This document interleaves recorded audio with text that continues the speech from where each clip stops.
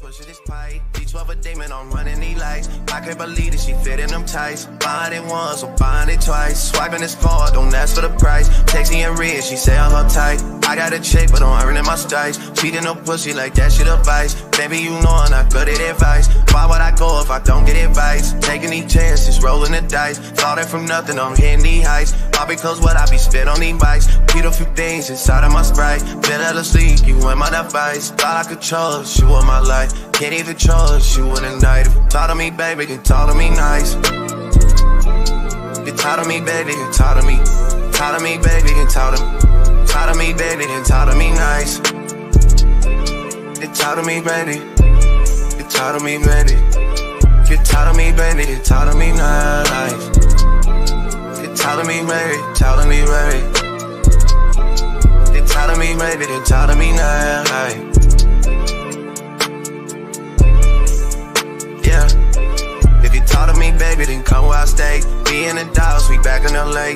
Making this money and stay out the way. Take when you text me saying okay. Taking this shit out day by day. Don't like the dunk it, I'm shooting a J. Backing up all the things that you say. You and your knees for me, yeah. Funny because I know you don't pray. Said that you down, it's up for the bait. Said I'm on one, so you making me wait. Baby, you know that's the shit that I hate. Pull up on you, I'm in a CA. Holding my own, I'm making shit shake. Shit on my shoulders, I'm lifting this weight. I wanna come on, I grip on your cake. Loading, I'm down, I do what it takes. Bitch on that nigga, I'm not my mistakes. I'm in the cut and I'm slipping away. Niggas I know, they moving real fake. Funny how love can turn into hate. Funny how love can turn you away. Funny how love can turn you away. Funny how love can turn into hate. Funny how love.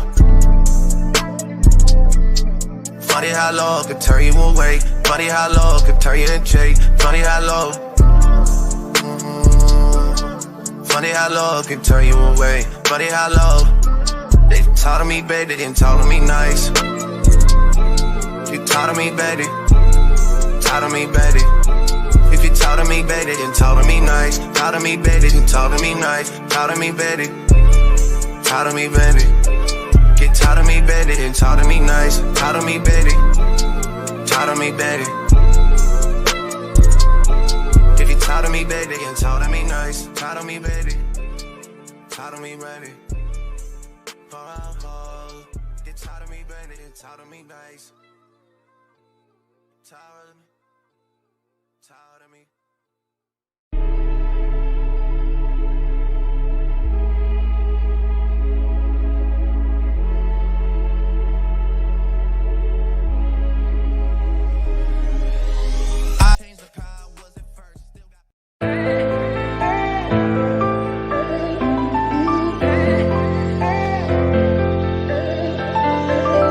Yeah, we done came from the bottom, mad that we up, but I don't hear him talking. Started with knowledge inside of my noggin. We took a dream and then we started vlogging. Put my city on the map now. I'ma stay how it is and I don't back down. On the road to 100K, we finna act out. We gon' show them that we not just in the background.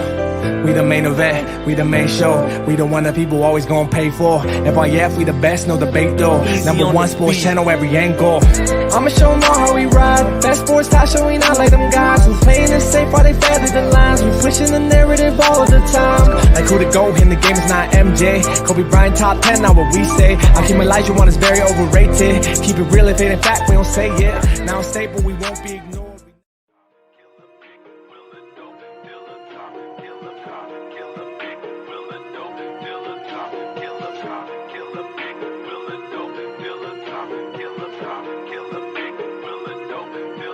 It's facts over feelings, you talk about history. Boys, you Scooby-Doo talking in mysteries. You is a puppet to ticket, that's misery. Said that you body bang, boy, know your history. It's facts over feelings, you talk about history. Boys, you Scooby-Doo talking in mysteries. You is a puppet to ticket, that's misery. Said that you body bang, boy, know your history. All in your feelings, you gotta be kidding me. Beg for respect, but you only show jealousy. Wanted some status, but you making enemies. Talk about bro workout like you burn calories. Calling a bait cause he come with the cavalry. Caught another L, rated, took another casualty. Now you on the 2, talking like you had a strategy. Nah, that's just passion. We love the game. You already know what it is. FYF. You don't got tough skin. Might as well not even come on in. Talk to him. FYF, blow the whistle, man, we too official. Better check the film, we not one of them. The greatest to ever ball above the rim. They wasn't with me shooting in the gym. Cut the small conversation, debate on major levels. This the playoffs, baby, bring that pressure, we never settle. Cross and spin, getting it in, I wanna win. That teamwork got us headed to the ship again. LeBron better than MJ, cut it out. Half these fans in the stands don't know what they talking about. Half-court jumpers, crowd going wild. FYF ranked #1, you better say it loud. Intellectual talk, but fuck your feelings. Elijah 1 too overrated, Kobe still a realist. Top 10 all time, now how they cut the line. Magic Johnson, Draymond Green, one in the same kind. Fuck your feelings, fast break, stop and pull a J. He got how many rings, nothing else to say. With the team, live streaming, play by play. This the dream, full steam on the road to 100K. FYF, blow the whistle, man, we too official. Better check the film, we not one of them. The greatest to ever ball above the rim. They wasn't with me shooting in the gym. Cut the small conversation, debate on major levels. This the playoffs, baby, bring that pressure, we never settle. Cross and spin, getting it in, I wanna win. That teamwork got us headed to the ship again. Started small, then turned into big dogs. They treat me like the GM, I just make the call. No matter who my op is, I'ma stand tall. Then pull up to the game, fresh like I just left the mall. 100K, 100K, 100K, check the score. We gon' bust the shot clock, fans running to the floor. All I hear is go this and go that. Man, your team suck, hang it up like a coat rack. I love the game, I admit it, I can't quit it. Step in front of me, man, your ankles gon' get the business. Been a legend like Moses Malone, way ahead of my time. This the greatest sports show ever, I just had to remind. FYF, FYF, blow the whistle, man, we too official. Better check the film, we not one of them. The greatest to ever ball above the rim. They wasn't with me shooting in the gym. Cut the small conversation, debate on major levels. This the playoffs, baby, bring that pressure, we never settle. Cross and spin, getting it in, I wanna win. That teamwork got us headed to the ship again.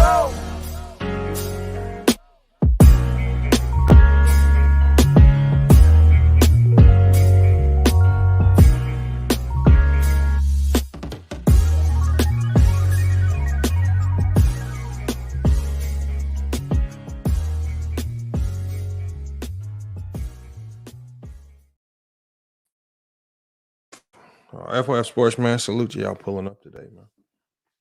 Got another good show for you guys, man. Locker room, 8:30. Mav Don, my apologies, man. The notifications got shot out late, man. So we're gonna wait for you guys to slide on in here, and then we're gonna get cooking on this week in the NBA. Salute to Alexander Fitzgerald, man. See you pulling up as well. And look, man, we got to give a salute because I've been forgetting to shout you guys out. And, even though I haven't been going live as much as I want to, we're going to be going live today and tomorrow. And we're going to go live at least 3 to 4 times next week. I want to give a shout out to our top donors, man. Guys still have been supporting the channel, man. We had to give a shout out to Max Pinchat. Hopefully I said the name right. True to King, Get Fit for Life. George, man, Crazy George. We got Bees, Herm, and Double E, man. Giving a big shout out to those people who are the top donors right now, the channel, man. Appreciate you guys donating, man. And Young Goat, yes, sir. We knocking on the door of 100K, man. That's big time for us, man. And we're going to be doing that 100K special. When we get close, when we probably get close to around 200 to 300, we'll probably just go live and just stay live until we hit that threshold. I think that's something we can pull off, man. But again, it starts with you guys, man, sharing the videos, because a lot of you guys are telling me, a lot of people are telling me you ain't getting the notifications and things of that nature, man. So really, man, the word gets out with sports content. Sports content is kind of finicky, because, viewership here and there can be up and down just based on the subjects. So, again, sharing the video, sharing the content, man, collabing, I'm always over there on the Locker Rooms channel. He's always over here supporting, man. We got people like Bang and Big Art and, it's just everybody in the community, man. Those are the ways the channel grows, man. So again, appreciate you guys. We got VVS and Minion in here. Salute to Mingle Jester. Look, we got some things to talk about this week in the NBA. And I know it's just week 1, but I want to do a summary of every week of the NBA so we can slowly see how the season progresses. And I think if we do a review of each week, by the time we get to the end of the season, with us kind of setting markers every week for how teams and players are doing, we can have a better idea of who the best players are. And I think one of the things that stood out for me, and I'm going to be dropping the link pretty early here to get you guys in here. One of the things that stood out to me is maybe Luka Doncic is the best player in the league. I watched him play 2 games this week. And he's playing alongside a guy in Kyrie Irving who's not a slouch himself. And I know that first game was against the Spurs. Maybe a Spurs team that's not very good right now. But Luka looking like the best player in the league. Like, you know, what I saw him do to Brooklyn yesterday, that's just individually. Now, with regards to the team, with regards to his defense and things like that, yeah, his defense has improved a lot. Now we actually see him sitting in the stands now, taking on challenges. I think the team scheme has improved as well. I think he has better defenders in the paint.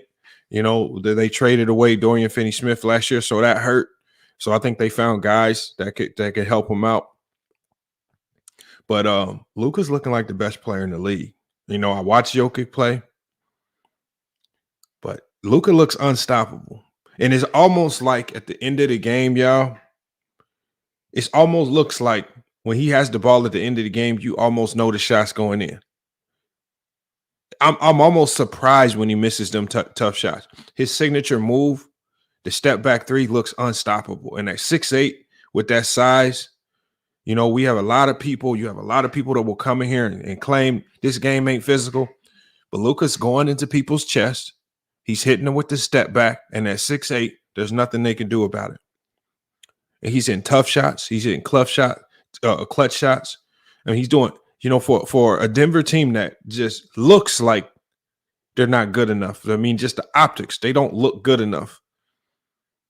It looks like this is going to be a season where he essentially carries them into the playoffs, especially if Kyrie Irving doesn't wake up. Because Kyrie Irving's out there looking like he's having absolutely no impact on the game, offensively or defensively. So we got some things to get to, man. And you know, my community post has just been blowing up because I've been trying to keep up with, you know, all of the things. You know, I've been wanting to keep up with all of the chatter, man. I'm gonna pull it up real quick right here and we're gonna run through the community post, some of the things I've been posting, some of the things y'all been saying. I'm gonna drop the link, and we're gonna go ahead and get y'all in here so we can cook on these. But you know, that Luka game yesterday, man. If y'all not watching Luka Doncic, y'all need to pay attention, man. All right, we got Lakers talk. We're gonna talk about the Lakers. What do you guys think about the new look Lakers so far? Obviously, we got the locker room in here. He's not too high on the way they look right now. I was over there on Big R's channel talking to him about the Lakers. I don't necessarily mind what I see over there. You know, could it be a bit better? Yeah. But do I like what they're trying to do? Yeah. They played a tough game against the Phoenix Suns, short-handed Phoenix Suns.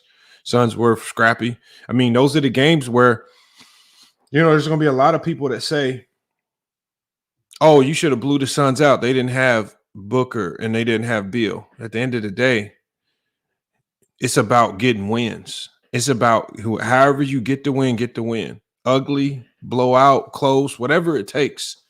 And so in a game where a lot of people thought LeBron was only going to play that 28 to 30 minutes like Darvin Ham has stated on that minutes restriction, that was a game where LeBron James had to play an entire fourth quarter to win that game. And I said that about the Denver game as well. I said, if you don't put LeBron on a minutes restriction, they win that game. LeBron was the best player on the floor by far, and it wasn't close. And AD finally had that big game. But again, AD is, you know, just like a lot of people say, his good performances come in waves, up and down waves, right? He had that 0-point second half against Denver, comes out against Phoenix, 30 points, double-digit rebounds. How's he going to look in the next game? Is he going to bring the level of consistency that we're looking for? I like Christian Woods, man. His energy and activity down there, especially on the offensive glass, he's doing pretty good. I like some of the things I'm seeing from the Lakers. I really did, and this is what a lot of people have been calling for. The one thing that I did like was the big lineup that Darvin Ham finally put out on the floor against the Phoenix Suns. That big lineup is what ultimately won them the game. So a lot of people that are saying Darvin Ham struggles with adjustments and is struggling with making the right moves and substitutions, there's a prime example right there of Darvin Ham making the right moves and substitutions to win a game. He went big at the right time. Obviously, they could not stop KD. He was on fire. He put his big lineup out there. They got the necessary stops to win the game. I mean, for all the people that want to get on his coach and you want to slam his ability to coach, he made the right substitution, and they won because of it. Does he get credit for that? And see, these are also the things I want to monitor too, because, man, I've told you guys for the last 2 years, Laker fans are extremely spoiled. They literally always have the best of the best, and they are never happy. They got what? Top 2 franchises in NBA championships. They're always in contention. They got LeBron. They got AD. Laker fans are still spoiled. They want more. They want the Laker fan. I don't think Laker fans will be happy until the Lakers go 82-0 and then go undefeated playoff run. Because every loss just feels like it's the end of the world. We got Jamar says, Lamont, they said it was LeBron that subbed himself in. No, that's not true. How did he sub himself in? He came in the fourth. I mean, it only makes sense, Jamar, because the announcers even said it. They said when that 30-minute, because LeBron was on the court when he hit that 30-minute threshold. And the announcers even said he hit that 30-minute threshold. They saw him having a conversation with the head coach, Darvin Ham.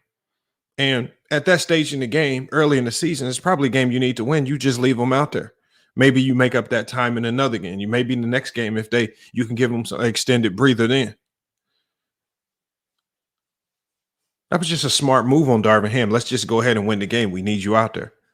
He's the most impactful player on the floor that night. Let him cook. I mean, it's not a very hard decision. People, when people say LeBron subbed himself in, that's people basically trying to take credit away from Darvin Ham. That's people trying to take credit away from the fact that Darvin Ham and LeBron James both have the ability to override anything that the medical staff has in place with regards to a minutes restriction. Obviously, that minutes restriction is in place, but I think it's probably going to be more applicable to games where if we have this game in control, if we up 10 to 12 points going into the fourth quarter, okay, maybe we give LeBron this breather right here. Maybe we go ahead and send him to keep him under that minutes threshold. Or a game at home where you don't want to go start the season 0-2, just go get the win. And they did what they needed to do. So I'm not necessarily mad at that one right there. I can't be mad at that. Right. And I think we all sensed that that was something that was going to happen. All right. But hold on. Let's run through these community posts real quick. Just real quick, man. My community post, man, is very interesting. And some of y'all responses to the community posts is very interesting, but we're going to talk about it. Some of it's about games. Some of it's just about basketball in general. Salute to Jared pulling up as well. My community post is just, it's crazy. Some of the things that you guys say. And everything that you see in the community post, that's going to round up week one. Those are all the things we're going to be talking about today when I drop the link. And it's time for you guys to pull up, man. We got to cook on what we've been seeing this week. Once again, give a shout out to the top donors of the channel: Max, True to King, Get Fit for Life, George, The Truth Hurts, Bees, Herm, and Double E. Man, salute to you guys being the top donors of the stream, man. If you want to support, man, all the links is in the chat, man. He popping up with the Stream Labs, man. So if you want to support, if you want to tip the channel, definitely do so. It's all much appreciated, man. Especially as we getting closer and closer to hitting 100K subscribers. Man, the more support is going to be necessary. Because once we hit that threshold, a new level of responsibility is going to be here, man. We going to really have to turn things up. Go ahead. And salute to everybody watching from the website, Embedded View. I see you guys finally popping up. If you guys, it's about 200 of you guys over there. If you guys want to comment, because I see you guys typing in the chat feed over there, come over to YouTube so we can see your comments on YouTube, because if not, we don't see you. We see your views, but we don't see you. So if you guys want to come over from the website, join the YouTube chat, man, chime in. Salute to Sammy, one of the top minds of the channel, popping in here. George as well. Jared just popped up. Kirk Royce, man, salute, long time subscriber. Appreciate you guys being here. So look, y'all, let me get to these. Let me share my screen, man. We'll get to this community post. And I have one community post that just, it seemed to irk people. I don't know why people get so bothered when I do community posts on LeBron James, man. People get so bothered. All right, right here. Here's one community post. And again, these are all topics we can cover when we pull up. And is Wembanyama and the incoming, the new GOAT incoming? All right. We seen him play. In game one, it seems like he got into foul trouble. The refs just completely baffled me with the petty fouls they was calling on Wembanyama in game one. In game two, we started to see Wembanyama. Once we started to see that once he figures this out, if he stays healthy, there's really nobody in this league that can stop him. Everybody talks about, oh, he don't weigh that much. Yeah, okay. Yeah, none of that really matters when you got a 7'4" dude shooting jumpers over you and you can't contest him. Wembanyama, man, how do y'all think he did in his first two games, man? Y'all got to give me y'all thoughts when y'all pull up. Another post right here. Grant Hill, Scottie Pippen. Who you taking and why? Y'all know who I'm taking, man. I got to go with Scottie Pippen. Defense first. Defense wins championships, right? Grant Hill, again, one of the greatest, most versatile players we've seen. Could have been, if he stays healthy, a top 10 player of all time. But I'm still going with Scottie Pippen, man. That Bulls game, you guys. A lot of people are saying that Bulls game was rigged, man. A lot of people are saying that Bulls game was rigged. We're going to go through those highlights, right? When I start bringing people up, we're going to go through the highlights of the Bulls game. Was it some suspect calls? That foul on DeMar, that foul at the end of the game where DeMar DeRozan threw the up fake and tried to draw the foul? I thought that was one of the worst calls. But again, it's a boom, boom play. It's very quick. When we have all the cameras that can slow it down and rewind it, obviously it looks bad. In the moment, when you're watching it fast, it looks a little bit different. Do we get on the refs? I know a lot of people are saying that game was rigged. When y'all say that game was rigged, so if you're going to say that game was rigged, you have to then explain to me, why would the NBA choose to rig that game? Why would the NBA be that invested in rigging a game for the hapless Chicago Bulls and the non-existent Toronto Raptors? Why does anybody care?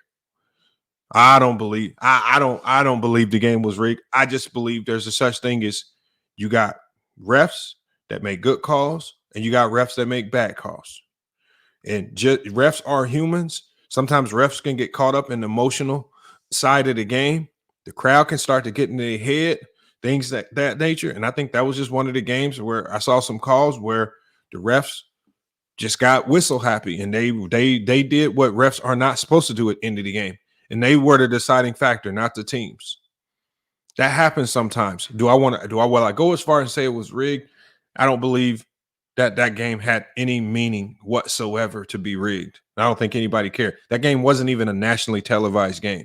I don't really care to think that it was rigged. I just think you got good officials and you got bad officials. But we'll go over that footage as well today here on FYF Sports, man. We got this Philly game, right? We got the Philly situation with James Harden. James Harden was denied entry to the team's plane. He wanted to travel with the team. He was on a 10-day hiatus. Some people are saying that it was approved absence. Some people are saying it was an approved absence because he was away tending to his sick mother. I don't know, man. I don't know. But then when he does show up, they say, look, you're not in shape. You're not ready to go. Go ahead and just stay back while we travel. And then what do we see happen? What do we see happen without Embiid there? Well, we saw Kelly Oubre, one of the surprises of the night. Kelly Oubre, who I've always thought Kelly Oubre was a really good player. For whatever reason, I don't know why so many teams give up on him or don't believe in him. I thought that was a guy that the Lakers should have went after, especially with nobody really going after him this as a free agent. He has good size. He defends. He can score the ball from anywhere.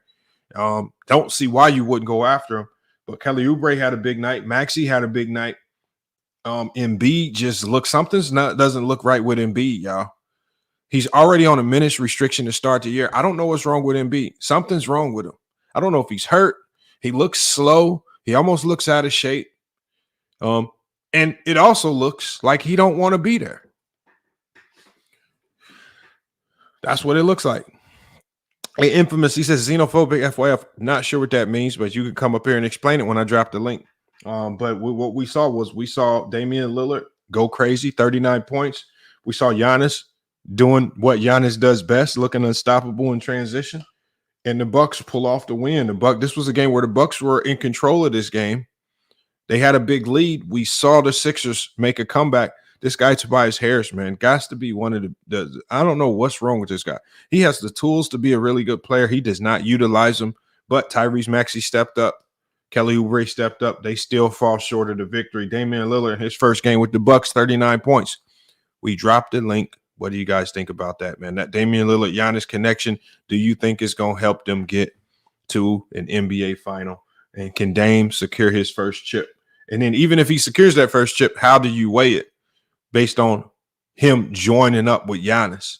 Does he lose? Does he lose a bit off his legacy if he wins it with Giannis? H30 says, Lamont, what are your comments on the Bucks' new coaching and offensive schemes? You know,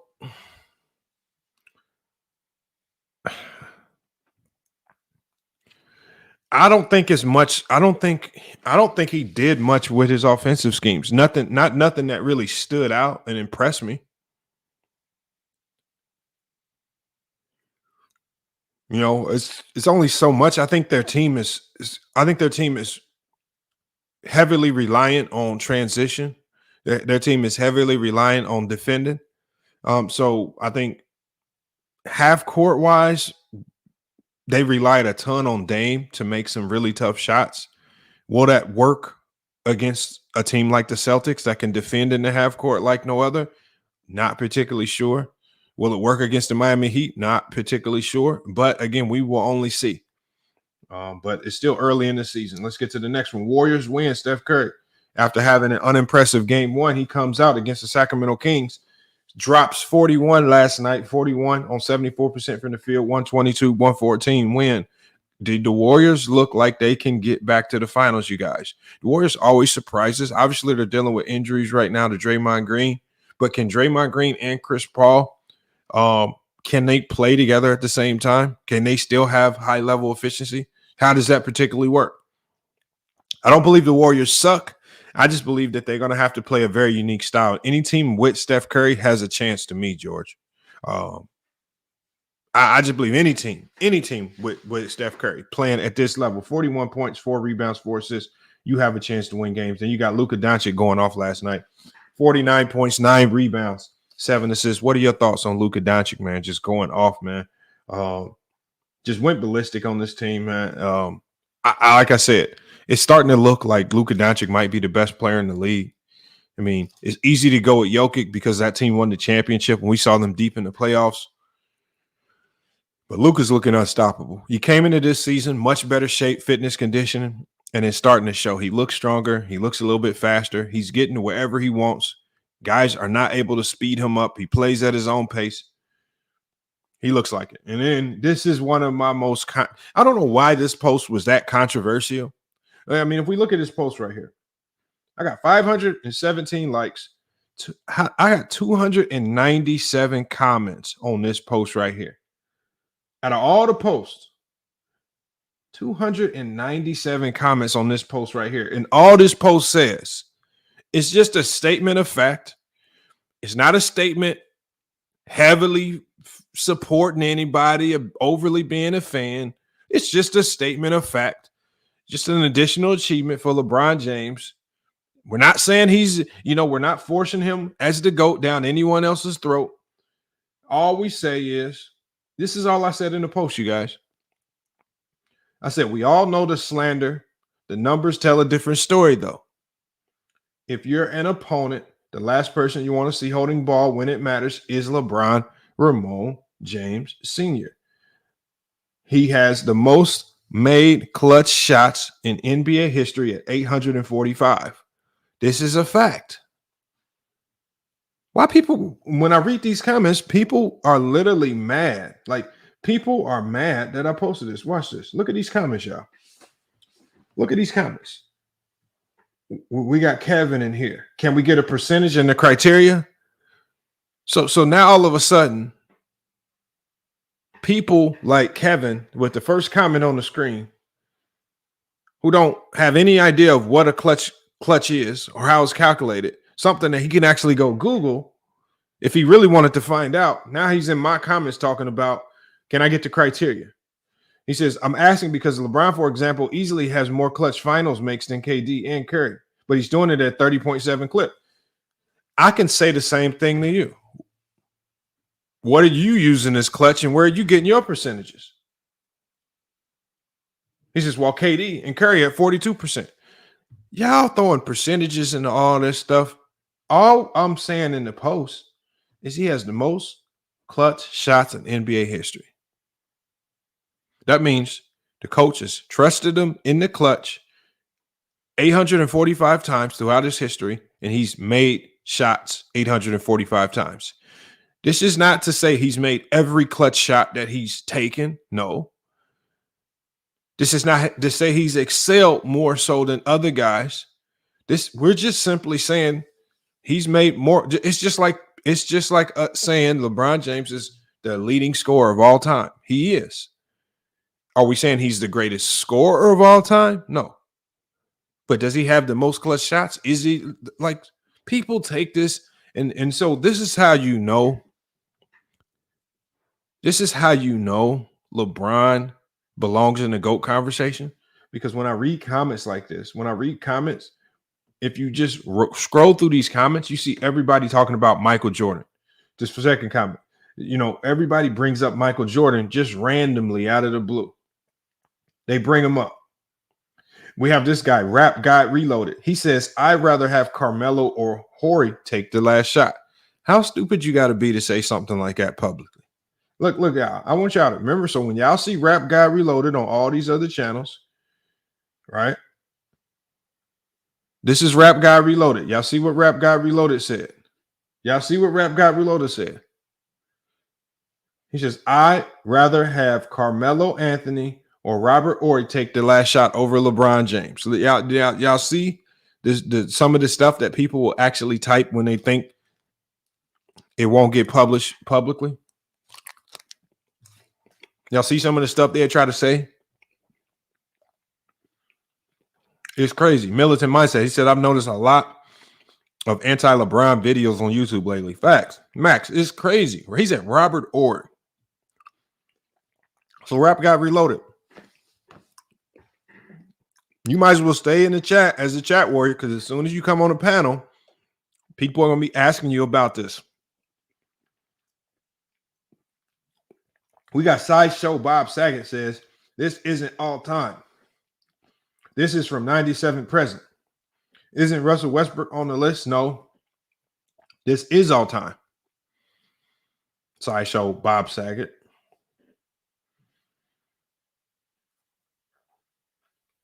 And secondly, this isn't a list. This is just telling you who's at the top. We're not giving you a list. Everybody that wants to try to find some weird narrative to try to make this stat seem insignificant. We got Mr. AL45 Walker. He says, in what percentage though? Easy to see being the most clutch, but how efficient was he? What do you mean? Nobody said he was the most clutch. What does it say, y'all? 845 clutch shots, the most in NBA history.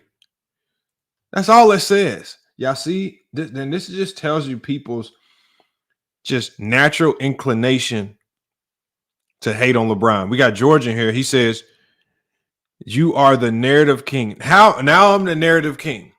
Locker room, man. Locker room. See? Locker room. You got to get George on your channel, man. You got to get George on your channel for a special segment. Man, I would pay money to see that one right there. I would pay money to see that one. We got TJD Productions. He says 845 clutch shots means what exactly? See, this is where people just start to just throw their minds into the garbage can. He says, how is that a good stat? So LeBron James has 845 clutch shots, the most in NBA history. And he asked, how is that a good stat? How is it not a good stat is the question. Operating in the clutch, as we've seen over the last 30, 40 years of basketball that most of us have been watching.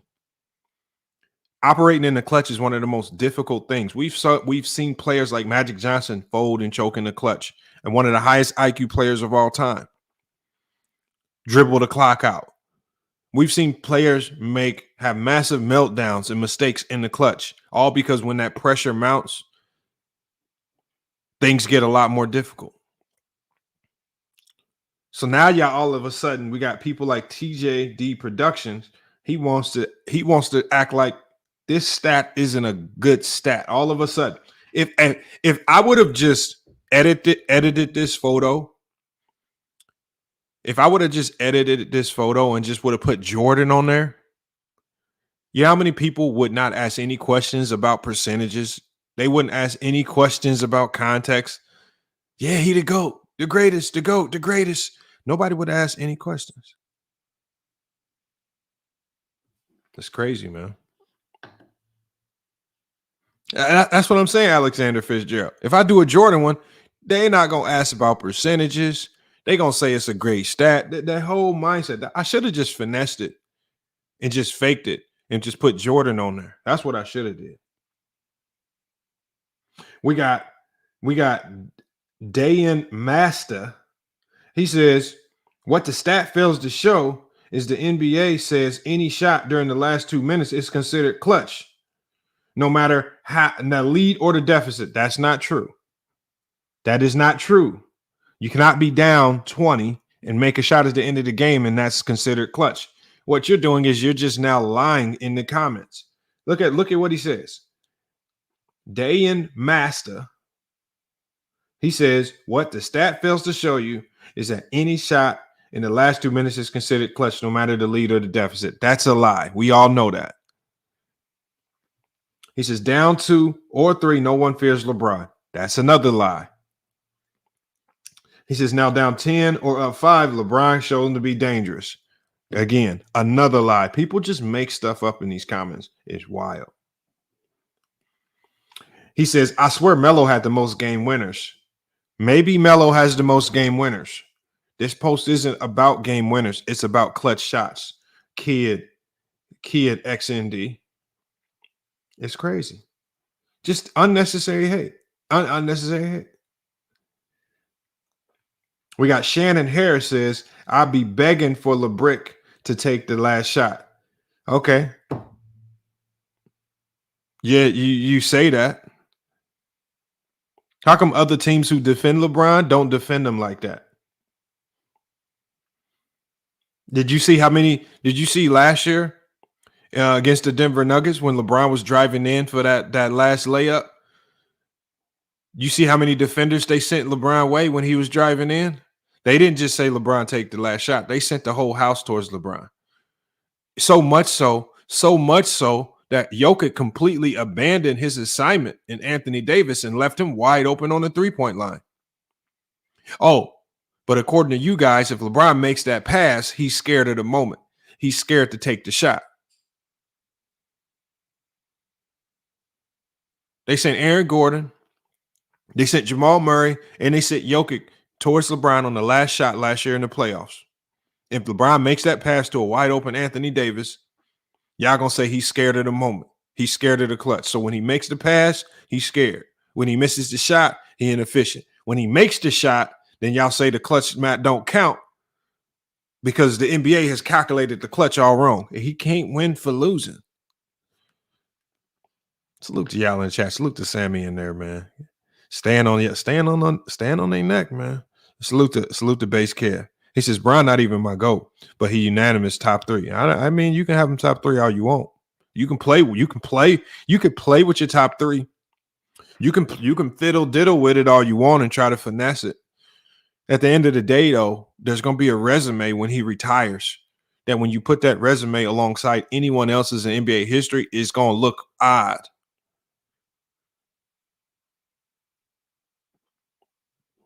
He says LeBron, we got George says LeBron is not clutch. I'll take Wade ahead of him. But George, so LeBron James, who has the most points in NBA history, LeBron James, who has the most clutch shots in NBA history, but you say he's not clutch. So George, you say he's not clutch. Why?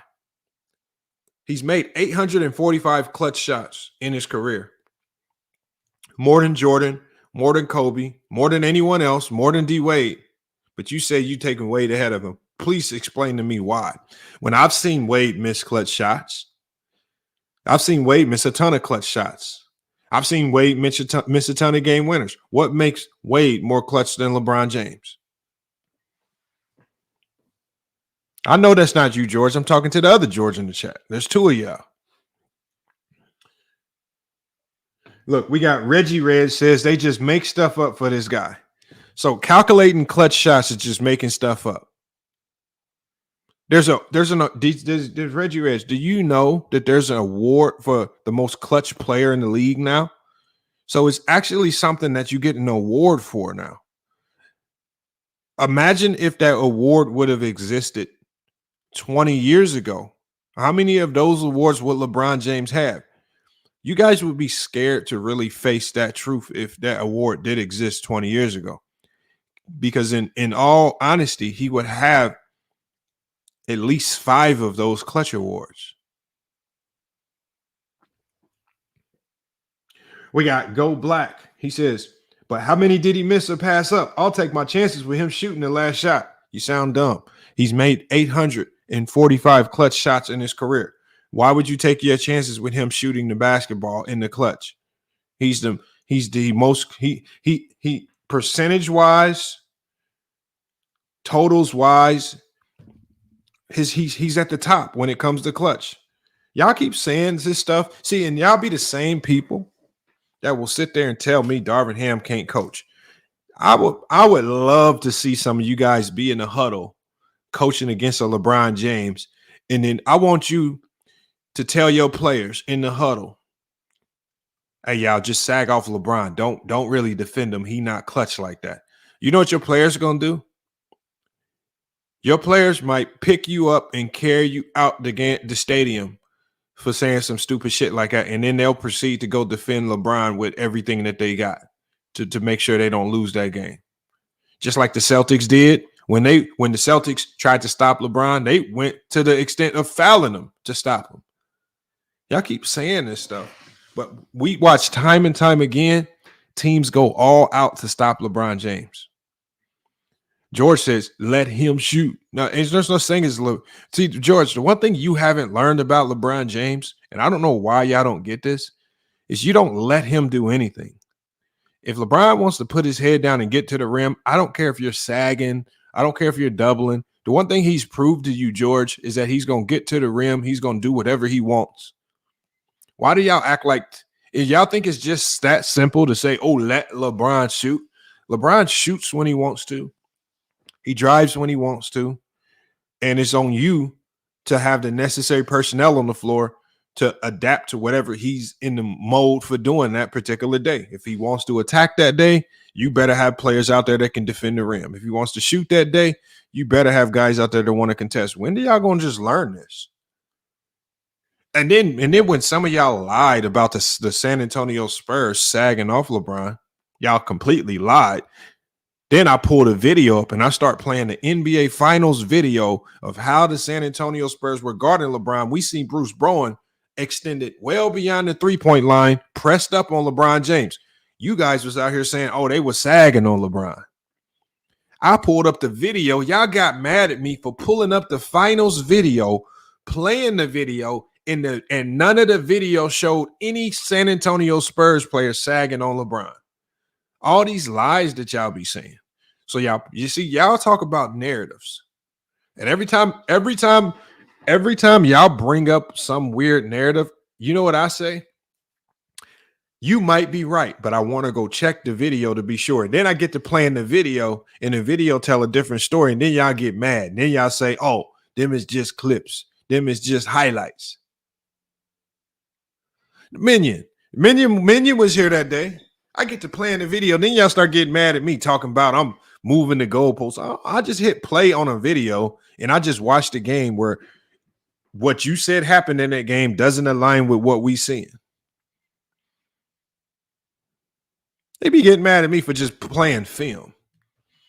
Come on, y'all got to stop with that, man. But look, man, it's been a crazy week in NBA. We got this LeBron talk, man. Y'all see these comments here, man. Y'all can go to this community post, man, and y'all can jump in the conversation yourself, man.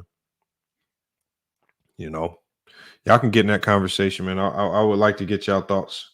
But as y'all do that, man, I'm going to go ahead and get this link together. Let's get y'all on the panel, man.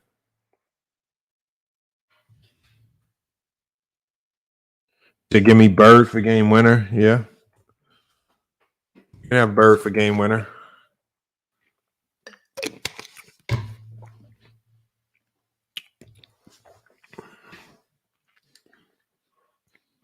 Not sure what that gonna do for you.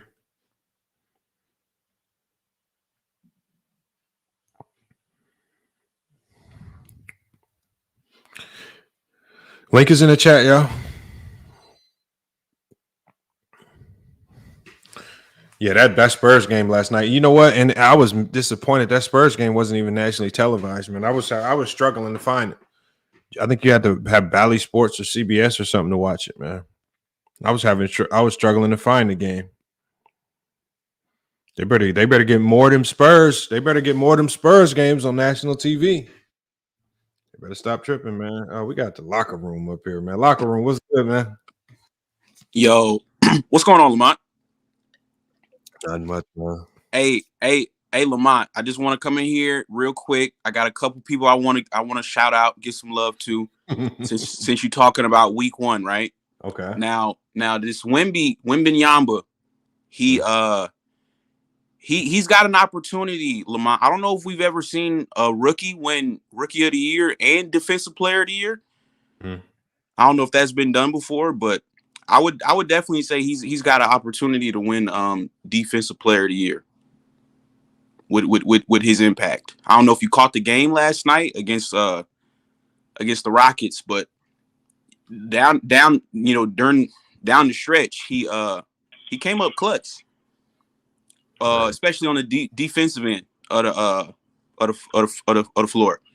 So I got to give some love to Wemby, and also too I want to shout out two brothers that not a lot of people, talk about. A lot of people, they talk about, the Ball brothers, but it's two brothers in Orlando, Lamont, the Wagner brothers. And I caught the game last night against Portland. Now, Portland, that's your team, Lamont. They're projected to not win many games this year. But yeah, they Orlando, they look solid though. I'm not gonna lie. They look solid. So, yeah. What you think about what I said about Wemby, though? Man, I was telling people before the season started, and people was calling me crazy. I saw this back in Summer League, and the first thing I said is I know a lot of things from Summer League really don't translate to the NBA, but the very first thing that I noticed about Wembanyama, I said without giving much effort, he impacts the defensive end. I said, if he starts trying defensively, or if he starts figuring it out, like NBA offenses out, he starts defending at a high level, and like his mindset shifts, and he wants to go out there and be the best defender. I was telling people the league is in trouble because I said he impacts shots just by being in the area. He's so long, he's so lengthy. He knows how to contest. I think he knows how to contest well without fouling. I don't know how he got into foul trouble in that first game. I feel like the refs. You see the one he did on Wiggins, Lamont? The one he did on Wiggins? That was crazy. Well, I mean, those are all shots where, like, that's what I'm saying with him. If he starts to figure this out defensively, that's why I told people when we talk about the GOAT conversation, he can do something that we've never seen before. And I said, you know, I know this is not something that we think is possible now, but I said if he pulls off a stat line of 20 rebounds, I mean, like 15 rebounds, 20 points, and like 9 or 10 blocks per game, which at 7'4", the way he moves is possible. That could start opening. That can open up an avenue for him to create his own GOAT narrative. And that's why I tell people he can't chase LeBron to try to be the GOAT. He can't chase Jordan. He has to chase Wembanyama. He has to do it the Wembanyama way. And like what Locker Room said, it's going to start with him being impactful on the defensive end, doing something like what Locker Room said. If he can win Defensive Player of the Year and Rookie of the Year the same year, that's something we've never seen before. And that would start his trajectory right there. So, you know, he don't move like a tall guy, man. He move like a guard, man. He got like guard type of movement. It's crazy. All that talk about people, y'all remember all them people in here was saying that people they were saying that people are gonna be picking his pocket because he don't have a handle and all that. I haven't seen one person take the ball from Wembanyama yet. All that made up stuff y'all be talking about. I said the man is 7'4", he's smart, he can shoot. I don't know. I seen that reverse dunk that when he boomed on Buddy in the paint. I don't know what people talking about. The and one, he makes clutch shots. We see him late game willing to take shots, clutch shots. It's gonna be a nightmare. He's gonna be a problem. And he got a good roster around him, man. He got some good people around him. Locker room while we here, locker room. Give me your thoughts on the Lakers, man. And, you know, Darvin Ham did some good things, man. He made the right substitutions, man. They won the game against Phoenix. Man, was them coach of the year type moves? Because they beat a one-man show? They beat a team. They beat a team that came out and played them. It don't matter. They beat a one-man show. Don't matter. That don't matter. You can only beat who steps on the court. I get that. You can only play who plays you. They couldn't say let's delay the game until they get healthy. You I know that. Plays you, and you win however you win. A win is a win. So you're gonna get props because they almost lost to a one-man show. There's no such thing as almost lost. It's either win or lose. I get it. In the NBA, like the thing is, we just saw Dallas barely beat a San Antonio team that a lot of people project to be back in the lottery. It's still a win. A win is a win. I know that. That's why I said did you give Milwaukee any passes for playing a Philly team without a James Harden? And they barely won. No, I don't. Okay, so did we walk away from that and say? Well, I'm saying what I'm saying won is because they had injured. They didn't have James Harden. Like whenever, like it seems like when we talk about what the Lakers, it's always about what the other team didn't have. But when we look around the league, we see all these other teams with injuries. All these other teams, yeah. So we just watched Milwaukee beat Philly without James Harden. Does that not count? Does Dame's 39 points, are they insignificant now? But does Philadelphia have other caliber players that can step up and take their role? Not a real big role, but they got other caliber players that can play up to a level of James Harden. Oh. They got Maxey. They got the. When has Maxey ever played to a James Harden level? I'm not, but they got other caliber players. Who? What's the other guy named? The other forward. What's his name? Tobias. They got other players. Oh my God! But they got other players, Lamont. Okay, Phoenix has other players. No, they don't. They played last other night. Hold on. Didn't those other players play pretty well? Didn't Eric Gordon play pretty well? In the last 5 minutes? In the last 5 minutes? George, you said, hold on. Remember what you said. They don't have to be the guy, but they just have to step up and be good. But those guys were pretty good. If Phoenix had a Tobias Harris or a Maxey to help Durant, they would have beat the Lakers. Okay, so George, you talk about woulda, shoulda, coulda, woulda. I know that, but you giving praises. Who won the game? You giving praises on a team If Kevin Durant would have got tired, you would have lost. Okay, so George, who won? Oh God, come on, man.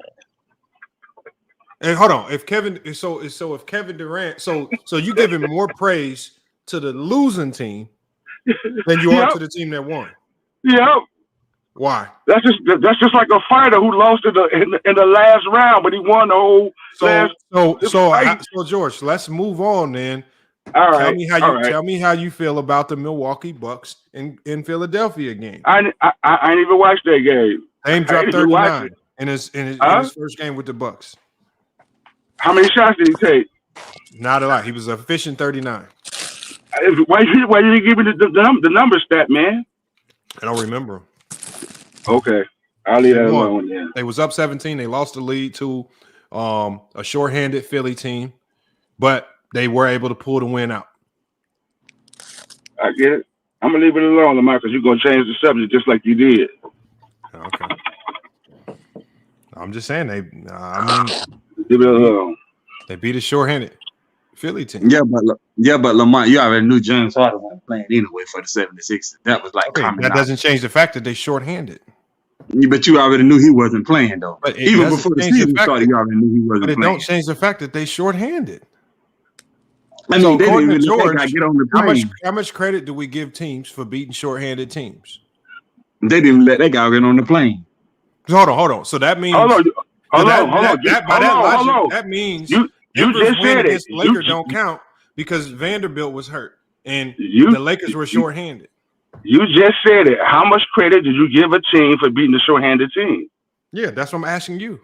That's the same thing applies to the Lakers beating the Suns.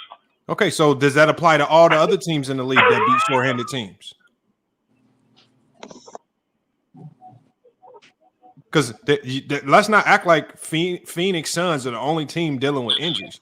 There are a lot of teams that came into the season shorthanded. We're dealing with injuries and got beat.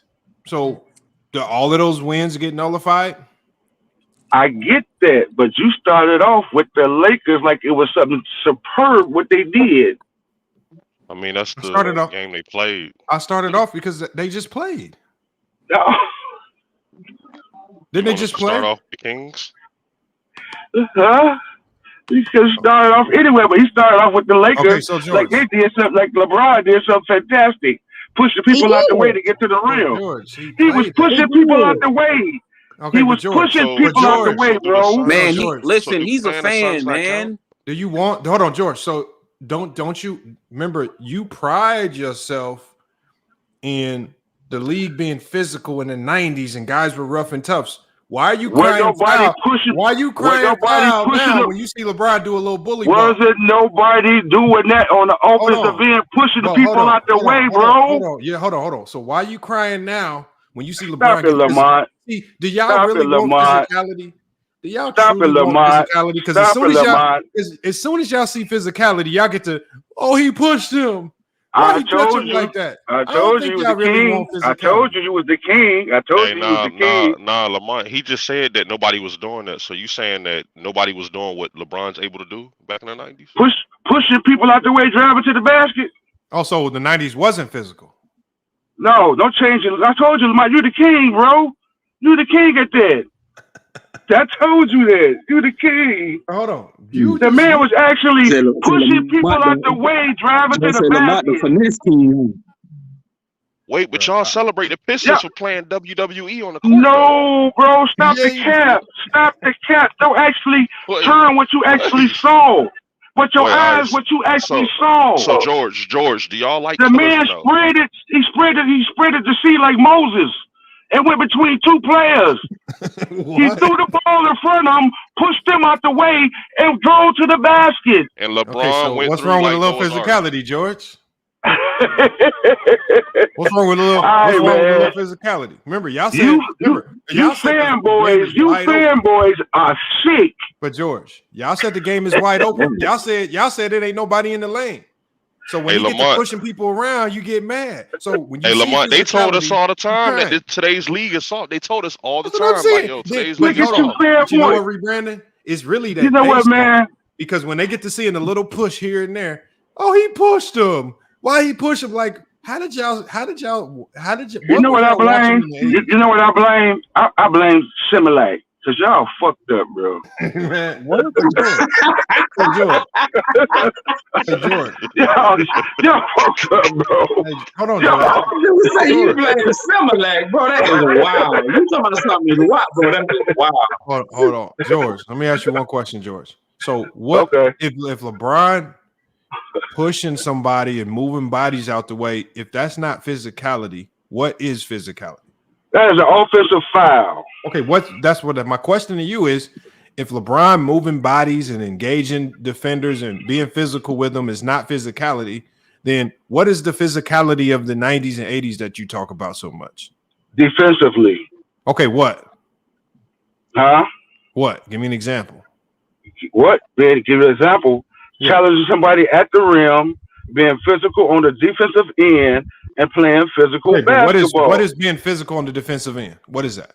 Bumping guys? Is it bumping guys? Is it hand checking? What is it? Is it putting your playing one-on-one, playing one-on-one basketball, being challenging, being defensive at the rim, not letting guys just being freely get free layups, which they don't make half the time because they're too used to shooting threes. That is playing defensive basketball. But don't y'all celebrate Shaq all the time? So you saying playing good defense is physical basketball? Huh? So you saying just playing good defense is physical basketball? Yeah. No, Lamont, they celebrate Shaq for being physical all the time. Y'all say he was a dominant big man. Shaq wasn't the only one playing physical basketball. Wait, so hold on. Was he physical? Hold on. You had a bunch of players that played physical basketball. Was he physical on defense or offense? Kmart, you had a bunch of guys that played physical basketball. Grandpa, what are you talking about, son? Hold on, Brandon. Hold on, George. So Shaq's physicality was doing what? Moving and bumping defenders out of his way so he can dunk all over you, right? And blocking shots. He did no. Hold on, George. Stop right there, George. So if Shaq is allowed to push and bump and move guys out the way just so he can dunk on them, why you mad when LeBron do it? What do you mean? Now you change that. Now you just change the subject. You just change the narrative. Don't answer the question. How did I change you just the made narrative? a point. I can't debunk. You just changed. Say it again. You just changed the narrative. Okay, so I'll say it one more time. So hold on, George. You just said Shaquille O'Neal offensively was a physical offensive player because he used his physicality. When there's highlights of Shaquille O'Neal bumping guys, moving guys, elbowing guys in the paint, and then dunking all over them, pushing them to the floor. But all of a sudden, when you see LeBron, when he give a guy a little shove, a bump here or there, you screaming offensive foul. Were you screaming offensive foul when Shaq did it, or was Shaq? Why is when Shaq does it physical basketball, but when LeBron does it, it's an offensive foul and you crying? Okay, Shaq was in the low post. Am I right? Am I right? I'm asking you a question. Okay, bro, George, I just want you to explain it to me. No, I am explaining. Shaq was in the low post, right? Was Shaq ever driving to the basket, pushing people out of the way? Yes. No, he was not. Yes. No, he was not. Yes. No, he was not. That's cap. That's cap. When was ever Shaq driving to the basket, pushing people out of the way? Yes, Shaq never drive to the basket, pushing me. By the way, he was in the post. He was already there. That's what I'm saying, bro. That's what I'm asking Lamont. He said, explain it to him. He never drove to the basket and did it. That's what I'm saying. Because he didn't have the ability. Hold on. So are you saying I can't find no clips of Shaquille O'Neal driving to the basket, bullying people out the way to dunk on them? Yeah, sure. Maybe in his early years. Okay. Remember what we always do, y'all? Early years in Orlando. We gonna go to the footage. We're gonna go to the footage. Maybe in his early years in Orlando. Nah. But not with the Lakers. That count. He did. He still did. That's what y'all celebrated for the Orlando years. See, the thing is, so basically no, what y'all they saying celebrated for them Laker years. That's basically what y'all saying. Only celebrate him that is a lie. Y'all saying it's okay to be physical in the post, but LeBron, a guy that plays primarily at the rim, can't be physical on his way to the basket. He has to finesse his way all the way to the rim, and only once he gets into the post. You just said LeBron. Only once he gets into the post can he then get physical. So you're saying he can't be physical nowhere else on the floor. So you're saying so that means all of that guard play in the 90s, all of the physical guards that y'all claim was physical, they was just out there hacking and fouling, in, right? So because if we going off George's logic, if you can only be physical in the paint, if it's only okay where he can push people around in the post as a post player, anything on the perimeter is just offensive fouling, right, George? To exploit what I said, you actually seen what he was doing the other day. If anybody was pushing like he was pushing off the other day, that's an offensive foul. Okay, so we're gonna go through LeBron's highlights and we're gonna see if we can identify these pushes. The last 3 minutes of the game. Don't try to go through the whole game. No. That's exactly what I was talking about. This is crazy. Because he know what I'm talking about. He's gonna try to show something else.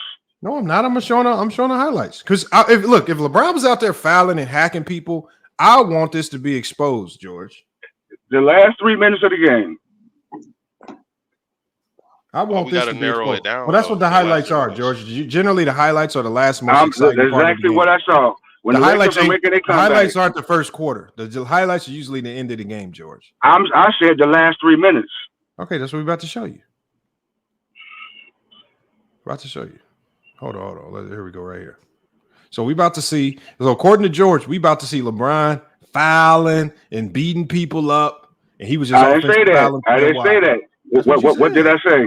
And I didn't. I said the last 3 minutes of the George, game. I'll give you a chance to rephrase it. What was LeBron doing out there that had you so perturbed? Who was he fouling and who was he bullying around? The last 3 minutes of the game, him driving to the basket, pushing people out the way to get to the basket. Pushing them out the way. Okay. So we about to play it. We're gonna play it. Let's just see.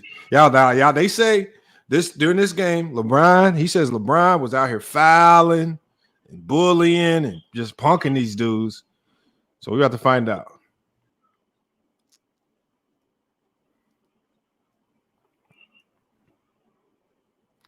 Dust Taker said 29 minutes on this. 29 minutes. Yeah. Yes, 29 minutes, man. We about to, I just want to see. He says George too old for hating. Yeah, he is, man. I don't know why George be doing But this. Don't do that, Lamar. Age, though? Isn't the age that bring the hate, though? I don't want to watch all 9 minutes. So we're going to go towards the end of the game. Just show when he split them two guys and pushed them out the way. When he threw the ball in front of them. These old niggas act like they see a witch or something. You said when he split the double team, he pushed? That was a beautiful move. What are you talking about, George? What are you? Boy. It's coming. I think that was in the fourth, too. Yeah, it's in the fourth quarter, like the 3 minute mark, I think. No, that's like what I'm saying. Hold on. I'm just gonna scroll up to the fourth quarter highlights. I think it's 2 minutes. I don't get it though. Like y'all celebrated the Pistons. Why y'all crying now? George is crying. He's only crying because it's LeBron. They don't like LeBron. Because the Pistons were the bad boys of the NBA. Right, but y'all celebrated bad boys, and now y'all sure did. Nigga bad. No, oh Lord, please, wait, don't do that. Listen, I don't even like defending Jordan, but y'all celebrated the Pistons for choke slamming niggas, and now y'all are crying because the nigga dropped the elbow. He's crying because he split the defense. He said he didn't even say he pushed him. He said he split the double team and then pushed both of them out the way. Man, how did he push two people? How did he push two people on a drive? You will see. Watch. Man, who is y'all, man? Y'all keep saying y'all. Who is y'all? Hey, man, watch your tone if I get mad, bro. Nigga, I don't care. God. He sound like a sissy. You said before I get mad. Hold on, y'all. We heard it. LeBron got the ball. We're about to see. This is the split. No, wait, hold on. I didn't see no push, George. You ain't see him push? Oh, my God. Oh, my God. Hold on. Go back again. This is where George said LeBron pushed. He said when he split the double team. Now, mind you guys, he says LeBron pushed both of them. He said LeBron pushed Eric Gordon and Yusuf Nurkic. So we're gonna play it. I want you guys to see if LeBron pushed both of them. So did he push? Well, look, now we see LeBron splitting right now. I'm pausing it in slow motion. Nurkic was one hand is on the basketball. The other hand is hold on. Hold on. The other hand is already past Yusuf Nurkic, who already overcommitted. So hold on, George, because you don't need to yell. We got the video. So we're gonna play it. Okay, so right here, he's already split. Yusuf Nurkic is beat. He's eliminated. He didn't get pushed. He just over pursued. Eric Gordon just got split. So we're gonna see if he pushes Eric Gordon. Did he push? He did push Eric Gordon. No, he did. He pushed him. How did he? Lamar, you a lie. How did he push him? He pushed Eric Gordon on the inside. Look at the inside. Just act like it's Isaiah Thomas. But it don't matter though, because I don't care. Y'all gotta be Isaiah Thomas, man. If y'all say this is a push, y'all soft, man. That ain't no. I really don't care about it. He was walking around. It really matter to me. He pushed man. We got footage of Jordan getting put in the dope fiend, and this is what y'all crying about? Like, this is crazy, bro. This is George's infamous push. This is George's infamous push. Sad. Y'all is sad.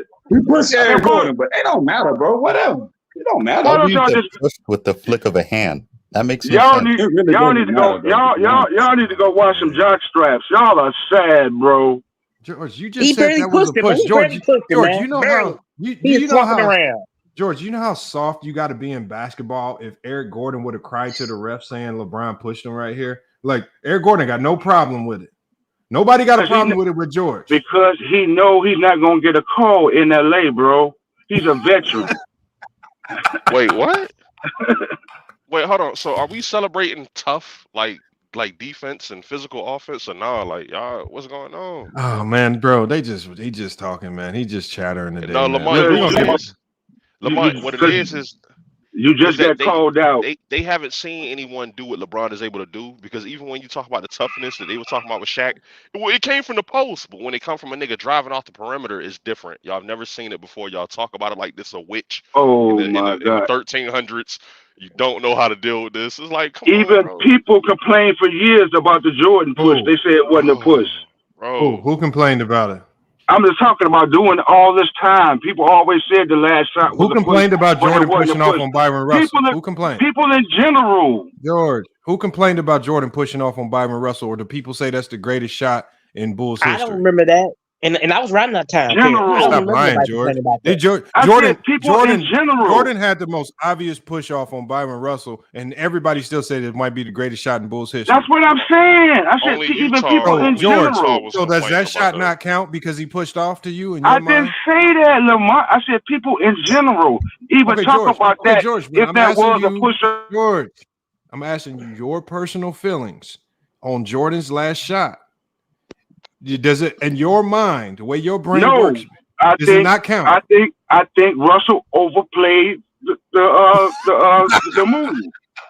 So hold on. So Yusuf didn't just overplay the move? No, LeBron actually pushed him. Oh my god! He did not push him. Real, bro. This is crazy. Lamar, I get Gordon.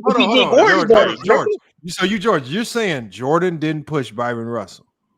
No.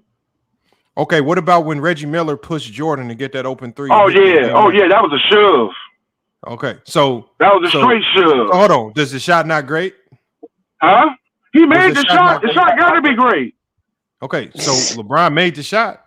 Clutch moment. That was a layup. That wasn't no shot. That was a layup. Was it clutch? Was it in the clutch? Was it in the clutch? Yeah. It was already up, wasn't it? Was it in the clutch? When they already up? Was it in the clutch, George? No, that's not clutch. No. They was already winning. It's not clutch. They was already winning. Lamar, like it's only clutch. They were already winning. Them guys do it. Ron do it. It wasn't clutch, bro. Like when they already winning. All right, George. We're gonna move on. When they already winning, Lamar. We're gonna start calling this nigga Curious George. George said Reggie Miller can push off, hit the shot, he good. Jordan can push off, hit the shot, is good. LeBron give the weakest push off I've ever seen, if it's even a push off, and George running around crying. But you said in the clutch, but wasn't the Lakers already winning? Oh man, I don't know. I just know it was at the end of the game. It was a tight game. Do you know the definition of clutch? Yes, I do. First of all, last 5 minutes of the game. Last 5 minutes of a close game. Every bucket matters. No. But Lamar, don't we supposed to be talking about Victor Wembanyama? Well, how do we get on LeBron? We talking about all sports. We talking about everything this week. No, this whole week. He brought up the Lakers when he said When he got off of Wemby, he went straight to the Lakers. Yeah, but George, are you a fanboy? George, for you he to gonna be try stuck to his old ways, claim, man. He gonna be stuck in his ways. For you to, because what you're trying to do is, it seems like every time, and this is what Carcino does, and what a lot of people do. Every time LeBron wins a game, y'all find a way to try to diminish it and make it seem like it ain't nothing. It ain't nothing. So the thing is, it don't matter how he win. Like, I don't know who the Lakers play next, but I'm almost positive they win that game. You're gonna have a whole other excuse for that game. Oh yeah, I think they're playing the Kings. If they beat the Kings, are you gonna say the Kings are young? Like, I'm not gonna say anything if they beat the Kings. It just sounds like actually, LeBron, the one who brought him home yesterday. I mean, when they played the Suns, I ain't gonna lie, he did. LeBron did his thing in that fourth quarter, though. I ain't gonna lie to you, he did that now. If it wasn't for LeBron in that fourth quarter, they would have lost. They actually would have lost that game for your boy. I'm gonna be honest about it. Listen, I'm gonna be honest about it. You know, most people ain't gonna give him no credit when it's due. I'm gonna give him credit. You agree with that, George? George, you agree with that? You agree that? Now, if Kevin Durant, when they got tired, no, I don't agree with nothing. Oh my God, come on, man. When he get tired, I'm done, bro. I ain't with that. When he get tired, come on, man. It ain't got nothing to do with that. Because he was killing them right before he got tired. The man got tired. If they would have lost, he had to sit down. You wouldn't lose that for LeBron, would you? You wouldn't use that for LeBron, would you? If they would have lost, if LeBron would have lost, you wouldn't use that for LeBron, would you? They would have lost as a team. I can't blame him solely. No. Because AD was out there. Everybody else, Christian Wood was out. All these new players they got. Y'all was the one hyping them up before the year about, ooh, they got him. Ooh, they got him. Ooh, they got him. You all was the one doing all this. I think LeBron should have retired. I don't think LeBron should be out there. Why? I don't know why he's still playing. Well, hold on. Didn't he average 29 a game last year? Don't matter. What the fuck? It don't matter. 29 games. What is he chasing? Bro, he's just playing the game he loves. Hold on. So are you saying, George, once you win a championship, it's just time to retire because you have nothing else to play? I think once you reach a certain age and you can't, whatever. What is LeBron still chasing? What age is that? What, 38, 39, 40? So the thing is, you're basically saying because most players in NBA history break down and their games start falling off at 38, that LeBron, irregardless of his game breaking down or not, just needs to retire because almost most players just fall off around that same time. It doesn't matter if you just scored 29 a game the year before. It don't matter if you still better than 95% of the league. You just got to retire at 38 because there's just nothing to play for, right? Because the media and you guys think he's better than 95% of the league. Did you see the way the other game how he was steady losing the ball? Did you see how you guys are not witnessing that? George, can you name 15 players better than LeBron? And this day and age in NBA, no. So you can't name 15 players better than LeBron. That means he's in the top 95%. No. Yeah. So that means at his age, just because he's still in the top 15, he's supposed to still keep playing until he does something. Why not? Why not? Hold on. Wait, stop. Until he develops a serious injury because he's still playing. George, who did Kareem develop a serious injury playing deep into his career? Kareem doesn't play like LeBron. Did Robert Parrish develop a serious injury playing over 20 years? Robert Parrish doesn't play like LeBron. So what I'm saying is, why you didn't get mad at all them other guys that played 20 years? Because the ones you just named. Are you saying Kobe should have retired after he tore his Achilles? Should Kobe have retired after he tore his Achilles? Yep. So he was wrong for kept playing. You were calling for Kobe just to stop playing and retire. Yep. What about Jordan? Stop lying, bro. What about Jordan? Stop lying, bro. What about Jordan?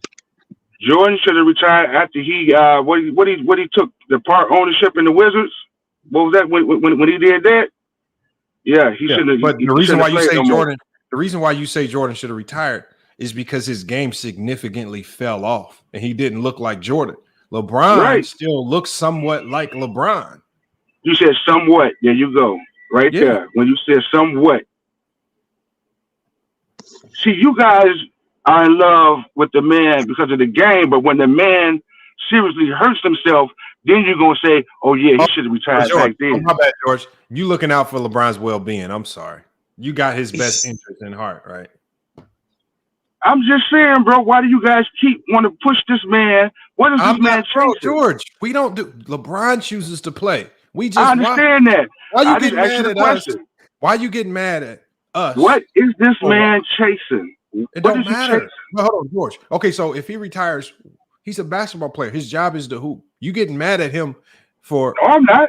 I'm not mad at him at nothing. So you saying he should not honor the rest of his contract? You saying he should just quit in the middle of his contract and just retire because you said so? He can do what he want to do. I'm just asking the question of what is he chasing?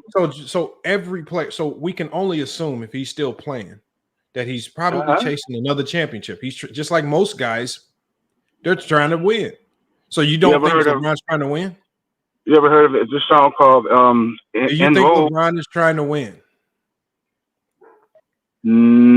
I think everybody's trying to win. Okay, so he's chasing a championship. That's what he's chasing. Okay. All right. But he's not going to get it. Okay, he might not. Most players don't. Most players don't get it.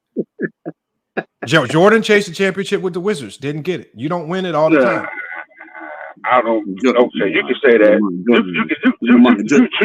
You can say that out of your mouth, but no. Jordan said it out of his mouth. Jordan said, "I think we can win a championship" when he was with the Wizards. That's what Jordan said. But he was okay. Y'all getting mad at me? What Jordan said? He was saying that for the press, but he wasn't saying that. No, he's saying it. He's saying that. Now you call him Jordan lying. He was saying that for the press. You know, Jordan the competitor. He gonna feel like that. Jordan already. He was saying that for the press. He was saying that to sell tickets. He was selling that. He was saying that to sell tickets. He was saying that in his soul. Yeah, Jordan knew he wasn't gonna win. Hey, all right. So let me get y'all thoughts on this week, man. What are y'all thoughts on this week? Obviously, we know that George thinks LeBron is a hacker that just. I didn't never say that. Then you're lying again. And he's just too. So we can't talk about. I said last night. We can't talk about LeBron anymore because obviously LeBron is just too physical of a player for George's liking, and he's just too strong and too big for everybody. He probably needs to switch to football. According to George. So because George, you're too old to be saying pause, man. Come on, stop it, man. You got nobody say pause no more. You said it. But George, nobody really say that no more. That's really kind of played out. Nobody say pause no more. It's played out. All right. I just let you know, man. We don't say the pause no more. It's kind of cool. About a month ago, you did it to me though. I remember all that. I didn't pause you. I don't say it. Yeah. About a month ago. No, I know, George. I don't say that. Okay. I mean, do you got something going on in your life that's pause worthy? I mean, do I need No, Dwight. No, Dwight. I ain't with you. I'm just making sure. Then. What? All right, man. What y'all thought? So let me get that. Hold on, Sturdy. You still with us? Yeah, I'm here. What's good, Sturdy, man? What's your thoughts on this week, man? Anything that stand out to you that just were like, damn, that surprised me, or that I would have to say, to be honest with you, I would say Golden State. To be honest with you, like I'm surprised how, even though despite missing Draymond, that offense still looked fluid. You can just tell, like when Draymond gets back, that team's still going to make the playoffs. And I don't think they're contenders as people project them to be. I understand you just said earlier that Steph Curry, you have a chance to win, but at the same time, you still need a team. You know what I'm saying? So there's still certain things that Golden State Warriors team needs. But the biggest thing that surprised me how fluid that offense looked. I would say, to be honest with you, usual, like Luka still playing at top 5 level. Giannis and Jokic doing their thing. I was actually earlier in regards to the Bucks because, to be honest with you, Lamont, they ran the zone in the second half. They were moving the ball a little bit more, especially that first quarter. And you just see the amount of shots they was getting just off running a basic high pick and roll. And then when they started running double horns, you saw Phillies like, damn, what the fuck we do now? So I just like the potential of like all the contending teams I would like to see in the league. And Ben Simmons look good. I agree with what you said about Kelly Oubre. I think the team got to look out for that. I don't think that get talked about enough is probably OKC. I thought before the season started, I thought OKC they can be another play-in team, but they look like they can make that 7-6 seed. That's what it looks like. So that's my take for the first week. But it's obvious that this middle of the season there's gonna be some trades. There's gonna be some pickups because teams. Who you think is gonna be most active? Other than Philly. Other than Philly, I would say the Lakers. I think the Lakers are gonna be active. Oh hell yeah! I think their team is literally built for a trade, Lamar. Like you look at those type of contracts, look at the type of personnel. They got 11 quality players, Lamar. So I can see them trading 2 to get potential. I can see them trading D'Lo and Gabe Vincent for Alex Caruso, Kobe White. I can see something like that in order. Like I can see them trading for. I think they're waiting to see if they need another playmaker or they need another perimeter defender to slow down the elite point guards in the West. So I think the Lakers, I think Philly, I think the Celtics, even though they young players look good, they still need a little more depth in their front court. For the teams that don't matter, I think look out for Utah. Look out what they can what type of assets they can accumulate, and I think the Suns too. I think the Suns might pick up somebody. I have a funny feeling the Lakers. I feel like they're pretty set in what they got. I don't see it. I don't see the Lakers making any You don't feel move. like Gabe Vincent stole money? No. Nah, it's not. I think Gabe Vincent's value to me is going to show more in the playoffs, not really in the regular season, just like it did with Miami last year. Okay. I mean, nobody was talking about Gabe Vincent in the regular season last year. Let me say this too. You Lakers fans, typical as usual. A good pick for the Lakers too. But you Lakers fans, typical as usual. It's always an over exaggeration to some degree. Like to be honest, I'm a Mavs fan. Whoa, what's going on? Yeah, to be honest, no, if it doesn't apply, let it fly, bro. If to be honest, bro, like you Lakers fans, I'm getting sick of you guys being overzealous about Darvin Ham, complaining about the offense, bro. It's going to take some time, especially with the new conditions that they're trying to do. And then lastly, too, they've been losing these games to things that they should be able to control. Only reason that Suns game was even close because they gave them a lot of second chance points. For some reason, these first 2 games, they just have a hard time getting back in transition, securing the rebounds defensively, and giving up open threes. So that's the main reason why they're 1-1 because they're inconsistent on the defensive end. That offensive and lineup rotation that people keep complaining about, and they're gonna figure that out. But the main thing they need to get is crazy. Yeah, they're one of the biggest teams in the league, so they need to make sure they secure the rebound, and they're one of the best defensive teams, so they need to get back to their defensive habits. That's the only critique I really got about the Lakers. I think Chet gonna win Rookie of the Year this year, man. It's looking like he gonna take it this year. Wemby, you think he's getting that over Wemby? Yeah, no listen. Way. Listen, Wemby looks nice, bro. Like he definitely gonna come along. But I think Chet is just like, first off, the Spurs look like they're really serious this year. Like for real. Like if you really look at it, I feel Spurs like look like one of the funnest teams in the league to watch. Man, bro. It's fun to watch them. Yeah, and that was a fun, like watching them that first game against Dallas. That was a fun game. Like the we way don't they get to see them often on TV. So it's like, but even when you watched them last year, they were boring. Like this year with that big, because they coming out with a huge lineup. But I think everybody over 6'6", and then you got Wembanyama, which this guy is bound to give. He's gonna give you at least one crazy highlight a night. We don't know what it is. Wemby certified. Also, they play with energy too, bro. They play with a lot of energy. What's that? I haven't seen that in a long time. Vassell is actually playing really good. Sochan, like their team, and they're playing good team ball. The ball moves. It's not like stuck in one place. Wemby and Sochan run the point guard. I think Wemby's gonna win. I think Wemby's gonna run away with the Rookie of the Year. I do too. I don't think. Listen, and that's not trying to be biased. That's just from what I've seen with my eyeballs. Defensively, it's impossible to score on him because he's going to alter your shot. I'm seeing him alter 3-point shots. And it's like, yo, this dude is like I got something to add to that. I don't know. I ain't gonna say he's gonna run away with it. I'm gonna say he's gonna win, but I wouldn't say he'll run away with it because I think Chet gonna have something to say about that. I'm saying, bro had 7 blocks last night, didn't he? That's my point. I think Chet gonna have something to say about that. I think he's gonna win it. Like Chet. But I don't think he's gonna run with it though. I think that Chet's challenge this year is just basically staying healthy. I mean, I love Chet. He didn't get a chance to play last year, but I don't know. I mean, we'll see. But Victor's just different, man. Victor's different.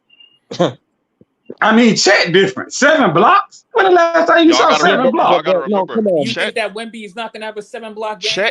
Chet had the same height. He had almost the same height that Wemby had. I ain't gonna say the same height. No, listen. Chet was like 7'1". Chet had that height, bro. Like before he Chet was like 7'1". Shaq is not 7'4", 7'5". Shaq was like 7'1". Right. 7, Chet is tall 7, though. Chet is still a 7-footer though. You can't sleep. Don't let the smooth taste fool you. You saying Chet or Chet? You saying Chet or Shaq? Chet. You talking about Shaq? Chet. Yeah. Oh, you saying Chet? Okay, I thought you saying Shaq.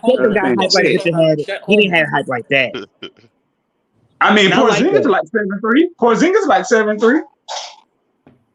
Porziņģis is definitely like around 7'3". There's no cap there. I'm still, as a Mavs fan, I'm still confused why Porziņģis didn't play like that when he was with us. Like, what happened? Like, what? I know Jason Kidd is a Luka happened. Luka happened. No, Luka happened. You might be right, though, bro. You might be right. I'm gonna tell you the reason why. Because Porziņģis has always had issues with staying healthy all year. Like, it looks good right now, but he ain't. Like that year with Dallas when he got hurt, when they was looking really good together. But then Porziņģis got hurt. But Porziņģis wasn't aggressive. He wasn't. But maybe it's. So I say this right. It's just because y'all don't Luka's style of play. He's been doing this since he's been in the league. Look, Luka's, but he has games where he just he's just not as aggressive sometimes. Yeah, but in Dallas he did it all the time though. But Luka has his style of play will not win. Like I think like Kobe was saying about Harden, that ISO dribble like step back shit is not gonna win. And I think Luka takes the air out of the ball a lot for his teammates and shit. So you mean the thing that rookie MJ used to do, right? They were saying the same thing about him. Luka has a high basketball IQ. He has a tendency to be in the right place at the right time with balls. He makes a lot of game plays. Yeah, he dribbles the ball a little bit or whatever, but Luka also is a damn triple-double every game. Matter of building a team around him, to be quite honest with you. This is one of the best players in my life. Not even a cap. It's crazy because when you see him, like I've seen him play live, and it's like, bro, don't look like a basketball player. Like he don't move fast. It's like, how the hell is he? Right. He's not beating dudes. He's not beating dudes with athletic. I think that people just get bored because he's not beating dudes with athleticism, but he knows how to body. He knows how to get a bucket. Period. Point blank. The dude. You gotta guard him from wherever he is. The dude has a clutch gene in him. I mean, I just think it's only a matter of time for like that center that they have there in Dallas. Who's seen that center? Derek Lively. Yeah, Derek Lively is gonna be him. He's gonna be him. But when y'all watch Dallas play, y'all, it just feels like something's missing, and it feels like they're gonna win a ton of close regular season games, but in a I don't think in a playoff series nobody's gonna be scared of them because the way they play, man, I'm telling you, I just don't see it. I don't know. I'm not trusting Derek Lively in the playoffs. I don't trust Jason Kidd. No, it's not Kidd. It's Kyrie. I think the guy that I don't trust the most is Kyrie. Kyrie looks like the odd man out with that team. He's not defending because he's not doing anything significant on the defensive end. Offensively, he's just kind of standing around because Luka has the ball most of the time. He's not really doing, he's not doing anything special. But when he does get the ball, he's just going ISO 1-on-1. And sometimes he makes it look really good because he's making tough shots. But outside of that, it's just he just kind of looks like the odd man out on that team. If you're talking about having a target problem, I think Luka's the trade target there. Do y'all think? I don't think. Do y'all think that? I think that's he's having. I mean, not Luka. I mean, Kyrie. Yeah, probably. But Lamont, I think that kind of is the check thing your that's background, overlooked when you get Kyrie. People always talk about how terrible a defender that Luka is, but Kyrie is really not a good defender. I mean, he's never been, and I think that's the thing that the question that you have about the Mavericks is the same question I think that all of us have. I just don't think the Mavericks are as deep as some of them teams, but they have put some pieces over there together that can add some defense. But you're only going to get but so much from Kyrie and Luka, you know what I mean, defensively. So I just think that's probably what you're seeing is that this team, they probably are maybe one or two players. We have players that we need to see. We need to see what that Josh kid's going to do. They got that Josh kid. We got Josh Green, Prosper. Yeah, like Josh Prosper, Green. He still has we still have to see if he takes a stride in his development. Lively's good. I think that Lively's going to be good. I'm not worried about him postseason because this is one of his first. Isn't this his rookie season anyway? Yeah, this is rookie. Yeah.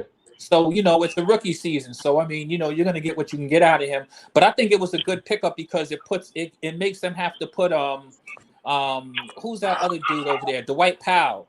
He needs to be a bench player. My God, he could never be a starter and you go anywhere. So I just think that helps him out a lot. What you guys are forgetting, Hardaway is going to be on the block if he doesn't produce.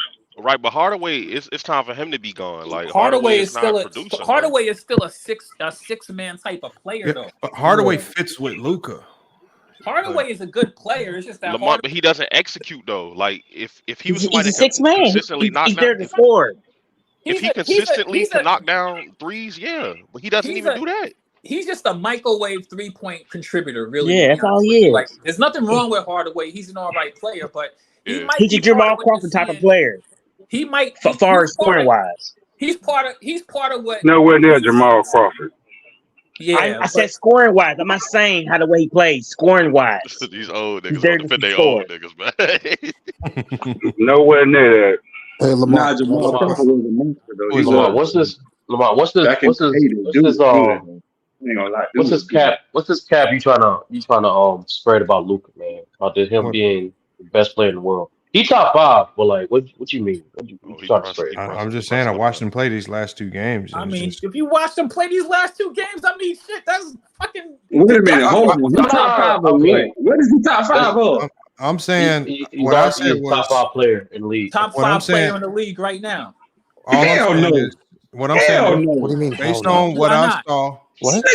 Hell no. I'm just talking about top 5. Bro, wait. Right Why is he not? Hold on, he pressing Lamont. Let Lamont finish, man. All I'm saying is, from what I saw the first 2 games, remember what I said. I want to approach this season doing evaluations on a week-to-week basis, and as we progress along, doing the week-to-week evaluations, if we evaluate it that way, we'll have a better idea of who the best players are, who the MVP might be when we get to the end of the year. I'm saying after watching 1 week of basketball, Luka was the most unstoppable player that I saw this week. Right, I give you that. I mean, I'm just saying the ease at which he gets his shots off, how comfortable he is in the clutch with the basketball, how unguardable he is when he has the basketball. I mean, I know he hasn't played, and again, he hasn't played the best teams in the league yet. But from what I've seen after 1 week, he's looking like the best player in basketball. He looks like he had the best week. Lamont, and we got to be honest, Lamont, dead ass, right? It's not like you've seen anything this is how Luka plays. This is what he's been doing his whole career. If he was black, everybody would be celebrating him. Is the fact that so hold on, y'all. So y'all say Luka is top 5, which I think I agree with. No, I think Luka's the best player in the league right now. He's an automatic walking triple. Nah, he's not the best player. He's not better than Jokic. I don't give a damn what nobody say. He's not better than Jokic. You compare that's just me though. That's just me though. Players different. But he's saying the best in the league. Jokic is in the league. Hold on. Top 5 too. Did you hold on? Sorry, go to listen. Did y'all just hear what Lamar just said? He just said he's going to do it by a weekly evaluation. So it's like he just said Luka is playing the best out of this week right now from an individual perspective. Period. and that's the facts. Lamont's no, gonna that's true. see But wait, something the that dude I mean, if y'all know another player that played better this week, let me know. Luka does this regularly. I mean, it's not Right, like this is a new thing. No. Luka's leading the league in scoring right now, which is the same thing he did last year, which is the same thing he did the year before that.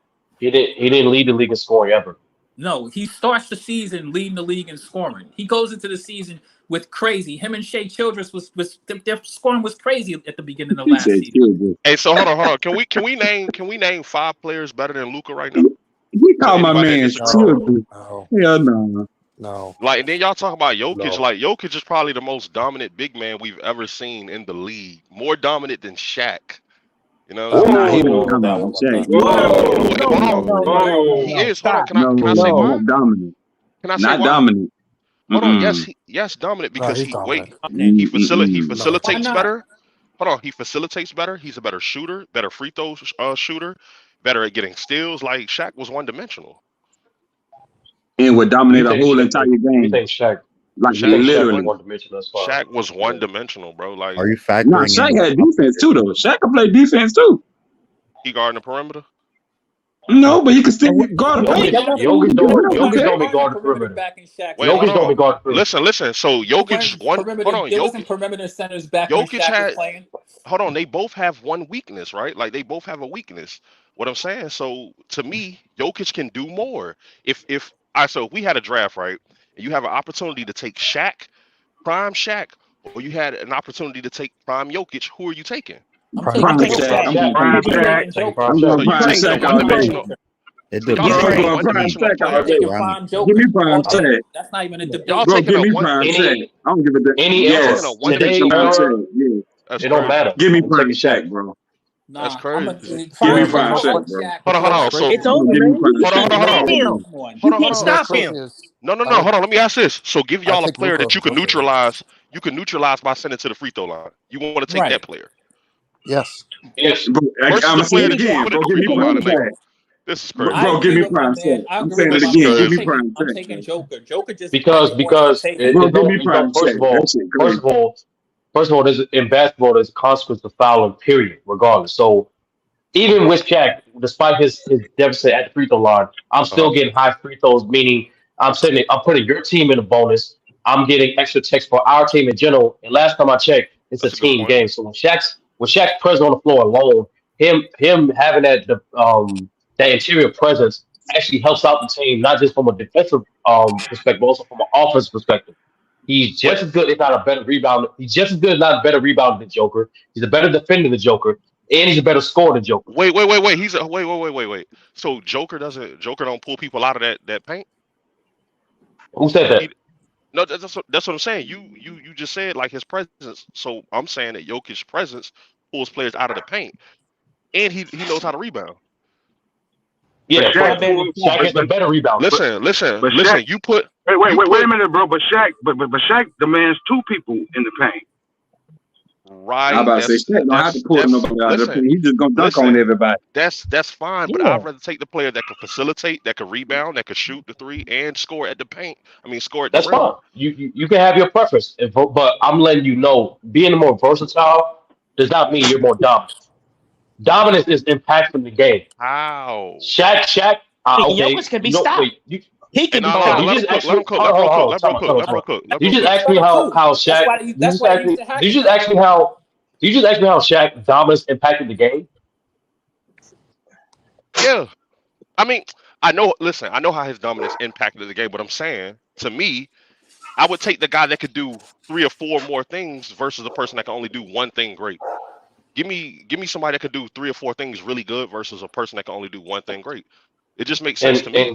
And the problem is you think Shaq only did one thing great, but that's when you misinformed. I just listed you multiple things that Shaq did as an overall player, but you think he's one dimensional. The same people on the panel who are being like Joker's great and all. I remember them literally a season ago saying that Jokic was overrated, like the guy on the right, for example. Wait, is that what we said? We said that? No, not you. I'm talking about the guy who was like, "Oh, Joker's the best." He's better. He's not overrated, but he's not better than Shaq. People were knocking him because it wasn't getting done in the playoffs. No, that's what it was. No, that's what I'm saying. So he was doing the same thing in the playoffs. He was doing the same thing. No. I'm saying it wasn't equating to wins. It wasn't equating to wins. No, his team was fuck Jamal Murray. His team was injured. His team was injured. But no, Sturdy, that's what I'm saying. I can't remember the guy's name on the right, the one with the black turtleneck, but you were trash talking him, bro. I remember. He pressed him. Oh yeah, Mingo Jester. Yeah, Mingo Jester. He's writing right now. He's writing right now. He's the one with the black turtleneck. That is funny. No, Mingo, you was talking shit to Joker. Mingo, you got a black turtleneck on. Hold on, wait a minute. Hold on, what did you say again? Bro, I've seen you on several panels say that Joker's overrated and he wasn't going to do nothing. Bro, I never said that. That's a lot. Bro, never allowed me again. And you're like, bro, I never said Joker was overrated. That's a damn lie. Okay, don't never allow me again. What the hell is wrong with you? I want to make sure this is put on record. This same guy is. Bro, I never said Joker. This same guy. The screen. Lamar, pull out the screen. I never said that. Pull it up. Pull it up. One mic. Pull it up. Let him finish. Tell Lamar to pull it up. Hold on, let's hear him out. This same guy is gonna say when Lucas wins, he's gonna be like, "Oh yeah, Luka's one of the best players." Like, you only go by championships. I've noticed that about you. Damn, you're literally. Bro, you don't even know me. I don't know you. What the hell are you talking about? I never said none of that stuff. He might have saw you on Ticket or Mookie channel. Yeah, I've seen him on Mookie channel. I've seen him on several other. Bro, I've never said nothing you saying I said. You must be talking about somebody. Hold on. Let's test this theory. Mingo, who's the best? In your opinion, Mingo, who's the best player? Who's the best player in the league? In the league, Joker. I never said Joker was overrated. Hold on. Mingo, who's the best player last year? I still had Joker. Then I had Giannis before that. And I had Giannis before that. Mingo, now you capping. I had Joker, Giannis. I had Giannis in 2001. No, I had Giannis in 2000 and 2001. And then it went from 2001 and 2002 came in. 2000. 2000 and 2001 I had Giannis. Yeah, 2000. I had Giannis as the best in 2000. Yes. Mingo, Giannis was not in the league in 2000, bro. Yes, he was.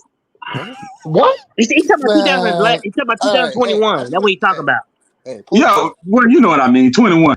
Wait a minute. Hey, hold on, bro. Let the nigga with the next sweater get pressed, though. He was just pressing. When did Giannis get drafted? Mingo. Hold on. Sorry. The reason I know this for a fact you didn't say that. Mingo. The reason I know this for a fact you didn't say this, bro. Because hold on, you just said Giannis went in the league in 2020. No. When did Giannis get drafted? No. You said 2000, but hold on.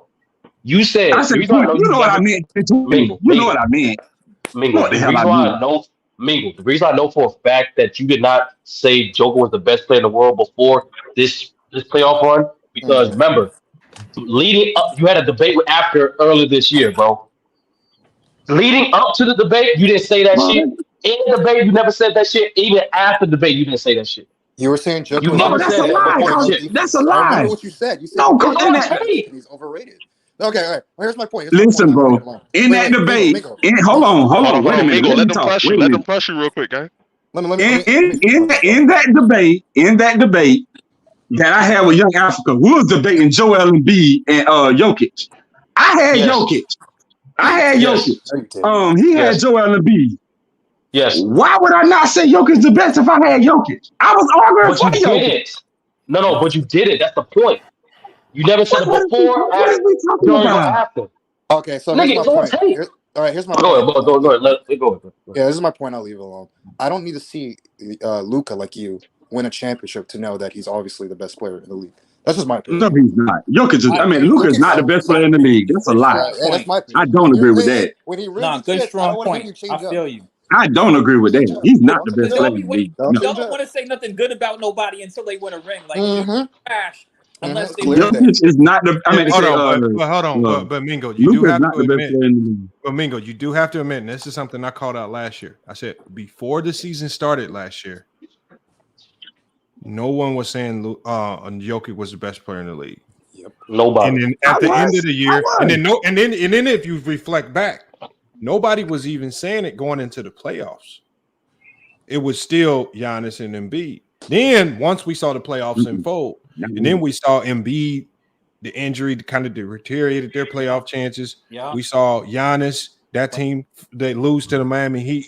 But then the one thing that we saw Jokic kept winning, and he gets to the finals. Then all of a sudden, by the time they get to the finals, everybody's narrative had changed. Jokic is now the best player in the league.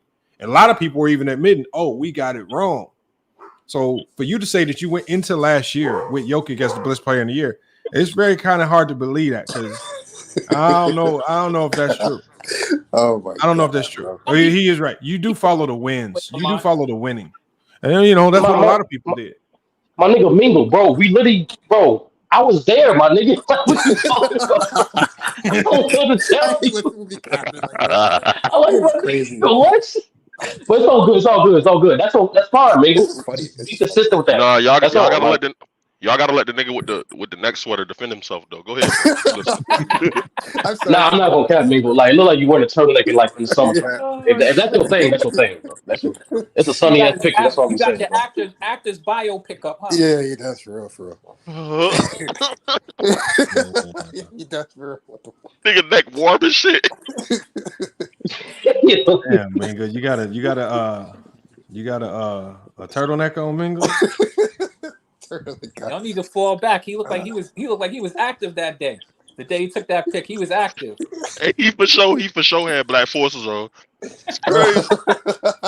He got the ski mask rolled up. Ain't no telling what type of shit he was into. Oh man, playing 50 Cent.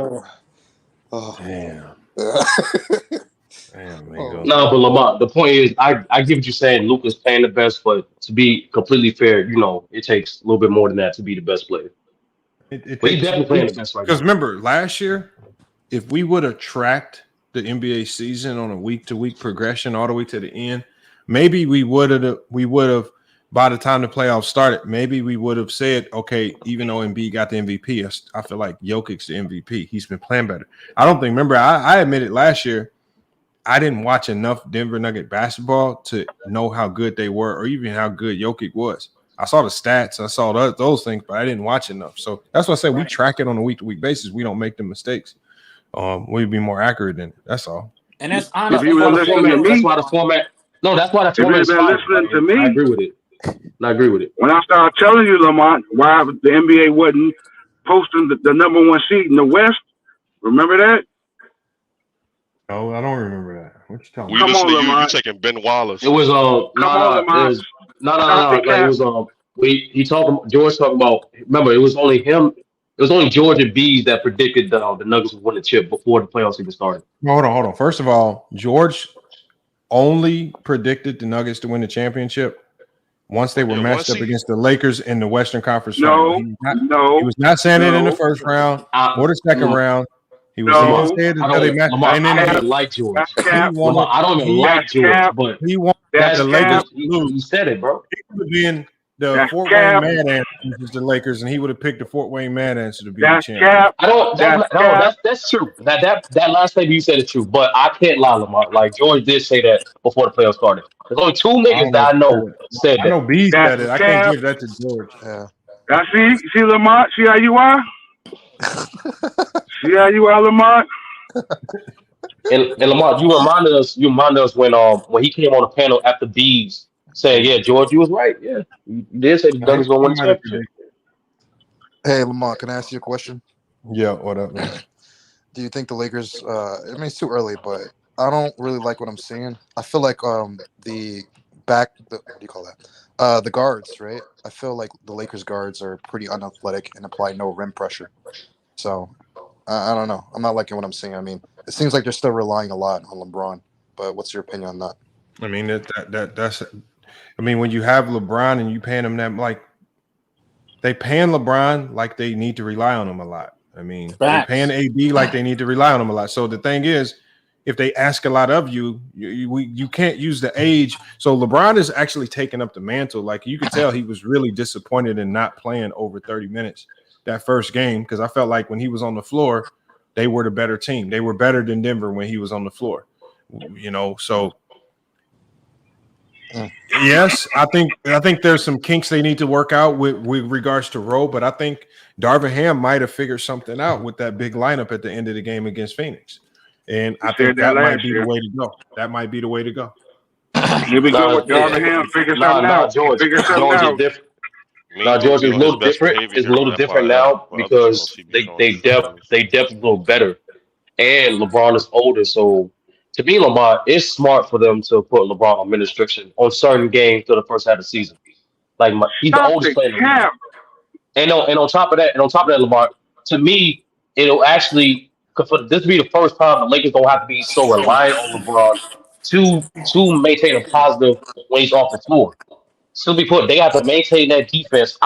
When LeBron is on off the court, there should be no reason why the Lakers should be a leading defensive team. That's number one. Number two, to me, this will actually help them with their hierarchy in terms of like scoring when he's off the floor. And if they're able to do that, and they're able to sustain that, and if LeBron is healthy in the playoffs, that's only going to make them a better team. So can I rebuttal that? This man just said it's different. What Darvin Ham just said, he found something. Did y'all actually watch what y'all saw the other day? Yes. One man was kicking their behind. I don't want to curse on the show tomorrow. I'm trying to stop. One man was killing them. George, you act like it was just anybody. Just imagine if Devin Booker. Just imagine if Devin Booker with his talking trash on the court. If he was playing. Remind them. Yeah. Well. Unfortunately, George, I can't because the shit didn't happen. But George, the reason I know that. The reason why, hold on, but it's the fact. Imagine if Chris Paul was healthy in the playoffs last year against Denver. We're talking about. I know that, Lamar. We're not talking about that, dude. Hold on, George. Hold on one second.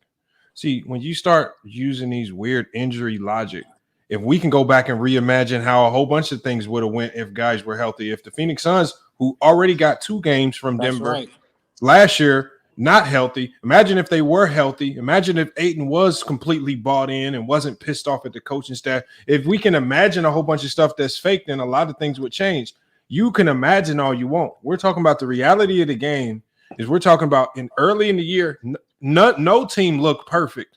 Every team is working out kinks. A lot of these games are probably closer than they should be because teams are working out kinks, figuring out lineups, figuring out new rotations, especially if they made trades. For us to see a Laker team finally come up with a lineup to close games, and it's more similar to what a lot of people have been asking Darvin Ham to do. They've been asking him to come out with this big lineup. They go out with the big lineup. They finally got the stops they needed against KD. They got the timely stops. Did they stop him the whole game? No. But they got timely stops at the end of the game. Even D'Lo got a timely steal against KD late in that game. And so when you look at plays like that, you can see they're headed in the right direction. Again, now, when the playoffs come around in April, health is always going to be a factor. If teams are 100% here, 100% there, this is what the Lakers are planning for. This is why they got Brown on a minutes restriction, because they're looking ahead to the playoffs. We need everybody healthy if we want to make a good run. So, okay. I mean, you can cry about injuries here and there, but it just can I ask you one question? Can I ask you one question? Let's talk about what we saw, and if you like the Suns. No, I'm asking one question, a whole different question. What? Put your same theory for the Phoenix Suns. What? The same theory you gave for the Lakers. My theory I already told you what my theory was the Phoenix Suns. I said before the year started, I said if they stay healthy, they're one of the scariest teams in the league. If they stay healthy. I mean, that applies with a lot of teams. That applies with the Celtics. No. That applies with Damian Lillard and Giannis. That applies with the Suns. Stick with the Suns. But I've already given my synopsis on the Suns. No. You said I'm the one that said that's the best duo in the basketball. You said Darvin Ham saw something the other game that would help the Lakers do this. Now, what did the Suns see that in that game that would help them? I don't know. You tell me. They had confirmation to answer George. George, let me answer it. He don't know how to answer it. Sturdy bootlicker. I'm talking to Lamont. Okay, George, just tell me your answer. Lamont, how much to get George off the panel, bro? They saw it. Just tell me what you saw, George. You keep asking everybody what they saw. What did you see from the Phoenix Suns? No, because you always come up with what Darvin Ham saw this, and he did that. Hold on, George. It's just your opinion. If you saw something that the Suns were able to exploit, with their bench guys, then just tell us what you saw. I didn't see anything they exploited with their bench guys. I just seen KD almost whoop them by himself. Almost don't count, George. It's still an L. Okay, then. Okay. How many points do you get for an L? None. Okay, so why are we talking about almost? Your guys keep bringing up the Lakers, then you come up with Darvin Ham saw something. They're going to do this. They're going to do that. You said that last year. No, George. But what you're saying is, instead of giving Darvin Ham credit, you just say KD got tired. So when he got his shot blocked at the end of the game, it wasn't a good block. It was he got tired, right?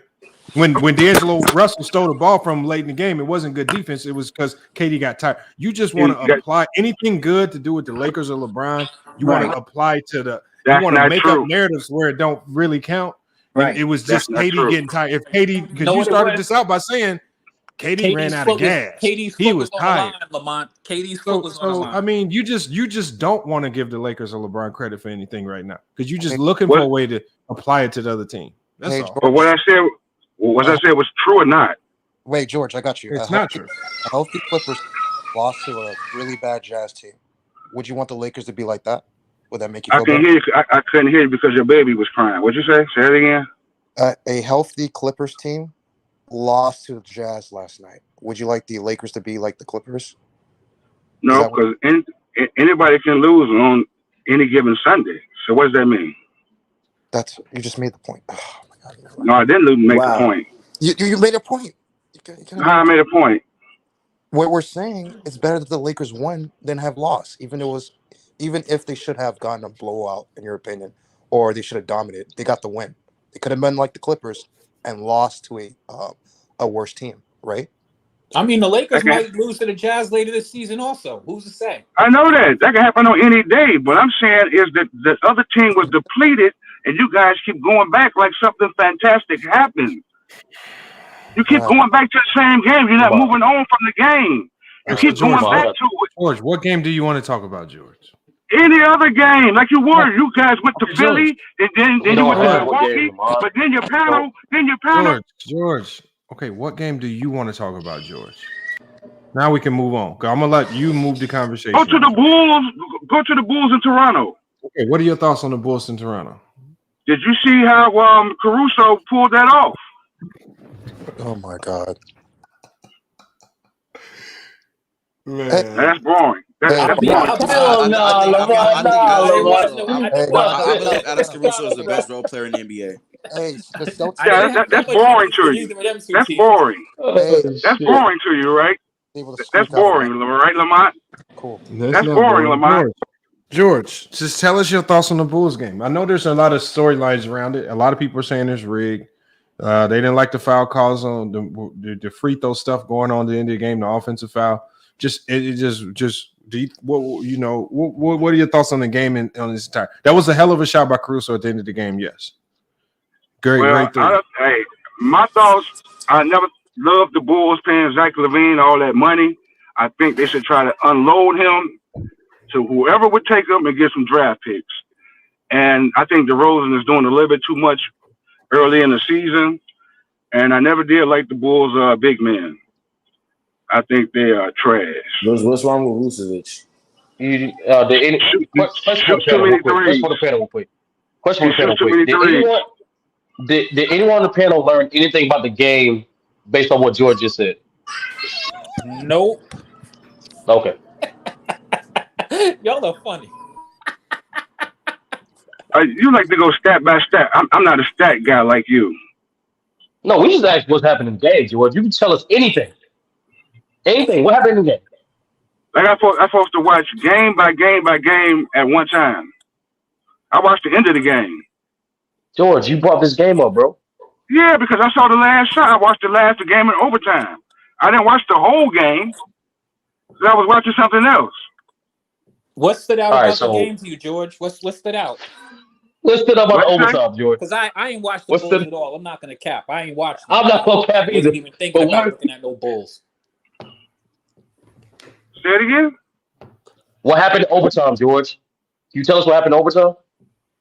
What happened in overtime? It was going back and forth, a lot of fouls called, like Lamont said. And I didn't think it was a foul, but they called it, and nothing I can say about it. and Caruso made a tremendous shot to me. Caruso hit a game winner? Yeah, Caruso hit a game winner. All right, Caruso, that's my dude right there, man. Yeah, Alex Caruso is the best role player in the NBA right now. I mean, I like Alex Caruso. Caruso. So good. So good, man. So good. I ain't going that far. He's the GOAT. He's the GOAT, man. The Lakers wish they had him. Hey, hold on, but you know what? He's not the only white boy ex-Laker that got busy. Didn't Matt Ryan showed up too? For what is it? He's on the Rockets or something like that. I heard somebody say this kid Matt Ryan hit a big shot the other day. Came up on one of these teams that nobody's checking for. Like I think it's the Rockets. I got a question real quick for the panel. To all the guys that have Jokic as the best player in the world right now, what made y'all put him as the best? Like, he seems like the exact same player he was in the regular season to me. So what made y'all put him over? He has an MVP and he has no. I'm 90% of y'all. 90% of y'all had Giannis over Jokic. I know that for a fact, bro. So what made y'all put Jokic over Giannis? He's the exact same player. He hasn't improved. Remember that Giannis was put above him when Giannis won a championship and was a defending champ. So he's not that no more. He got put above him because of team success. Well, or did he just become a better player? Credit for that. I mean, how do you not give credit for that? So that's just it. So if you're talking about a dude who has automatically the best. You're talking about a dude who has. You're talking about a dude who has league MVPs, correct? Yes. Right? I mean, we can only talk about what dudes have actually done. You just got finished. Forget about what he did. He was a league MVP. He was a two-time MVP before the playoffs, bro. So why did you have him as the best? Let me finish, bro. Let me finish, bro, for a moment. Lamont was talking about, and he made a good point. Nobody was talking about Joker last year, but we watched the playoffs. And that's where your narratives, like every year, narratives can change in the playoffs. We saw Joker dominate. We saw a Joker dominate the postseason. Him and Jamal Murray. I mean, I don't even think there's a debate right now that Joker's got to be. He's got to be regarded as the best player in the league right now. He was dominating the playoffs before this year. Were you not paying attention, bro? In 2020, he was great in the playoffs. In 2021, he didn't go nowhere without Jamal Murray. He just didn't win. But how does that change? They got busy. They got busy in a bubble. Jamal Murray got injured. All right, and he didn't push the needle forward without Jamal Murray. Jamal Murray's healthy now. Michael Porter Jr. is healthy. Their whole team is together. And this postseason, I just think it was pretty clear. He dominated. So it's winning bias. So the reason Jokic is over Giannis is because he won. Just keep it a buck, bro. That's the only reason. I already said this. How many times I gotta go through it? He just won a championship. He did say that. If Giannis, hold on, I got a question. Okay, so if Giannis was to win this year with Dame, would Giannis be the best now? Yeah, but Giannis was the best before when Giannis was coming off came off of that 50 piece in the championship. Let's go back so you can understand consistency. When Giannis dropped that 50 piece, remember that year where Kevin Durant was talking about if my toe wasn't on the line and all of that nonsense? Y'all lost. Unfortunately, it's over. Giannis dropped a 50 piece in the championship. I mean, it wasn't even anything to debate after that. So I mean, like, you can't act like you don't see this on a year-to-year basis. I had Giannis the best in 2020. I thought he was the best in the world. Let's play this out. So if Luka won the championship this year, if the Dallas Mavericks won the championship, Luka's his finals MVP. Is he the best player?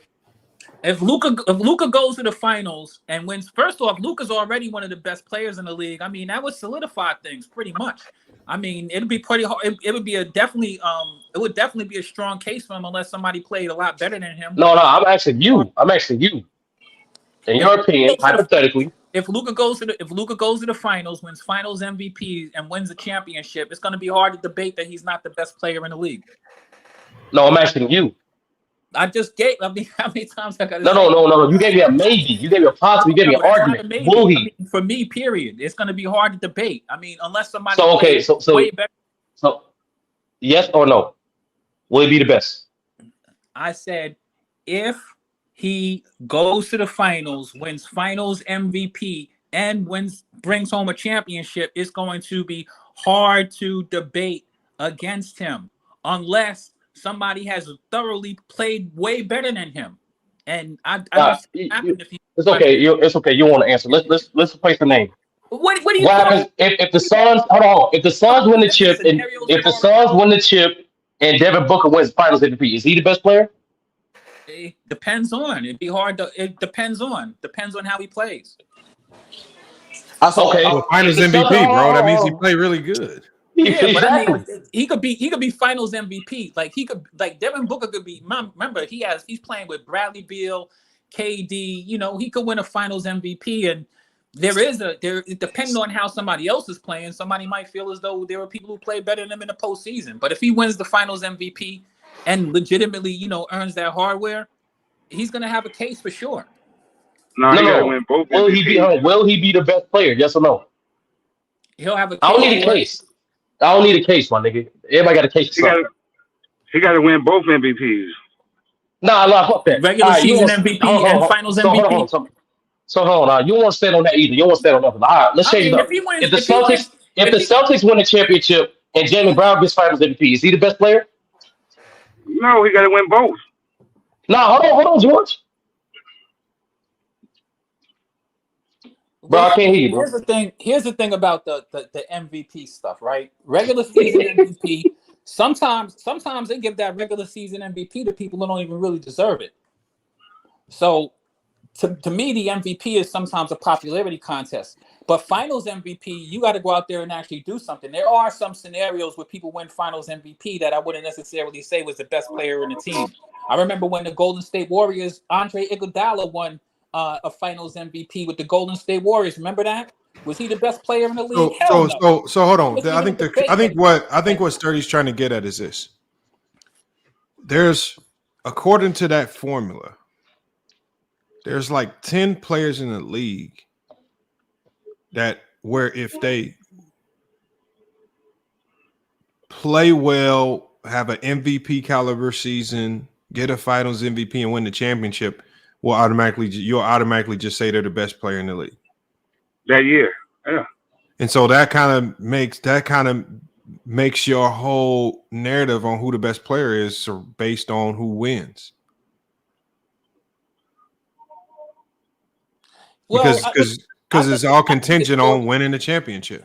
Yeah, but I think it's a little bit more than that. I mean, I think it's a simplified way. That's the reason why I say you still have to reserve the right for how other people are playing. Well, we can put it like this.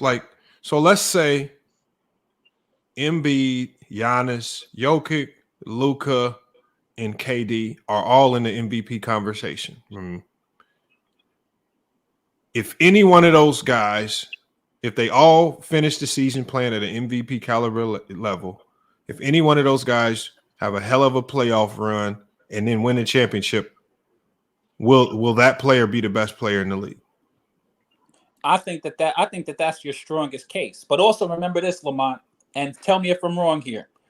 Remember all of the years that KD is the greatest player in the league, that they said the greatest player on the planet, and then they got swept by I don't remember that. You got a short memory then, because Stephen A. Smith everybody was saying it was Giannis. Talking that. And listen, I thought it was Giannis. And then hold on, let me finish. And then when the Nets went and got swept by the Boston Celtics, I mean they got swept by the Boston Celtics. It was hard to continue saying that this is the greatest player on the planet because they've been saying that when the dude wasn't winning. Right or wrong, Lamont? They were saying that when that dude wasn't winning. They were saying greatest player on the planet. No, everybody said it was Giannis. I don't think nobody had Kevin Durant. They was come on. That's the best like that. Guys' memory can't be that short. Especially after that Giannis. That's you guys' memory can't be that short. Giannis' 2022 was like his best season of his career. Everybody thought the Nets was going to be all of this, and they turned into nothing. No, nobody thought that. They were the 7th seed for a reason. And they was already talking about KD's the best player on the planet. You can go back and play. Stephen A. Smith said that for years. All right, bro. That's Stephen A. Smith. All right. This political answer tap dancing thing you doing, bro. Let's get down some facts here, all right? In 2008, was Paul Pierce the best player in the world? I don't ever think Paul Pierce was the best player in the world. What? He had a great playoff run. He had a Finals MVP. What are you talking about? Yeah, but I never thought that Paul Pierce. Not when Kobe Bryant was there. I never thought Paul Pierce. Wait, hold on. Why not, bro? He checks off most of your criteria. Great playoff run. Showed up in big moments, and we had Finals MVP. Yeah, but I didn't think he was the best player on the planet. Why not, bro? Why not? Because I just didn't. I thought there Yo, was. logic There's a doesn't make reason any why. sense, bro. There's a reason why, bro. Yeah, I thought that there were players better than him. Period. Oh, why would they, Okay, like so who? Oh, like who? Well, LeBron. I remember the year the Celtics beat the Come on, it was just LeBron that was better. It was just LeBron that was better. I remember the year. That's the first name come to your man. That's the first name come out your mouth. I remember the year. Hold on, George. That's what I'm trying to get to. I remember the year when the Lakers beat the Celtics in the finals when Ron Artest hit that J from the corner. Yeah, that's 2010. We talking about 2008. Hold on, George. Yeah, but the first name came out your mouth was LeBron. You said okay. You said hold on. Paul Pierce every year. Cool. That's it. It was just LeBron that was better in 2008. I mean, I'm gonna have a sheet of everybody who's in front of me right now. I'm just going off the top of my head. Damn, you got bet. You asked me about my thoughts. I never thought Paul Pierce was the best player on the planet ever. Hold on. George, real quick. Bro, I'm confused, bro, because on one hand you say our memories is bad, but you can't remember who was better than Paul Pierce in 2008. Number two, you just don't like the shit that I be saying. No, I'm trying to get you. I'm trying to get you to understand, bro. Because I asked you who was better. I asked you why Paul Pierce wasn't the best player in the world, even though he checked off majority of your criteria. You said because there were players better. I asked you who's the players better in 2008. You only said one player. So by that logic, you think Paul Pierce was the second best player in 2008? I don't want to necessarily say that either. I mean, you're saying that. No, that was you. You just said it, bro. I asked you who's better. You only named one player. You're trying to squeeze some sort of a narrative out of me because somewhere in your mind you feel as though people can't chew bubble gum and walk straight at the same time or something like that. Like we talked about before, you was talking about the best player on the planet and was Joker the best player on the planet and Giannis was the best player before it. And I said that when you go through the postseason and you take your team to the finals and you have an actual trophy and you have an MVP under your belt, then you're definitely gonna have a case for being the best player in the league. Period. And that was the case. Lamar, I ain't even gonna go there. Can I ask you a question? And that's the same exact case when Joker won. But I said that's making it strong. When was it when Steph Curry won the MVP by himself? 2022. Talking about 2022. Did he win the finals MVP George, the same year? Is that George? Yeah, I was going to ask that. That was going to be our next question. So, in your opinion, you think it was Steph Curry the best in 2022? Okay. So I ain't gonna go there when my man just disrespected Kobe, and he said in 2008 he just went straight to LeBron. That's just crazy. He didn't even say how did I disrespect Kobe? I think Kobe was better than Paul Pierce too. Because that's when he played Kobe. He played Kobe in the championship, and you just went right. You just went straight to LeBron. You went straight to LeBron. What difference does it make? You asked who was better than Paul Pierce. I can tell you off the top of my head, I felt that LeBron was better than Paul Pierce. How at the top of your head? How in the top of your head? And you say 2008 when he won the championship, but you forgot who he played in the championship. I mean, you got Dwayne Wade, Dirk Nowitzki, Kobe. I mean, it doesn't matter. I ain't talking about that, sir. I'm talking about who he beat in the championship, but you went straight. I don't get it. I mean, you don't gotta get it. I know. Who is better than you said? I don't get it, bro. What y'all beating this man about? Somebody asked me. No. Last question, bro. Last question, bro. I thought that Paul Pierce was the best player on the planet the year he won the Finals MVP and won a championship. Right. I said, and I'm gonna say it again. I never, ever, the entire time I watched Paul Pierce's whole entire career, I never thought he was the best player on the planet. Period. Right. And then that same person asked you why. You said because there was players better than him. I asked you who. You only gave me one player. How many players? LeBron James. There's players better than him. If just one player better than him means he wasn't the best.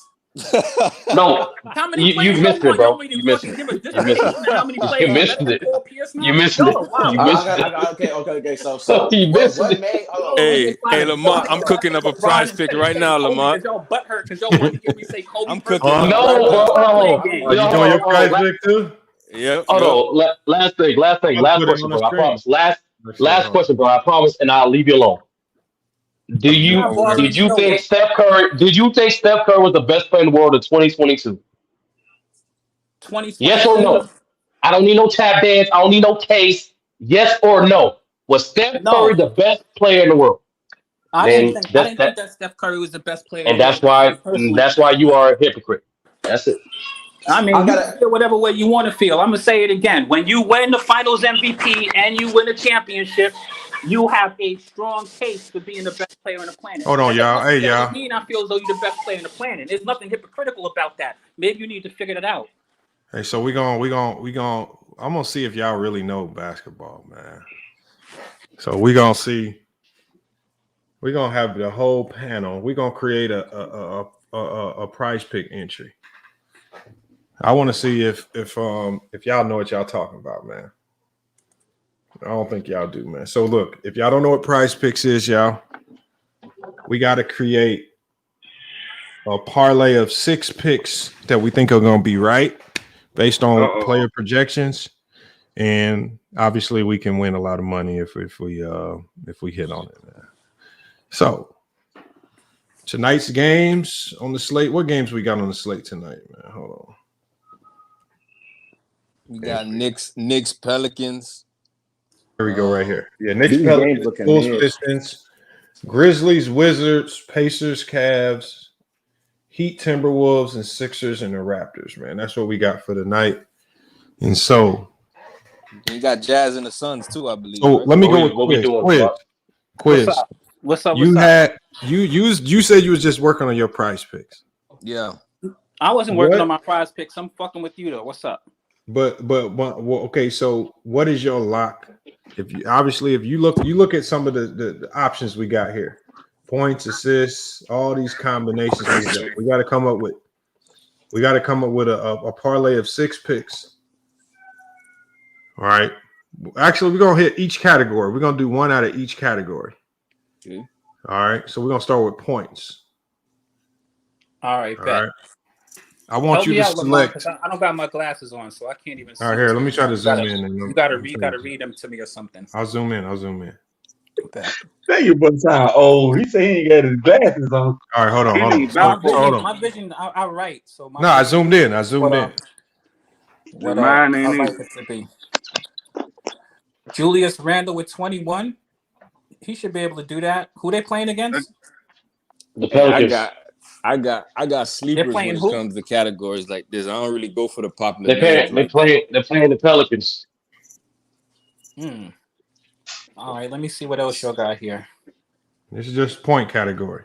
Hey, look, a sleeper that I'm gonna say is the dude from the Suns that's gonna have increased opportunities with Bill and Booker. I believe his name is Goodwin, because he got a low point total. He could eclipse that easily, especially going up against a weak Jazz defense on a back-to-back. What's his name? No, he's not on there. He's not on Goodwin. He should be there. at the bottom for Small. points. He's right here. Oh, he is? Oh, my bad. Goodwin with 10.5. So again, Jazz That on the sounds like a good night. back. I mean, he balled last game. He killed. Yeah, but isn't Devin Booker coming back tonight? Nah, they out. No. Nah, he out for a week. He out for a week. He's out for a week. That sounds like a pretty good pick for 10.5. I mean, 10. Oh, hold on. Y'all want to see my history? Hold on. They want to see my history. Y'all think it's a game. Man, Lamar, we didn't even get to place the bet yet. Man, these niggas already. No, they want to see my history. All right, so look, yesterday I didn't do so hot. I lost on this one. Bro, I won did a the little same bit. shit with the less offensive rebounds, bro. I didn't did decent. I won. I got one wrong on this one. Desmond Bain screwed me. Damn, I like I Desmond lost Bain on those two. I won on that one. I won 100 on this one right here. I got them all right, and then I won 30 on that one. I think I had another big win. I can't find it though. I won 375 here. On that's a opening night. $15 bet, ain't it? Yeah. Yeah, I won on a $15 bet. This is the one I won 375. So I haven't done too crazy. I haven't done too bad myself. Hey, that's why they call it gambling, Lamont. You already know what it is. All right, so let's go back to the board, man. We got to go back to the board. All right, so what we're doing is we're gonna go with quiz for the first pick. Okay, so we need. So somebody said Goodwin. Scroll down a little bit though. Because remember, we can search almost any player. So I think when you scroll here, it doesn't show all the players. So if you have a player in mind, we can search them up and see what options are available. Are you sponsoring these people, man? No, George, we just doing prize pick for the night, man. That's all. Prize pick. I swear, bro. Jaylen did run rebound set every time, bro. It's crazy. Yo, is Lamont, is Cleveland come up for back-to-back? There's so many dudes on here. Hold on, what'd you say? Is Cleveland Cleveland, yeah, they played last night. Yep. Oh shit. Oh, that could affect. What's Mitchell? Yeah, what's Mitchell's point? What's the line for Mitchell? Let's see. And he's questionable too, I think. Oh, 31. You think he is 31? Nah, he ain't gonna hit 31. Well, look, Garland not playing, right? So, but Indiana does give up a shit ton of points. Yeah, I know, but they going. But I think Indy gonna they're gonna give their best effort today, and I don't think D-Mitch. I think he's gonna have like 28, 27, but I don't think he'll have another 30 point. Yeah, back-to-back 40-point games, man. Lamont, I'm gonna take Julius Randle for that 21 over his former team. So you're going over? I'm gonna definitely go over it. Julius Randle need to have a good game first off, anyway. And second, is it guarding Zion? Yeah. Secondly, he's playing against his former team. All right. So Pelicans shouldn't be able to stop him too much. So you got Julius Randle. I'll take him for that 21. And you going over? He got to be over 21. Yes, sir. I think Julius Randle definitely is going to score more than 21 tonight. All right, so hold on. Now there's Zion give him the business. Sturdy, what you got? Zion's good, but Zion ain't going to stop him from dropping 30. Is he going to stop Zion? A little bit. Sure. I'm going to tell you my pick. But they're not asking if he's going to stop Zion. They hold on asking one if he's second, gonna Quiz. score 21 points. Hold on, y'all. My pick for the night is in the offensive rebound category. And I'm going to go with Joel Embiid. All right. And I'm going to go with Joel Embiid under 1.5 offensive rebounds. You know, the reason why is because he's on a minutes restriction. He's on a minutes restriction. And Joel Embiid is a dude who gets like 10 rebounds pretty regularly. Yeah, but we're talking about offensive rebounds. Oh, offensive rebounds? That's basically a putback. What scares and me? So he's on a minutes restriction, 1. And 2, when I watched them play that last game, they are not allowing him to operate a ton in the post. He's operating a ton from the perimeter. So he's settling for a lot of threes. He's chucking up shots. And just the opportunity and ministry with a minutes restriction, I don't think it's going to be there. So I got Joel Embiid under 2 offensive rebounds. And they're playing against Toronto. To be fair, Lamont, remember Milwaukee, they kept doubling Embiid in the post. They kept. Yeah, I think they're playing with fire with that one, Lamont, because I don't see Toronto having too many bigs down. First off, it's only the first couple of games. I think that Joel Embiid definitely needs to get back down to the block a little bit more anyway. And I don't see that Toronto having anybody really robust to contest with him so much down there either. All right, so y'all want me to scrap? Y'all want me to scrap this one? No, I just want to rebound. Yeah, that was bro. Hold on. Okay, so y'all got to give me something that we all can agree on consistency wise. Zion Williamson, two offensive rebounds. If that's what they're saying, 2 offensive rebounds, I like that. Zion is a phenomenal offensive rebounder. Yeah, that one better. That one better than Joel Embiid. He'll miss and get his own rebound type shit, like Moses Malone type shit. That's what he do. Like he'll be missing and get his own rebounds. You are right. Hold on, but it's at 2 though. But it's at 2. I don't like. Bro, that means y'all got to realize if it was at 1.5, I would do it. But now he has to get 3 offensive rebounds for me to win. Exactly. That's a lot. A push. It is. You get like 2 and a quarter. Get that. Zion gets a lot of his own rebounds and putbacks anyway. I know, but 3 offensive rebounds is a lot, bro. Yeah, like and what's What's his points? What's his points? Go take a look at Zion. Zion's a good offensive rebounder, though, Lamont. Hold on, I'm gonna pull up his stats. Watch. Yeah.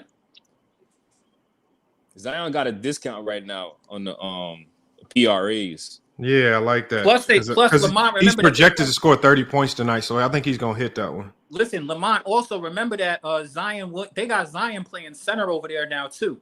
Okay, so in Zion's first game this year, he had 4 offensive rebounds. Exactly. Yeah, that's what I'm saying, Lamont. Yeah, I think you're right. All right, I think you're right. Lamont, trust me, I know Zion is an offensive rebounding beast. Like, okay, no, I don't mind that one. I actually, because I mean, if anybody's gonna do it, it's gonna be Zion. All right. Well, hold on. What's the assist for Halliburton? You said assist? Assist probably 9.5 for Halliburton. It's probably 9.5. Oh, that's they say second game, right? For Pacers. Yeah, they took it off though for Halliburton. Yeah, they took off his assist. Yeah, you know why? I think he might not play. He's just finally coming back for something. Yeah, he's questionable. Yeah, he's questionable for this game. Yeah, I don't think he's gonna play. All right. What's some other categories? Honey, you know what I got right here? This is one y'all might like. Steals. I want to go with Marcus Smart. Marcus Smart had 5 steals last game. I'm going with Marcus Smart over 2 steals or 2 steals and more. Who they playing? I'll go for that. Marcus Smart. They're playing Washington. Oh yeah, he's gonna do that. He had 5 steals last night. The last game he played. I got him. I got Marcus Smart. See, I like the 1.5 because all he has to do is get 2. Get 2. That's it. Right. If it was on 2 on the dot, it'd be sketchy. What's the weakest game for Marcus Smart? Marcus Smart usually gets like 2 to 3 steals a game anyway. All right. We need this 3 This more. the weakest game, George. This the weakest game, George. Grizzlies versus Wizards. This the weakest game. Okay. I bet you could find I bet you could find a bunch of good picks out of that game. Yeah, what I'm talking about. Shorty said you got a promo on OnlyFans. Lamont, what's up? What? Bro. I'm all going wild, bro. Hey, you know what? I almost started a FYF channel on OnlyFans. I need to though. Wow. OnlyFans ain't for just X-rated stuff. People got their bets on OnlyFans too. Like there's like sports gamblers that like you could buy their picks from OnlyFans. Like you could follow them. Like you see like when they putting in their picks and all type of shit. Like it ain't just the porn shit. What's the other players? What's the other players? All right, so we got points, assists. Here, I like this one right here because Zion Williamson does have a deal right here. Now, Zion Williamson to hit 31.5 points, rebounds, and assists combined. I like that. I like that better than I like the 2 offensive rebounds. Yep. Now I like the 2 offensive rebounds, but that's good. I like the 2 offensive rebounds. I can't pick the same player twice. Yeah, you can't pick it twice. Okay, so lead the rebounds. Lead the rebounds. Yeah, Zion do that one. Memphis. Do 31. The 31 is better than the offensive because I think the 31 you got more of a chance to hit it because you got more categories that can help you get there. How much do they give you per rebound and assist? What you mean? One. So basically, so if he gets like you got to realize his 25, 7 and 3. So look, his projection tonight. So I'm looking at my my lines because I got another app that I use. His point projection tonight is 30 points. They got him projected at 30.1 points tonight. So if he hits his points, he's definitely gonna hit this one. He definitely gonna get it. So yeah, that 31 is safe. All he has to do is score. I like this one over the other one. Yeah, because look, like he got a battle against Mitchell Robinson, Julius Randle's a glass cleaner, Hartenstein's a glass cleaner. I mean, like he had Memphis last game that got no Steven Adams and no real like rebounding threats like that. So the Knicks got some rebounding threats. Yeah, for whatever reason, the Knicks send everybody to rebound. They send the guards and everybody to go rebound. Yeah, so when you start second guessing, that's when you mess up. No, when you start second guessing, that's when you start putting together a good parlay. Okay. You got to start thinking on these. All right, hold on. We got to go. I like these three so far. I like these 3 so far. What else? We need 3 more, y'all. All right. Who else played? I'm just going through all the categories. What category y'all want me to go to? That look. Go to free throws. I'm taking Ant-Man over 4.5 free throws made. Miami Heat's on the back-to-back. You know what I'm saying? Like, we on the back-to-back. No Jimmy Butler. So no guys on the perimeter to stop Ant-Man from getting to the rim. Last game, I believe he made 6 free throws last game. He was 8 for 27. There's no Jimmy Butler? Nah. So there's not really much of a perimeter deterrence for him. So he's going to get to the rim at will. But the Heat not a dumb team. They don't foul like that. But 4.5 is a good number. It's a good number. That's a good number. That's a good number. Right? You know, he just gotta, he just gotta be accurate tonight. He gotta be accurate. He gotta be aggressive. But you know what? He has more reason to be aggressive. They lost their first game. Exactly, and he was 8 for 27. Yeah, that's good bet. He probably feels like he's selling it for too much shots. So we got Ant Edwards over. So he has to make 5 free throws. He has to make 5 free throws. He's good free throw shooting too. Yeah. He basically got to get to the line 4 times. A lot of goddamn free throws, man. Shit. Lamar, all you got to do is get to the line 4 times. That's it. 3-4 times. That's it. No, he has to get to the line 3 times at least. No, that's very possible. That's very possible. All right. I don't mind it. He could get fouled shooting the 3. I actually think that's a pretty good. That's a pretty good. All right, let's go to the block shot category. Blocks. I got Bam Adebayo 1 block shot today. Yeah, that's a steal. At least. That's a steal because he's had 2 blocks the last 2 games. So that's an easy one. That's an easy one. All right, does anybody else here? Does anybody else we think here can get a block? Not at that value that you're getting Bam, who's going to be in the interior, contesting. Yeah, Bam's shots. never going to play the whole game. Yeah. Nah, Bam's gonna eat. That's a good easy one right there. Yeah, come on, y'all don't think Evan Mobley can get a block? Bro, he needs to get 2. 2, exactly. He got to get 2 blocks. Get 2.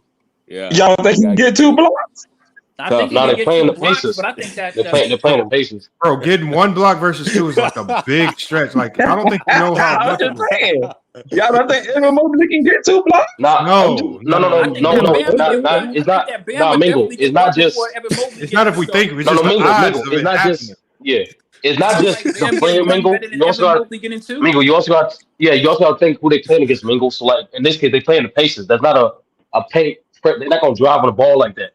Yeah, gonna shoot a lot of threes. Yeah, they're gonna shoot a lot of shots. So you know what? I went to OKC playing. Evan Mobley. You know what? We can go with Evan Mobley under 2 blocks. Hey, we can go with Evan Mobley under 2 blocks. Yeah, I guess so. Then go with that. Go with that. I think it's better bets. It's better bets. Yeah. Let's put that in the shopping cart. Let's put that in the shopping cart for now, bro. Put that in the shopping cart. Come on, put it in the shopping cart. I think it's better bets. That's all I'm saying, man. All right, hold on. What other categories? Hold on. How many we got so far? Hey man, what other teams playing? I need to see the 5. teams. We need 1 more. What's the games? Say the games. What about assists? Let's go to assists. So if we go into assists, I like a dude in a revenge spot tonight. Okay. The guy that got the best assist to turnover ratio in the NBA, Tyus Jones. I mean, hey, he could do a little something tonight. We got him at 7 assists. Yeah, got him at 7. I don't know. Against the Grizzlies? It's tough. Yeah, against the Grizzlies? Against Marcus Smart? I ain't doing that. Go Marcus under. Smart probably going to be on pool though. Marcus Smart probably going to be on pool though. Y'all can go under. You can go under. I think you can find a better. Yeah, but look, if it was if it was 7.5, maybe. But on that, man, when it's on the number exactly, I don't like messing with those. Yeah, you could fall. He could fall in 7. How about that Brunson with 5? I mean, I think that Brunson's definitely gonna have more than 5. No, Brunson screws you. Brunson does not. Brunson. Brunson's a bum. Brunson's a trash. He's a scorer, bro. He does not. I'm about to say, he's not that a bum, motherfucker man. cost me. Brunson He probably definitely not a bum. I can show you a parlay I had on FanDuel. That motherfucker cost me like $4,000, man. Not getting this fucking. It's always $4,000. Yeah, like he's a scorer, bro. Like he's a scorer. He does not pass the goddamn ball, man. Well, go to his point. How many points they got him scoring? He was just scoring to playmate. Well, go to his point. How many points they got him scoring? Oh, you know it's a good one. 3 points made. 3-pointers. All right. How many 3-pointers they got for? They got Brunson to make 3. He needs to make 3 to hit this mark. CJ to make 2.5. McCollum? Yeah, McCollum. I would take that one. I don't like any of those dudes. I like this right I here. like that. I like this That one right CJ here. was good. With Gordon, I got Gordon under 2.5 threes. Woo! Hey, that motherfucker be chucking, boy. Nah, that's not a good one. Lamar, that's not a good one, bro. Against the Jazz? Oh, hell no, Lamar. Don't do that. Don't do that. Don't do that. Oh, I would hell take no. TJ. Don't do that, bro. Okay, hold on. TJ. What about CJ Kyle one, Lowry? yeah, George right. Kyle That CJ one's good. Kyle Lowry under 2 threes. Tough. He was hitting them I don't shits know, last man. night. Kyle Lowry be Tough. having games where he don't do nothing. You know that, right, Lamont? Well, Kyle Lowry had a lot of games where he don't do nothing. Exactly. Like you. Nah, but with Jimmy out, with Jimmy out, it might be more aggressive. Click.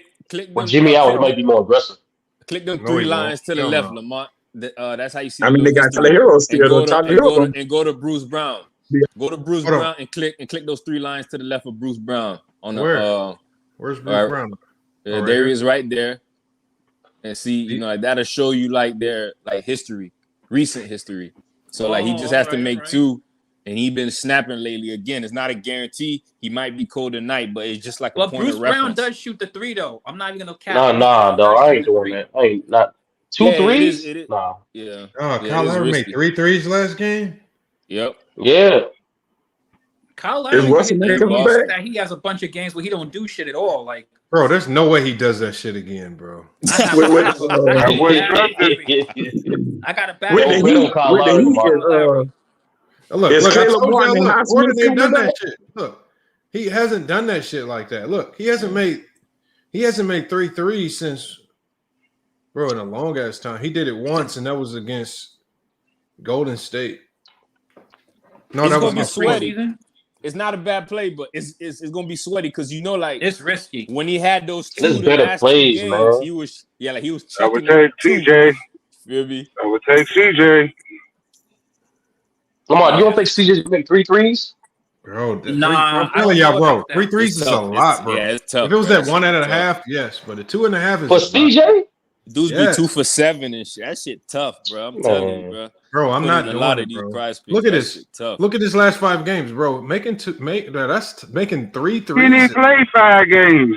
Bro, 3 threes is a stretch, bro. I don't think y'all realize it, man. That's a stretch. It is. That's how you sweat at the end of the night when you're looking at your I parlay. didn't like none of those dudes that they had for 3. What are the categories you can get into? Another category I like is the block steal combination.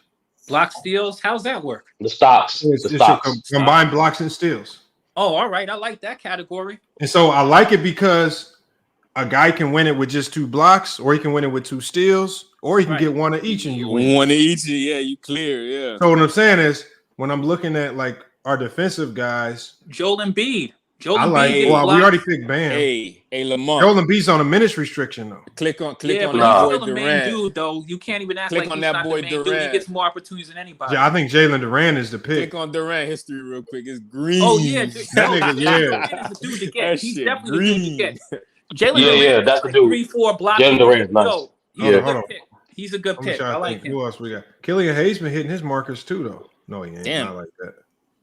Nah, that it's, Durant it's is. I kinda think green. that's a goal. I think that's a chicken dinner winner right there. Easy. Yeah, That's like 'cause easy they money. playing the Bulls, like DeMar DeRozan like to attack. He gonna have Yeah. he gonna have 3 blocks in that game. Just But blocks hold up alone. though. You got to think Vuk gonna take him away from the rim though, so that's something that you got to think about as well. You know what I'm saying? So like we from the putting center spot. the last of the good. balance on this. He's gonna be good. I think those are all good picks, Lamont. I like them all. All right, I'm putting $9 on this. I'm gonna place the entry. That's a cool 220. I think. Hold on. Oh Lord, Lamar ain't got no money. Insignificant funds. We saw that. No, because I thought I could use. I thought I could use my promo. Last night, you ain't hear I'm just joking. I'm just messing around. Calm down, everybody. Calm down. All right, it's in there. Yeah, Lamar, what's this? What if everybody? Yeah. What if everybody just sent you $5? What happened? What you mean? If everybody sent him $5, they'd have like 30, 40 something. I mean, put it on the bet, motherfucker. I mean, we could put a parlay together, but you could just download the app and do it yourself. We all gambling, ain't we? Oh, this is just for you to have fun.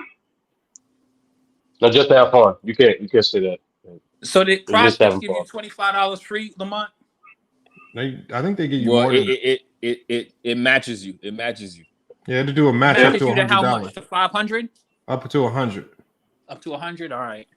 Yeah. So if you deposit that hundo, they'll give you a hundo in promo amount. So Here, I'll put the link in the chat. yeah, I use right, three. I I use Prize Picks, Parlay Play, and Underdogs. You know what I mean? Like just to see like who got the best lines, and I just take advantage of that. If I see any like discrepancy with the point totals and stuff like that, I'll attack it on the other app. Yeah, you know what I've been using though to really, Gambling I've been using this app. You might want to try it. It's on your phone. It's a mobile app called Line Star. Line Star. I think I heard of that. Line Star. But this thing, it costs $9 a week. Okay. But like, it helps me with like my Prize Pick projections. Now, their projections aren't always right, but it gives you a lot of information about the player's history versus that team. But then it also gives you the information about how the other team defends that position. So, for example, like we pull up this matchup that Marcus Smart has right today against Washington. Right. So if we go here, if we go to Marcus Smart, let me find him here. Or I could just do any player. It don't have to be Marcus Smart. But it talks about like, so the Pacers are going up against Cleveland. It tells you Cleveland is allowing 32 fantasy points per game to point guard starters. It tells you who Tyrese Halliburton plays best with. They saying right now he plays best on the floor when Obi Toppin's on the floor with him. Okay. You know, it tells a lot of information. It says right here, it says this pace. It says the pace for the Pacer game is going to be a negative pace differential. So the pace isn't going to favor the Pacers. The pace is going to favor the Cavs because the pace is going to slow down. Yeah. So it just tells a lot of stuff that, I mean, is it always right? No. I think sometimes this app can make you overthink stuff and you'll end up. But it's good for insight. It's good for analytics and insight. Yeah, it's definitely good. A data point, man. That's all it is. You know what I mean? Like it's a data point, and you need as much of those as you can find, man. I mean, hey, that's how it goes. I'd rather lose knowing that I got too much information than lost and I ain't really have and I see some shit and I'm like, oh man, I ain't know that. You know what I'm saying? So, yeah. But like I think the one site where it's almost impossible to win now is FanDuel. Like the FanDuel lineups, it's almost impossible now. Yeah, dudes are expensive. Like you got to get the cheaper guys and hope they go off. I mean, that's just not. I think it's not. It's not because of that. I think it's because they are allowing too many people with bots. Because there's people with like you're never going to beat somebody if they got a $3,000 bankroll to spend $3,000 on $9 entries, and then they're using a computer program to just put in as many lineups as possible with $3,000. Like you ain't gonna beat that. Yeah, that's fact. You know what I'm saying? And so they just get more shots at it. Like when you might put in your little $20 and put in 2 lineups, you going up against somebody else's 400. It's just like, man, what the fuck am I supposed to do with that, man? You got so many combinations, like you can get it wrong so many times. And so that's where I say if FanDuel put a limit like to how many times somebody can enter, that would make more sense. But they're not managing it properly to me. They just let it got out of control. Yeah, they just in it for the bread. They don't give a damn. You know what I mean? Like, what they should do, meet in the middle, just charge a certain amount of entry, so you can't like abuse it. No, I think they should just limit how many entries you could put in. So if you say this is like, I mean, they do have some contests where it's like single entry, but I don't know. Yeah, that's what Fontaine just said. Fontaine, you got to hit that link. He said they got single entry contests, or they got some contests where you can only put in like 3 entries. But them is also kind of dicey. Yeah, I can't use FanDuel, because I'm in Florida, so I got to make do with all these other books. That's all right. We're gonna do a FanDuel lineup real quick. We're gonna win that though. Hold on. Let me show you. Let me get it pulled up here. We got Florida, 30 minutes. We got 30 minutes to do a FanDuel lineup. Florida, dumb as a bag of rocks, man. Motherfuckers can't come to a damn agreement to get this shit here, man. Yeah, they be hating on us. Bro, they didn't have it here, but you know, Arizona. What they did was they just basically went to FanDuel and was like, if you build a sports book down here, we'll allow it. So they built a big ass that shit. sports book down It's here. all about them taxes, man. It's all about that money. And that's a fact. I'm down there in Florida dog. too. They're bad on us they're bad on us on sports betting, and they're also bad on us on cryptocurrency. The Bro, Seminoles Florida at one point in time wouldn't even allow Uber to come to the airports. That's a fact. Yeah, bro. Like the Seminoles down here, man. They got shit on tight service, bro. Like this shit crazy. Like they run Florida, bro.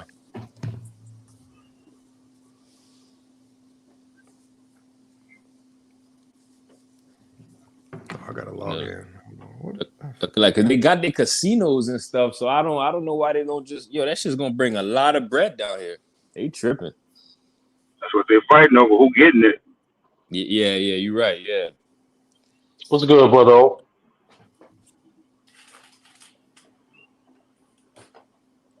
On mute.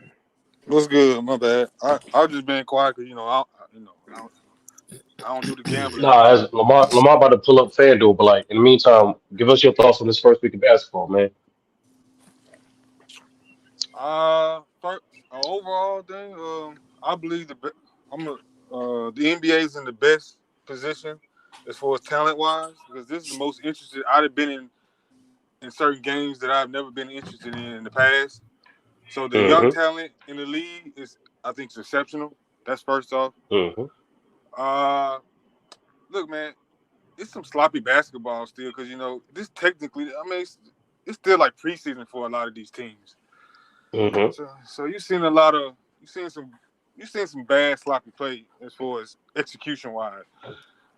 Now, Sturdy, I already know what you're trying to get at. I'm a Bruin fan, and you know what I said last night or was it the other night.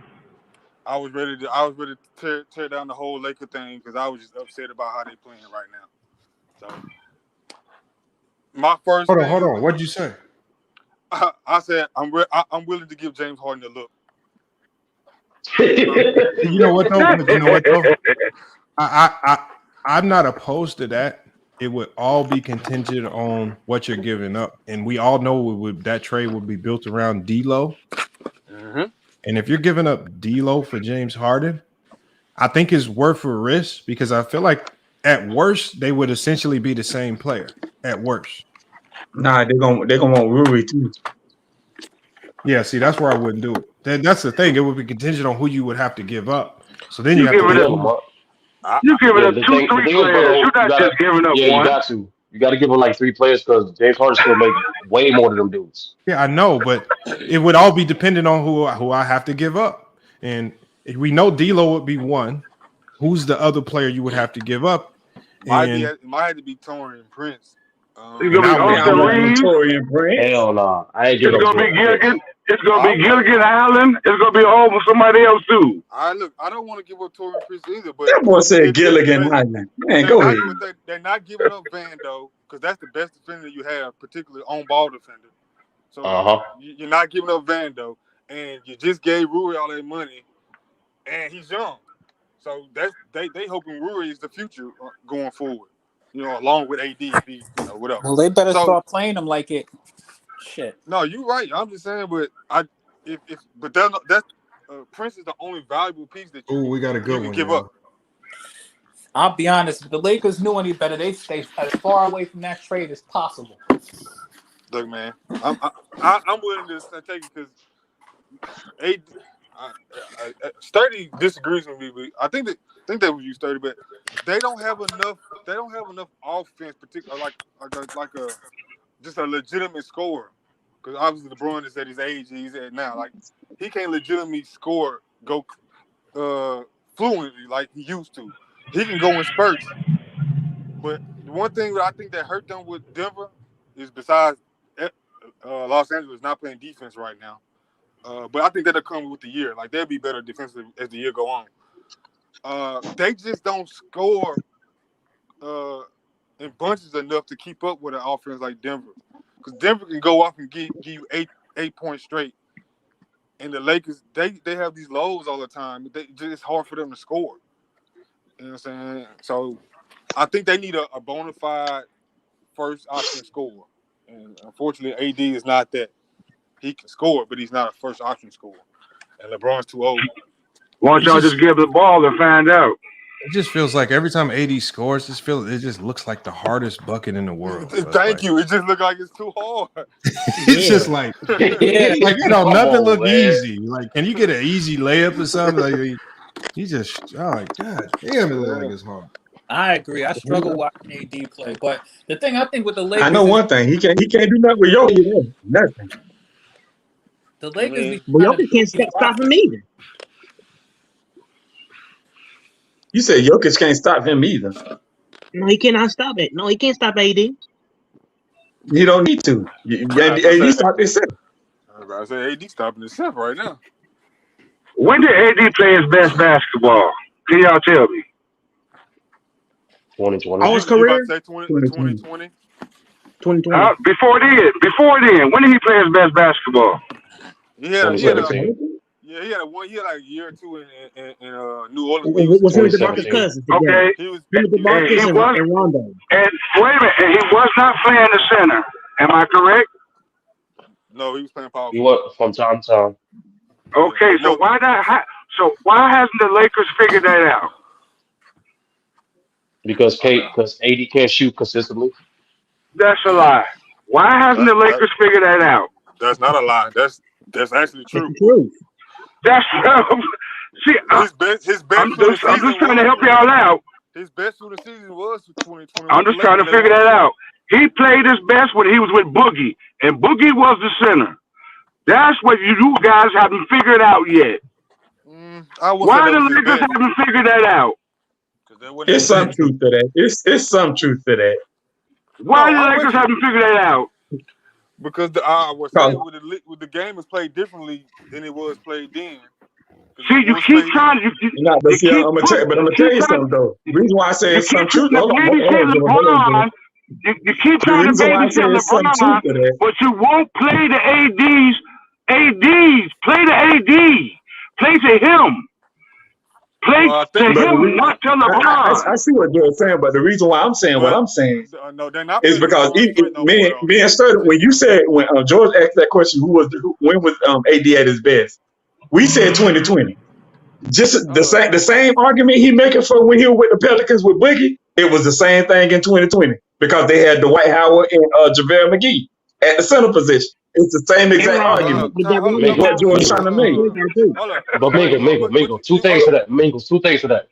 Number one, did we not see AD and the Lakers win multiple playoff series when he started at center? Yeah, but they won a benefit. Okay, number two, Mingo. You tell me if I'm right or wrong, Mingo. Was AD not shooting way better, especially with his jump shot, in 2020 than he is now or recently?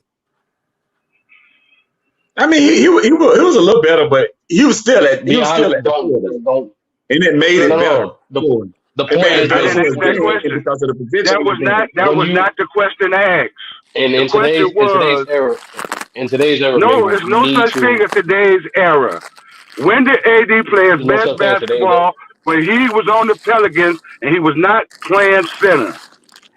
Go back to what he was doing best. Can I say hello? He wasn't playing center in 2020 either. Hold on, but what you missing from them years in New Orleans? He playing his best. He also had a point guard named Rondo to give him the ball in his most favorable positions on the court.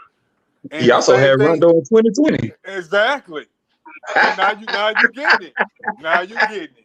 Thank you. Stop babysitting LeBron and play to the man's advantage. Play to his advantage. Nobody's playing babysitting LeBron because LeBron is off the ball more than he's ever been. So you just lying now. You're making it up. I'm not mixing it up. I'm telling the truth. No, because you're not. LeBron is playing off the ball more than he ever has. Give the man his touches like he's supposed to get, and stop making him play center. Point guard like he was in. Hey, Lamar, correct me if I'm wrong, Lamar. Didn't AD have the most shot attempts in both games so far for the Lakers? Yeah. Not in the second half. Okay, not in the second half. Hold on. Especially in the second half. Especially that Nuggets game. Is it me or then LeBron was still on minute restriction? 29 minutes. So if LeBron's on minute restriction, AD's got the most touches. Stop talking and answer the question. How many shots did he take in the second half? More than LeBron. Hold on. Who took the more shots? Wait a minute. Shut up. Who took the more shots between him and D'Lo? Oh, now you moved to D'Lo. You said stop. AD led the Lakers in attempts. AD led the Lakers in attempts. So should the Lakers stop babying Braun or should they stop babying D'Lo? Make up your mind. No, I'm telling you. AD got the most shots. Wait a minute. If AD is the man, you got to feed the man the ball. So why is D'Lo taking more shots, nigga? Why is D'Lo taking more shots than AD? He not taking. AD takes the most shots. What are you talking about? Well, you moved that goalpost real. You moved that. I did move the goalpost. Cause D'Lo was nowhere in your conversation before until study said. It's the same principle. If he's the man, he's supposed to be getting the ball. I know, but your principle in the he is getting the ball. It lacked substance to it though, because all you focused was LeBron. That was your sole focus. No, my focus is the team is not. If it's AD's team, AD's supposed to be getting the ball. Then why single out LeBron if it's about team? You singled out LeBron because they still babysitting him. But no, they're not. We just told you he wasn't. No, you say they wasn't. As you watch the game, what is they doing? Again, I told you. Give AD the ball. Hold on. Time out. LeBron has been off the ball more than he's ever been in his career. First of all. Second of all, if you watch that first game and that viral clip of what's that viral clip of him talking to the coach about? You know I can play point guard right too, right? Because he said I'm just floating around. Yeah, that's true. I'm just floating around. That's what he said, right? That's what he said. But you watch the game, you will see it. Yeah, I watched the game. That's what he said, right? Then why we having this conversation then? Then why we having this conversation? You going by what he said, but what did he do? That's what. So gave AD the ball. Hold on, time out. He went to complain to the coach. No, I'm not because you lying. In the first half, AD had 17 points, right? Man, I don't think your communication skills are good. And then in the second half, he didn't have 0 points. So Lamar, help me out. In the second half, how many shots did AD put up? I don't know. George, I want to know though. Are you trying to justify him? I can't get no answer. I can't get how many shots did AD put up? I literally answered all your questions, nigga. I don't know. No, you didn't. How many shots did he put up? Well, I don't look know. on the shit right now. Look it up. More than everybody, but I know it's probably led the Lakers. But it don't matter because now you trying to like separate it from half to half. But overall, he shot more than anybody. That's what the media did. They said the second half he had 0 points. Yeah, and y'all just running with it. Yes, because he missed the shots, nigga. He was missing shots. So how many shots did he put up? Enough to say he had attempts. Oh man, let me get this. Come on, why were you stuck on this point? This is ridiculous right here. Like the point is, the panel get quiet, and you got two monkeys talking. Damn, brother, you gonna let him call you a monkey like that? That's crazy. Hey man, look, he's still a brother. I'm not gonna disrespect another black man like that, even though he. I'm sorry, brother, but I'm just getting excited because y'all won't answer the question on how many shots did AD put up. But we already answered the question. No, you didn't. You won't say how many shots he put up. Again, because I don't know off the top of my head, but 30 said you're gonna look it up. But I'm telling you, to me, it's unconsequential to how many shots he put in the second. How's it consequential? Unconsequential. If he's the man, how many shots did he put up in the second half? If he's supposed to feed the man the ball. Again, if he's the man, why not demand the ball? Like he can do that, right? He can't ask for it. I mean, now you changing it. Now he got to demand the ball, but he the man, and you supposed to give him the ball. No, hold up. How many times Shaq had to say, "Give me the"? Now you're comparing them to Shaq. No, I'm Yeah, comparing hold the on, principle. I'm comparing the principle, like you told me. I'm comparing the principle. Yeah, Now you're comparing them to Shaq. One thing that I said, George, the one thing that I said about AD and the Lakers is the one thing I don't see in AD is when you the best, when you want to, let's say he's the best player on the team, which a lot of people think he feel like he's the best player right now over LeBron. In the second half, and he it seems like he doesn't understand that the defenses are all predicated around stopping him. And when it's time to just go get a bucket, it looks like he just doesn't know how to go get a bucket when it's time. Like, when, even when he gets the ball, he looks unsure. He looks like he don't have a plan. He ends up falling down a lot when he attacks and it looks sloppy. Just like when I was telling brother, like it's almost as if I don't want him with the ball late in the game or in the second half. LeBron looks more confident with it when he drives. It looks like he's driving with a plan, whether it's to draw the foul, whether it's to score. Something's going on with AD where I don't know if it's something we can change at this point in time. I don't think he just has it in him. Maybe he can put up numbers on a bad team like he was in New Orleans, but on a good team where teams are really defending to stop him, to shut him down on a night in, night out basis, it just seemed like he ain't up for the task. He not up for going outside of the offense, just getting a bucket, going through somebody's chest. I don't think he can do it. I think he can only. It almost seems like he can only score within the offense, and that's a really good number 2 option to me. But as far as late game, I just don't think he got it. Y'all trying to make him and turn him into something he's not. He just ain't that dude. He just ain't. To answer George's question, AD got 8 touches. That's on him. That's on AD. No. That's leading the Lakers in attempts in the second half. Once again, 8 touches in the second half. Yes. 8 touches. Okay. Now, can I ask you another question? And you want to get mad at me? You want to start hollering and screaming? How many touches did LeBron get and D'Lo? LeBron got 6. D'Lo got 5. Damn. So he still got more, right? Yeah. No, nigga, what? Yeah. He just said AD got 7. I just said AD still got more. I just said that. Yeah. Okay. I said he still got more. No, okay. You said he did. I said he did. What's wrong with you? I thought you was watching the game though. I said he still got more touches. Yeah, man. But he only got 8 touches in the second half. I'm just saying, in the whole half of basketball, he only got 8 touches. Listen, George, that's wild. That's wild. So why are you arguing for it? Why are you arguing for it if he got more touches? No, why are you arguing for it? I'm just saying. In the whole half of basketball, he only got 8 touches. George, the point is the point. Yes, and that's nothing too, George. Like, especially and what about the rebound? As a big, hold on, actually, and as a big in the NBA, you gotta be able to get easier buckets, bro. Like, yeah, it'd be nice to have a guard set you up every single time, but at the end of the day, you watch that game again. AD wasn't running in transition. AD wasn't like Lamar said, he wasn't putting pressure on the defense trying to draw fouls. No. He kept be honest with you, George, he actually had his best production in the post. But every time AD would face up, if he was set up for a jump shot, I'm letting you know, he was set up for a jump shot or do some weird side floater bullshit. Okay, Sturdy. Lamont, you're a coach. Details, nigga. Lamont, you're a coach, right? Lamont, you're a coach, right?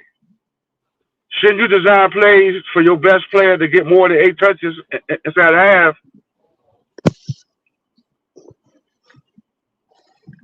Lamont? I think Lamont might have stepped away. Okay, but yeah, he stepped away. But anybody else? Shouldn't you design plays for your best player to get more touches in the second half? They did. He missed shots. Theoretically, I didn't say that.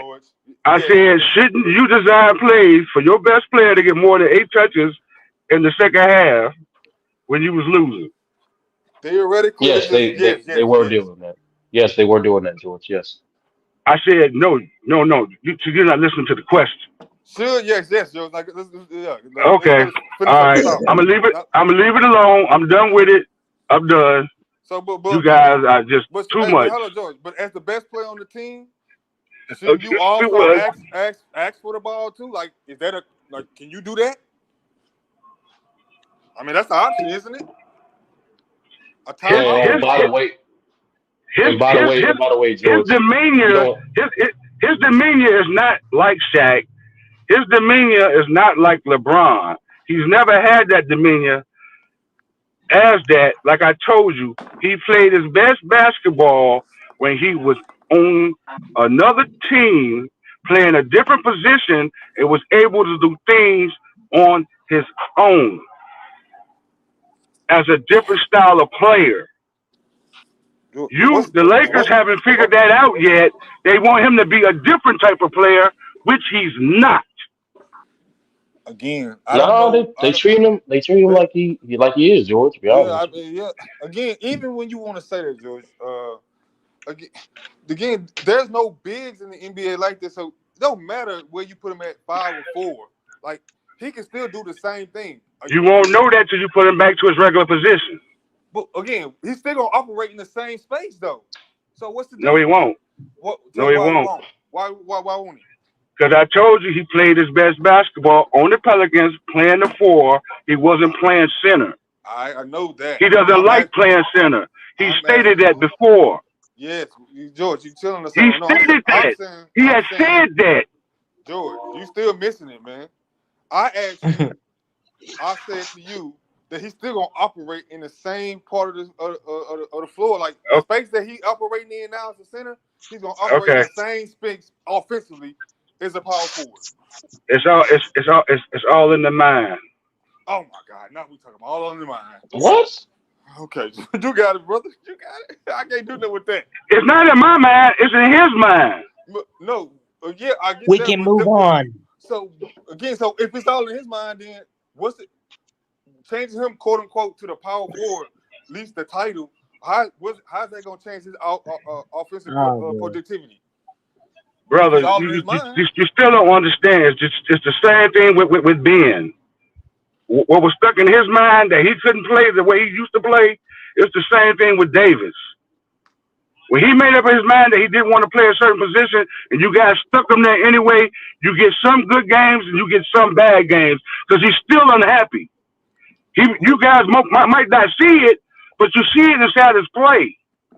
What position Ben was that he didn't want to be at? Because he always played the same position, as far as I know. Okay, but it was something else stuck inside his head that was making him think that he couldn't play. That's why you got the Ben Simmons that you've been seeing the last 3 years. That was all inside his head. It wasn't him. Yes, it was something inside his head. Don't you understand that? Damn. Fuck, bro. You gotta back the fuck up, my nigga. Damn. My bad, bro. I'm watching this fight. I'm watching Ngannou versus Fury right now. He knocked him down. What fight is that, Sturdy? Tyson Fury versus Francis Ngannou. Ngannou just knocked him down in the third. You gotta back the fuck up, my nigga. Damn. Hold on, too big. You going for Fury?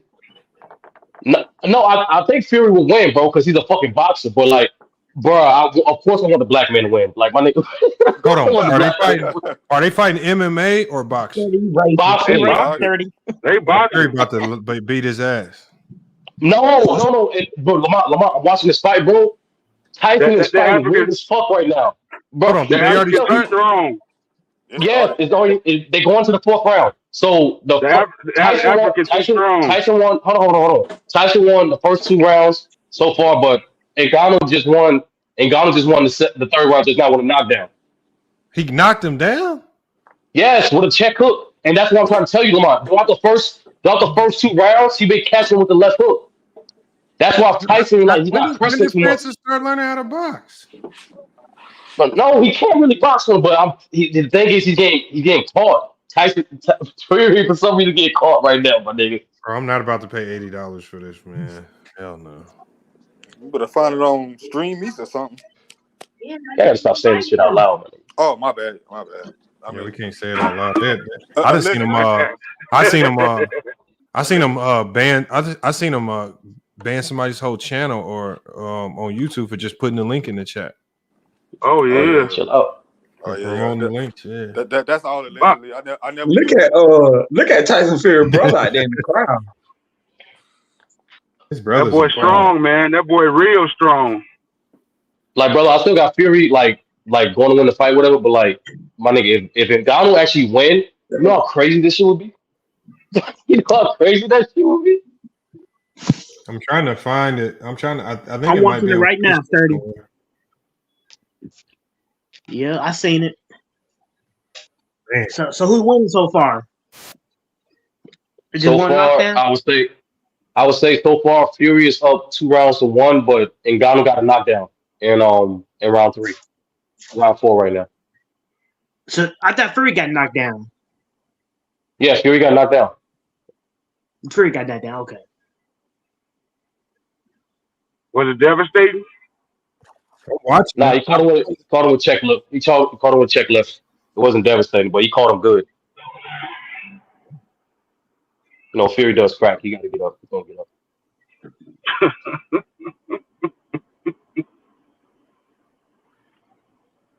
I think Tyson Fury worried about his strength. Yeah. Man, if he can get up from Deontay Wilder, he can get up from this man too. I give him that. He got a strong chin, man. Oh shit, that's crazy! Yo, he hurt him again. He hurt him again. I told you. Again? No, he hurt him, bro. Oh my god, bro, this shit. Ralph that said, boy strong. Why you ain't do the 7 days in jail with who? Kai. That boy strong, man. That's that. I just found out who he was like a week ago. But Hold on, what happened? What happened with Kai? I don't know. I thought it was a script or something. He was in there What is with, Ralph talking about? I don't know what Ralph talking about. He was in there with Man, he ain't in jail, man. It's him, Chris Rock. They go to. It's like an experiment, like project type thing. He ain't in jail for real. Yeah, ELE Chopper, or whatever his name is.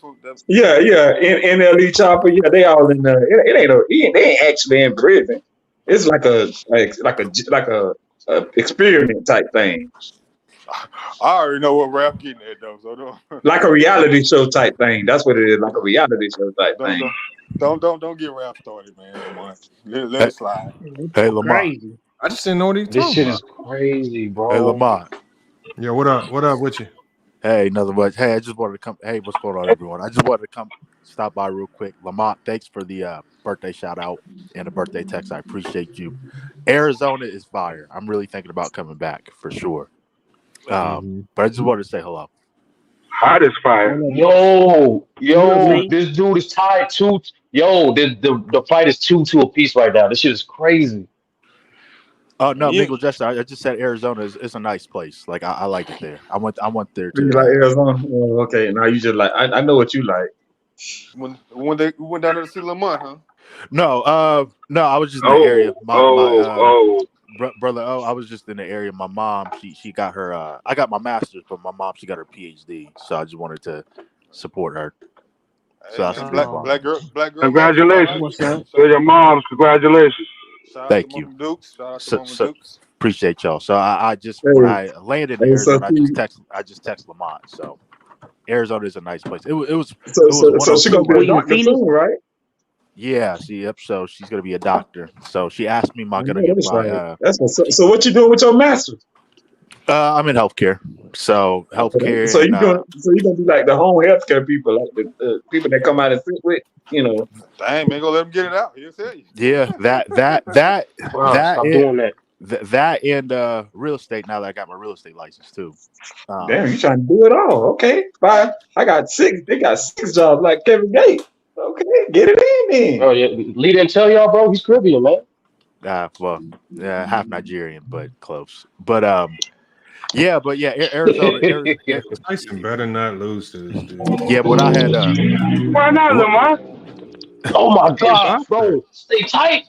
When I had. Hold on. I'm watching. If Francis hit him with one of them bombs, it's over with.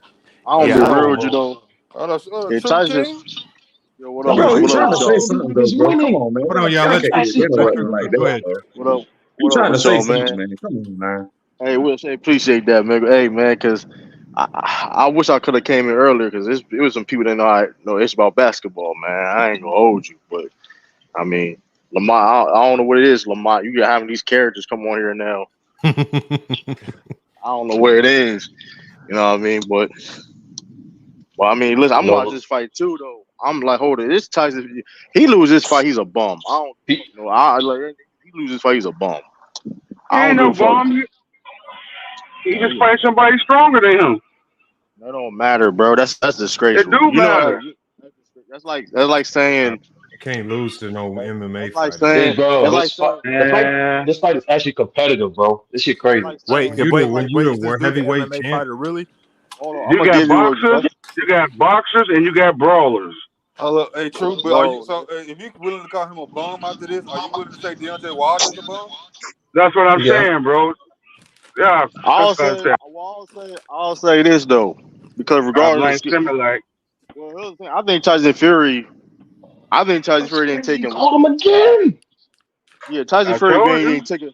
Listen, Tyson Fury man ain't take him serious, but that's his fault. You know what I mean? That's his He's damn. just stronger. It's not about that, bro. I don't think. I mean, listen, bro. You don't listen, bro. It ain't about that, bro. It's a bad precedent. It's like saying Messi coming in and playing baseball or something like that, bro. Or like No, vice, it's like you not. can. There's No, so it's many not. examples you No, can it's use. not. Like it's a bad precedent.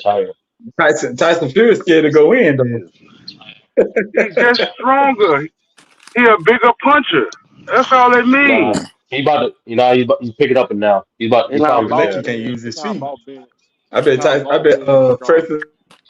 That's how George Foreman It was. ain't about This being. is it's So is. Ngannou getting tired. hold on, George. So you using strength. So if you using strength. So if you take Olympic, do you believe Olympic gold medal wrestler can beat Terrence Crawford in a boxing fight? If he trains, If yeah. you're using strength. I said if he trains.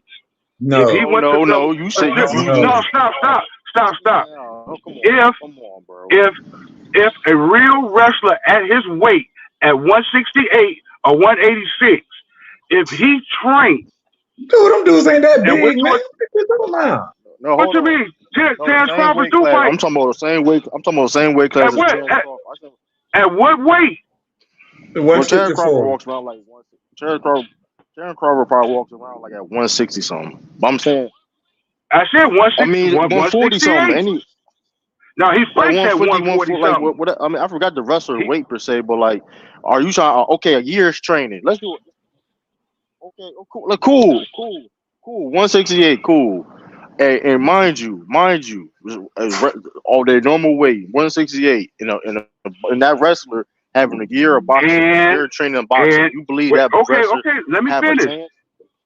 And if he's stronger than Terrence, yes. That's how Terrence. Yes. Wait a minute. All right, That's just how. dope. Wait a minute. That's just how Terrence just proved. Stop, bro. Let me talk. That's just how Terrence just proved to Spence fans who thought Terrence was littler than Spence, but he proved that he was stronger than Spence. What? Everybody thought that Terrence Crawford was little. I think you just like to hear yourself I'm not saying nothing. Everybody thought that Spence. Everybody thought that Spence was bigger and stronger than Terrence Crawford. He was. He is bigger than Terrence Crawford. Terrence And Crawford they thought he was stronger. That's what it was. No. And they thought he was stronger than Terrence Crawford. Yes, and Terrence Crawford just outboxed him. That's all it was. No, Terrence Crawford went in there and proved that he was stronger. And no, he didn't prove that. He proved that he could outbox him. He did. Bro, did you watch the fight? Yes, I watched the fight. He outboxed him. No. When Earl Spence tried to push him back, Terrence stood his ground and pushed him back. Did you watch? He proved that he was stronger than him.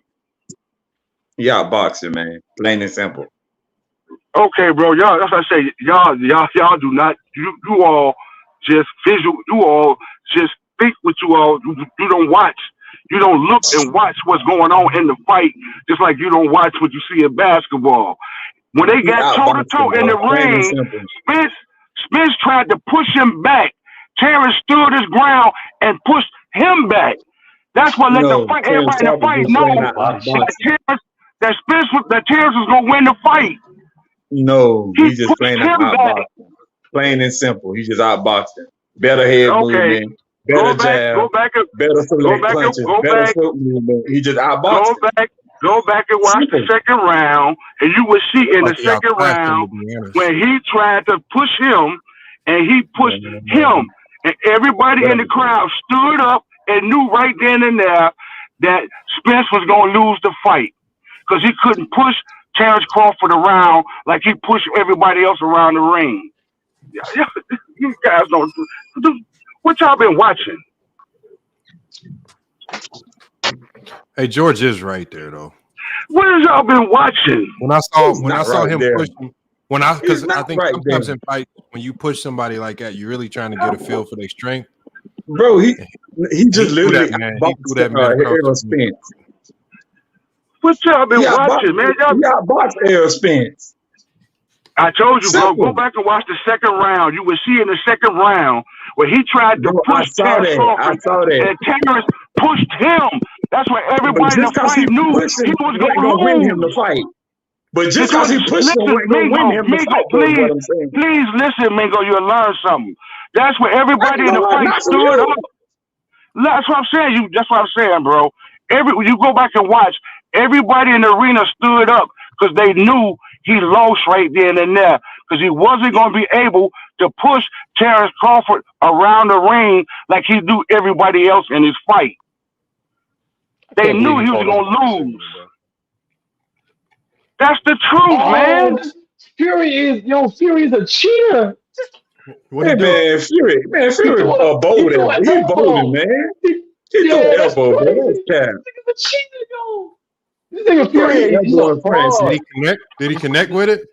Yeah, he connected. Bro, he's a fraud. Bro, this nigga's a fraud. He's elbow, man. What did the rep say? They catch him? Shit, did they catch him? Bro. Did the ref catch him? No, the ref didn't catch him. And that's that bullshit because the ref was like, he could see it. He just didn't say nothing. Did the ring people catch him? No, nah. They showed a replay, but nah. So they saw it then.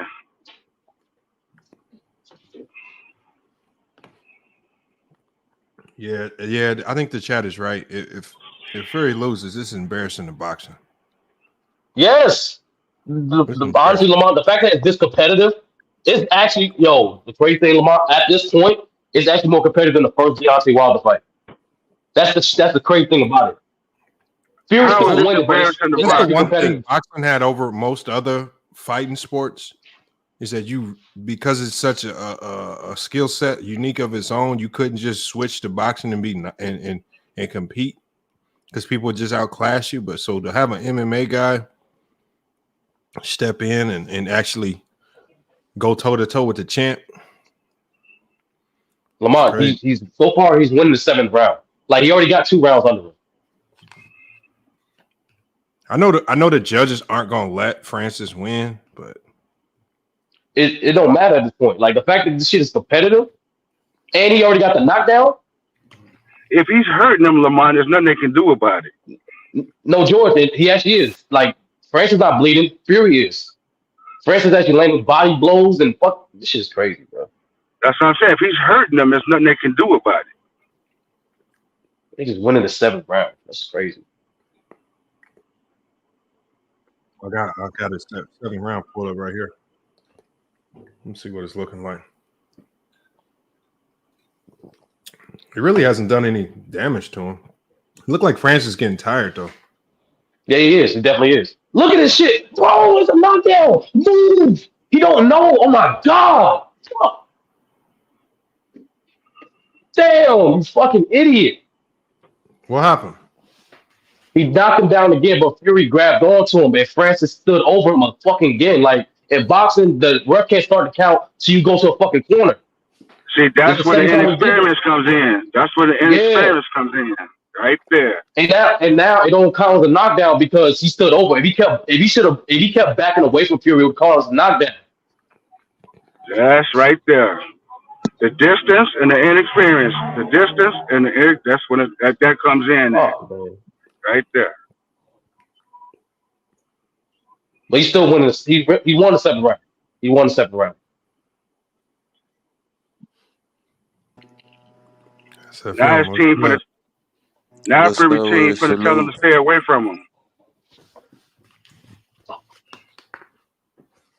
My bad. You okay? Sorry.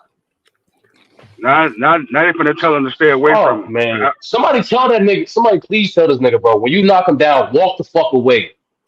Yeah, they finna tell him, but now Fury team finna tell him to stay away from him, to use his reach.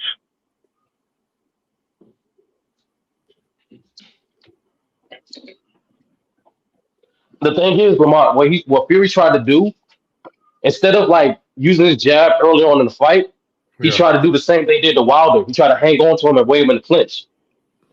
Francis is way bigger than Francis is bigger than Wilder. So, and number two, he's an MMA fighter. So he's accustomed to like taking his time, getting his breath in the clinch. So it's not gonna work the same. Right, because he's a wrestler, so he's used to that weight. He can't weigh him down with that body weight.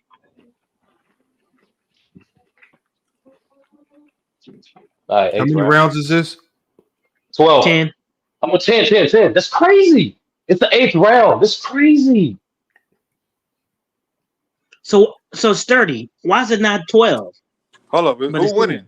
Who winning 30? It's me personally, I got Fury winning 4-3, but Ngannou's doing the most damage. So why is it a 10th round, Sturdy? Why is it not 12? Oh my God! Oh, hey, man, us in the black community need our get back. So you know what I'm saying? Come on, Ogano.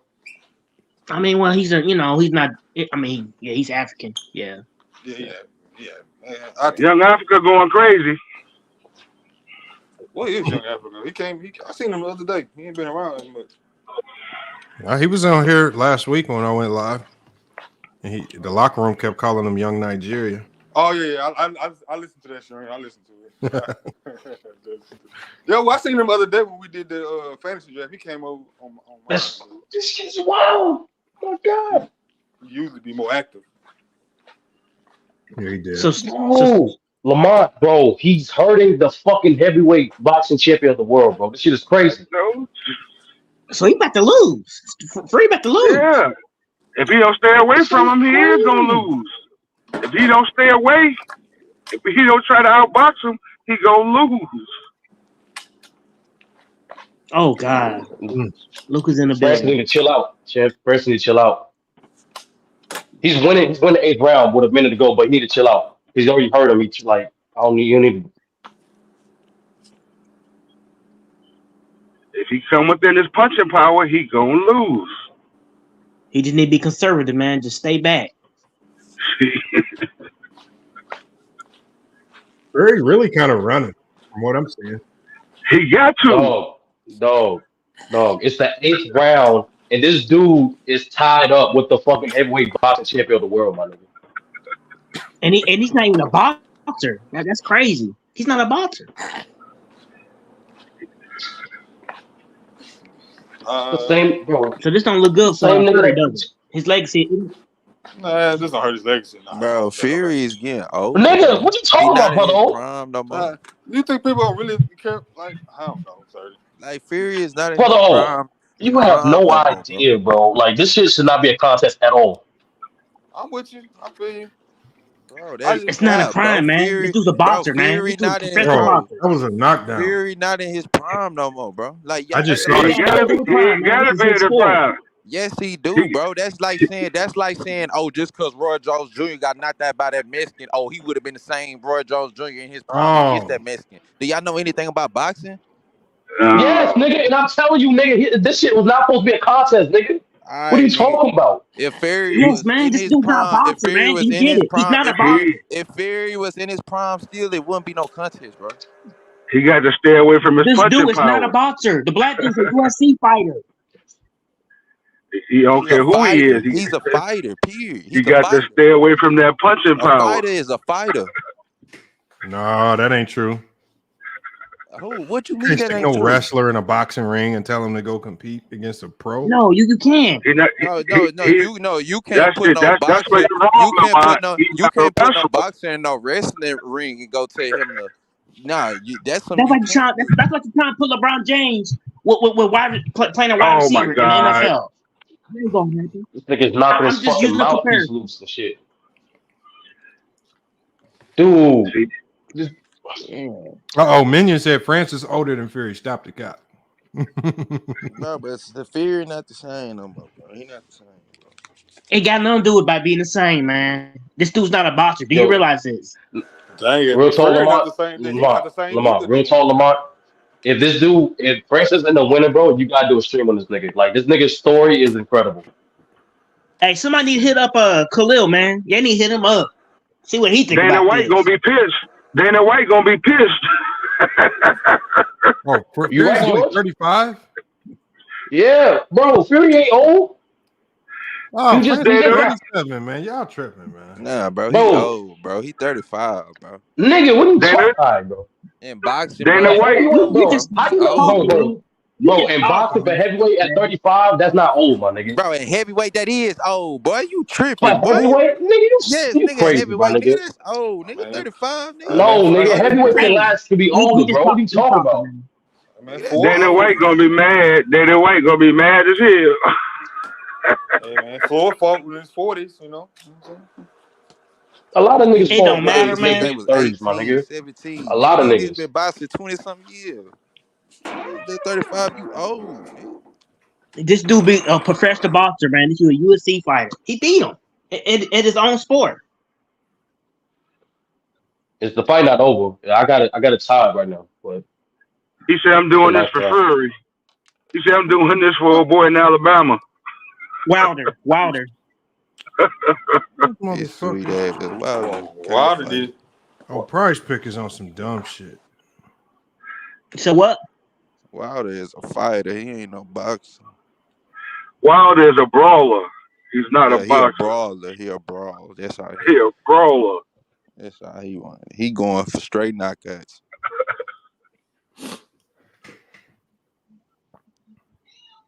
All right, come on.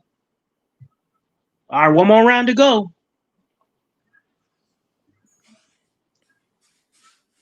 This is crazy. If he don't knock him out, they still might cheat him.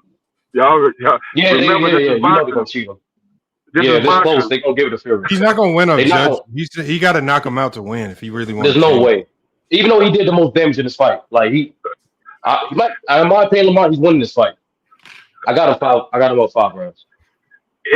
So you got Fury for 5 rounds. Yeah, I got Fury for 5. I got Francis for 4. And He even in the last wins. round's close. He wins if he knock him to put him down this round. Yep, He I wins. agree, George. Is Wilder actually wins. fighting Joshua? That what they say. That what they trying to work it out. I think Joshua. All you need 2 more rounds, man. They could have done 2 more rounds in this fight, man. Last round, bro.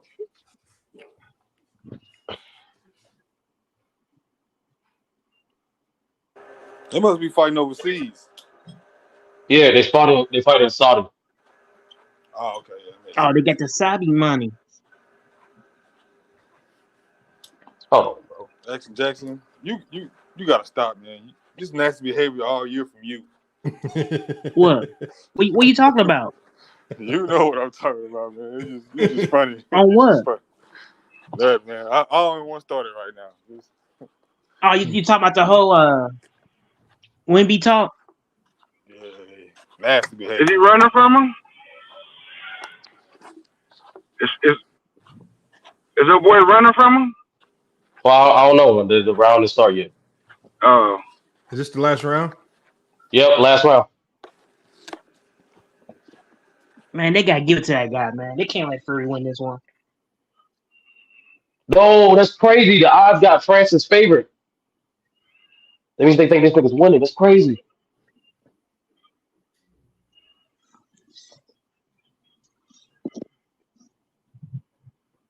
Boy, this gotta be the biggest thing in boxing, man. It just happens. The biggest thing in sports is going to be the biggest thing in sports tonight and tomorrow. I was about to say, I don't know if I care about it that much if he win, if he lose. But Nah, brother. I'm gonna send you. I'm gonna send you. Nah, brother. I'm gonna send you Ngannou's bio, bro. Like this dude's story is incredible. I believe him. Yeah, I'm not too much. It's a movie shit. It's a movie shit, honestly. Like, honestly. Hold on, Double E said they had Francis favored to win the fight. Hell no, nigga. W on goddamn drugs. Now you know what? Before the fight, Fury was a huge favorite. Now you know what? I tell you this, that might make some of them more of them guys come over and try boxing. Yep. I mean, after Conor came over and got tapped, but he came. No, I'm talking about some more of them other ones, some of the major ones. Yeah, I mean, Conor. I ain't talking about that old. I ain't talking about that drunk Irishman. No, I ain't talking about him. No. Damn, that's messed up. I mean, but he is one of the biggest names in the sports, though. Yeah, they pubbed them up to be.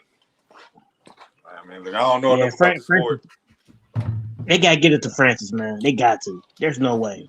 What you mean give it to him? He got to earn it. You can't just give Bro, he earned this shit. He earned this shit. I'm with you. I feel you. Yeah. We ain't just giving out victories. And Fury, he's a great technical boxer, so I'm kind of shocked myself. I'm talking about some of them other guys that got knockout power. I don't know, man. Come on, man. Just make this shit definitive. Like Sturdy, it's you 10 gotta rounds. give us Like, play-by-play, Sturdy. You the one watching it, man. You gotta give oh, us they just still filling each other out for some fucking reason. Like no one's throwing nothing. I still got Francis winning this 10th round, but so far he got him pointing up a little bit. This nigga just tried a Superman punch. That's crazy. Who? Boxing? Like he tried a Superman punch. Bro, he didn't connect it. Hell no. He just threw that shit out of He can get knocked out that way. I think Fury lost his round though. I think Fury lost the 10th round. He didn't do nothing. That's crazy. Renegade said They Fury not fighting back. tied. They tied. Both of them If he win tied. this, man, you know the fight ain't right. I think the fight over. I think I got Francis winning. They're not gonna give it to Francis him, but I won got this Francis fight. winning. There's no way. What you mean they're not gonna give it to him? Bro, it's boxing. It's boxing. You'll see. You'll see. I mean, okay. And did he knock him out too? That knock you out stuff. Don't that count? They get you more points. How many knockdowns? How many knockdowns he had? He had one, but he technically got two. He technically got two. Everybody But said they Francis think Ngannou won. Yeah, I think Ngannou won too. But you saying the sport of boxing ain't gonna say you won. Hell That's no. boxing. Anything can happen in boxing, son. Anything. You won, man. They can say he won to a draw to anything, bro. This is big time, man. This is big time.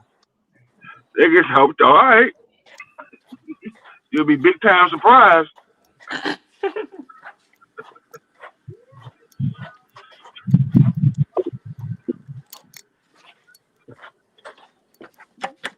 I wonder how Yeah, long this is it's gonna be take news to- all week. All week? I don't know. Football. Brother, Dude, niggas, this dude be the boxer, UFC fighter. I'm not saying it won't be some news, but football trump everything over here, man. First of all, Yeah, I mean, yeah, it does. No, I'm just saying for I get what you're boxing. saying. You right. Boxing wise, This is probably the biggest thing in a long time. Since Wemby going to your Spurs on Action Jackson, huh? That was low. That was low. That was low. I mean, am I wrong, brother? Has he shown you what he can do? Has he shown what he can do? That is the problem, actually. Boy, I ain't never know you be a Spurs fan, but okay. I've been a Spurs fan since 1999. But yeah, brother, what channel was it we first said it? Was it True or this channel? No, it was True Channel. I was listening. It was True Channel. I was dying laughing, man. I was dying. I don't know why you don't believe me, man. I don't know why you don't believe that I'm a fan of the Spurs. I just never really talk about it. Oh my God, bro. But you already admitted that. You already admitted that you just bandwagoned. No, I let you have it, man. Because either way, if I admit to it, then he lying, he capping. No, I've been this fan for a long time. I've been following the Spurs a long time. But then they start asking you Spurs players. You ain't know none of them. I do know. I named the Spurs players: Jerry Irvin, James Silas. Oh man, two. Larry King, Ernest Gilmore, Johnny Walker. Johnny Moore. Johnny Moore. That's funny. Okay, you got it, actually, man. But now Wemby is Willie Anderson, Alec Anderson. I mean, I named all the players. Nah, actually, you was right though. Wemby, he just got it. You know, he just got it. I mean, he don't even play like a center, man. He plays like a guard out there. He plays like a guard. Once he learned the game, the NBA game, it's a wrap for a lot of these cats. The only thing stopping him is injuries. I mean, Paul George said it best. Like, how you stop something like that? So, yeah, he played my Rockets last night. That's crazy. SFM, you still a Rockets fan? I don't know if he's still here. They done screw that man in that fight, man. There's no way he won that fight. We gated Curry won. Last night.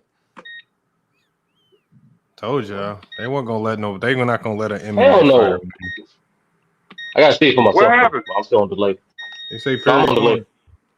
Yeah. They said Fury won. Yeah. Ain't that something? Yep. They could have gone ahead and let him won the fight. This shit is crazy, bro. And Study said he got said they were gonna let him win. He got beat. Fury got beat. Action. I'm just scrolling my timeline. They gave Fury the decision. What's this picture of him holding a chair in Walmart, man? What are you doing? Fury lost. The Alabama. No, Fury won. They gave it to Fury. Oh, the whole Alabama chair. Okay. You know what I'm talking? Remember Alabama, bro? Okay, I got you. Was that on Facebook? Yeah, I just scrolling my timeline. That's just a picture of him holding a chair.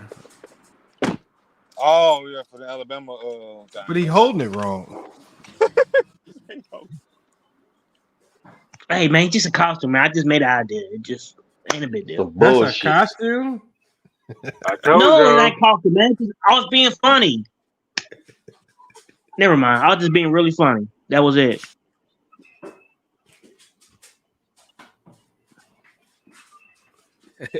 What's good, Lamont?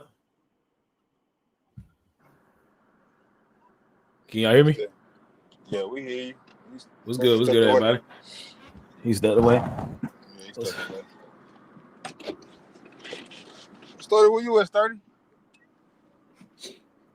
Everybody stepped away after this decision. Yo, what up, man? What's good? What's up with Lamont? My bad, man. I meant to get back to you. I had a busy ass day. No, you good. Yeah, for sure. But we gonna link up on that show for real. So yeah, I tuned in. I was driving back, so I just had it on my phone. That's why I didn't join. But I was driving back to the crib. Yeah, I want to get that done, man. For sure. I've been having some. I don't know. I think for me, I just think Prize Pick is the probably either that or Underdog is. What state you live in? Way. Arizona. Okay, you're in Arizona. Do they have FanDuel or DraftKings? Yeah. Sportsbook? Yeah. I use Sportsbook I've been using Hard Rock Sportsbook though. Okay. All right, yeah. I like, to me personally, like I know everybody be on Underdog Fantasy, everybody be on Prize Picks, but I like to be able to move the lines. And that's what FanDuel allows me to do. It allows you to be able to, like, let's say LeBron James points is at 21.5 for even odds. You can move that down to like 18.5, 17.5, take minus 170, but you put that with like 4 or 5 other things, and then those odds are just as equal as what they're trying to give you on FanDuel. But then, like, all them times where you miss by 1, miss by half a point, you ain't doing that as often because you just tease the lines down. So I like that's why I use FanDuel for most. So you'll lose out on overall money, but when you parlay it together, you get it back. You basically get it back. So let's for instance, let's say you put a 5 pick on Prize Picks, you put 25 on that to win a 500. You can do those same 5 picks, tease them down a little bit, put the 20, tease them down 2 or 3 points, 1 or 2 rebounds, put the 25 on it. Instead of winning 500, you win 360, 370, but you win it. You see what I'm saying? Versus winning, because those lines are set at in the line.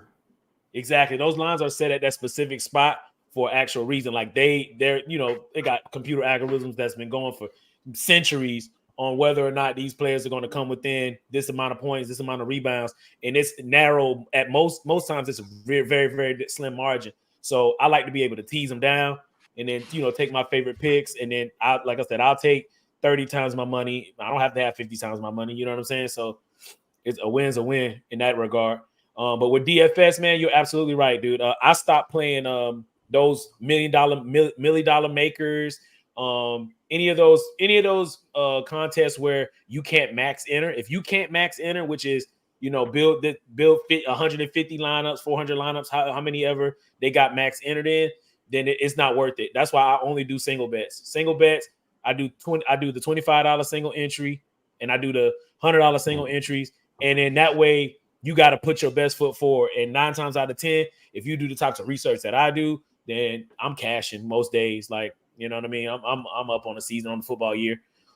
Basketball just started. I already won two contests out of 4. So you know what I'm saying? It's a good situation whenever you got a good background and stuff like that for it. So the FanDuel I'm definitely down. Yeah, FanDuel just changed, man. But no, I'm liking this Prize Pick move. I hit like I don't know your strategy, but my strategy when I won over the last 2 days, I just found one statistical category where the majority of the time the players fall to their average. Okay. And that was the rebounds. And so when I won, I put the $15 on a 6 pick and won. And then I put another $10 on a 5 pick, and I just selected all offensive rebound. And so really just looked at the players' career averages. And if they average less than 1 offensive rebound per game, then those are the guys I'm going with to not get an offensive rebound. Mostly guards like the Trae Youngs and whatnot. Now, sometimes like yesterday, a couple of mine got screwed over because I think guys like Kyle Lowry got an offensive rebound and whatnot, but for the most part, they fall to their average, and I've been winning out because of that. So I'm in the green. Rebounds, rebounds is essentially one of those stats where it's effort. So if you pick a low effort player to not get rebounds or a high effort player to get rebounds, like you said, most times they're going to fall to their averages. What I like to do is with rebounds is I like to find people that are bigs that just live around the 3-point line. So your Kristaps Porziņģis, your Bams, not Bams. Who's the guy that Mo Bamba?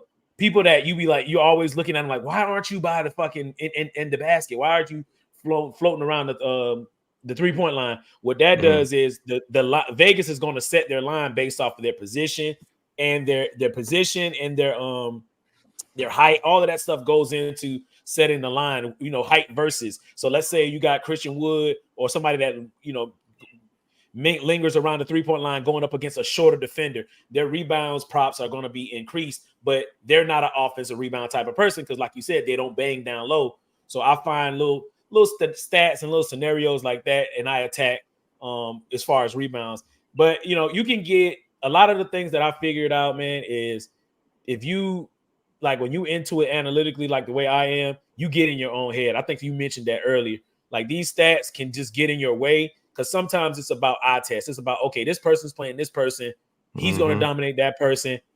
I've watched them dominate this person historically. I'm going with whatever I like about the stat based off of my eyesight evaluation on how these players play. So, I mean, it's a little bit of both. You got to be able to mix both, and that's what takes to be a successful person. You got to mix a little bit of both. I want to send you my book, man. I wrote a book, man, in the past. Since I know we linked up for 2-3 years ago, but it's been a while since we actually like got on the live because I just been grinding, man, like getting everything up and going. I got an app now, dude. I had a website when you met me, but I got like my personal app now. I do a bunch of other stuff too. So I just been kind of not knocking it out and busy, but I'm definitely going to send you a copy of my book because it just basically is an intro level. So like it basically tells people like what's a hedge, what's a reverse, reverse line movement. What's a prop? What's just all the entry level stuff that people ask. It'll be a good start for you to be able to either recommend to people that you're going to be betting. We're going to be betting with if we do this show. I think it'll be a good place for us to both to start. Boy, Fonte, y'all here always cooking, man. Fonte, what's going on? What's good with it, man? What's good with it, man? What's the word? What's the word, fellas? What up with you? Chilling, man. I'm ready to go my ass back home, bro. That's what I'm telling you. I'm still in this damn hotel. You in Chicago? Yeah. No, this SB, bro. What you in a hotel That's for? what I'm saying. You said go back home. That's what I figured. Oh yeah, no. My apartment getting renovated, so I've been out for a week. We supposed to came back Saturday, but something still wrong with the ventilation system, so they got to fix that. Like the whole apartment getting renovated, new everything. Your girl kicked you out, man. I got caught cheating, bro. Stop, man. He got them braids. Hey, Lamont, them braids braided up. He been outside. Black man don't cheat, man. Black man don't cheat.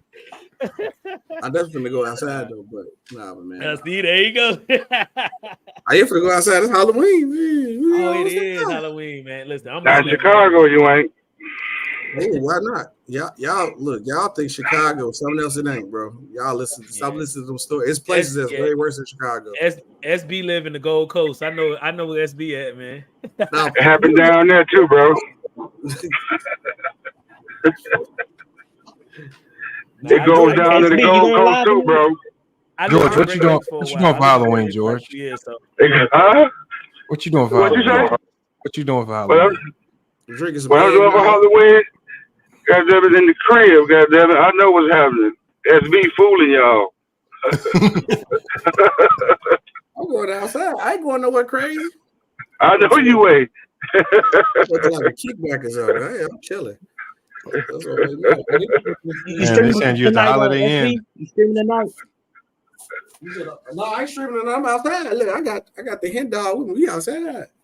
So SB, you saw that fight? Oh, okay. No, I didn't get a chance. I've been outside running around all day. I missed it. My nigga, yo. When you get, I heard Francis got cheated. I'm about to get back to it. Yep, yo, just watch it for yourself. Just watch it for yourself. I'm glad Tyson whooped that nigga, man. Oh my God! Thinking that nigga could come in Of course, he gonna be against him. Of course, he gonna be against. Supposed to do that nigga like he supposed to do that nigga, man. That white boy had every right to win that fight, man. That nigga ain't supposed to be like coming in the box with him. My daughters will straight up call you a coon, bro. All them MMA fighters, they need to MMA fighters need to stop that shit, man. They gonna continue to get their ass whooped, man. They need. Nah, I didn't hear that. This was a different story. I heard this fight was different. What you saying? Yeah, man. He lost. Curry lost the fight. He lost that fight. He should have lost. Nah, nigga, that ain't what the scorecard's gonna say. That's crazy. Did you watch the boxing match? Nah, but I'm saying in boxing that just Shut the fuck up if you didn't watch it. It ain't about no knockouts, man. It ain't about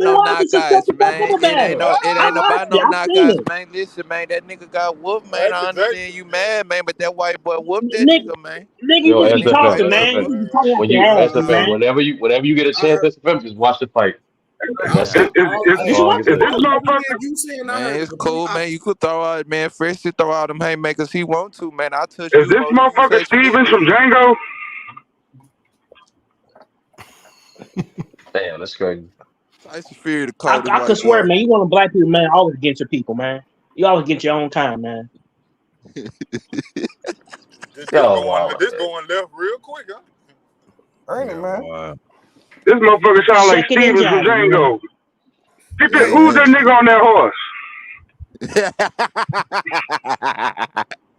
Hey, you wild. Who that nigga on that horse? He say, yeah. Who that on that now? Well, whoop that white boy, whoop that nigga. Whoop that SFM, bro. You just gotta watch.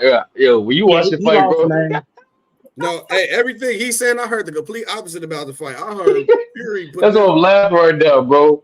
Yo, SFM, you watch that fight, you gonna be disappointed, man. Man, I heard Fury tagging that black nigga ass up, man. Yeah, shit, man. Nah, he wasn't. Did they tell you Fury got knocked down?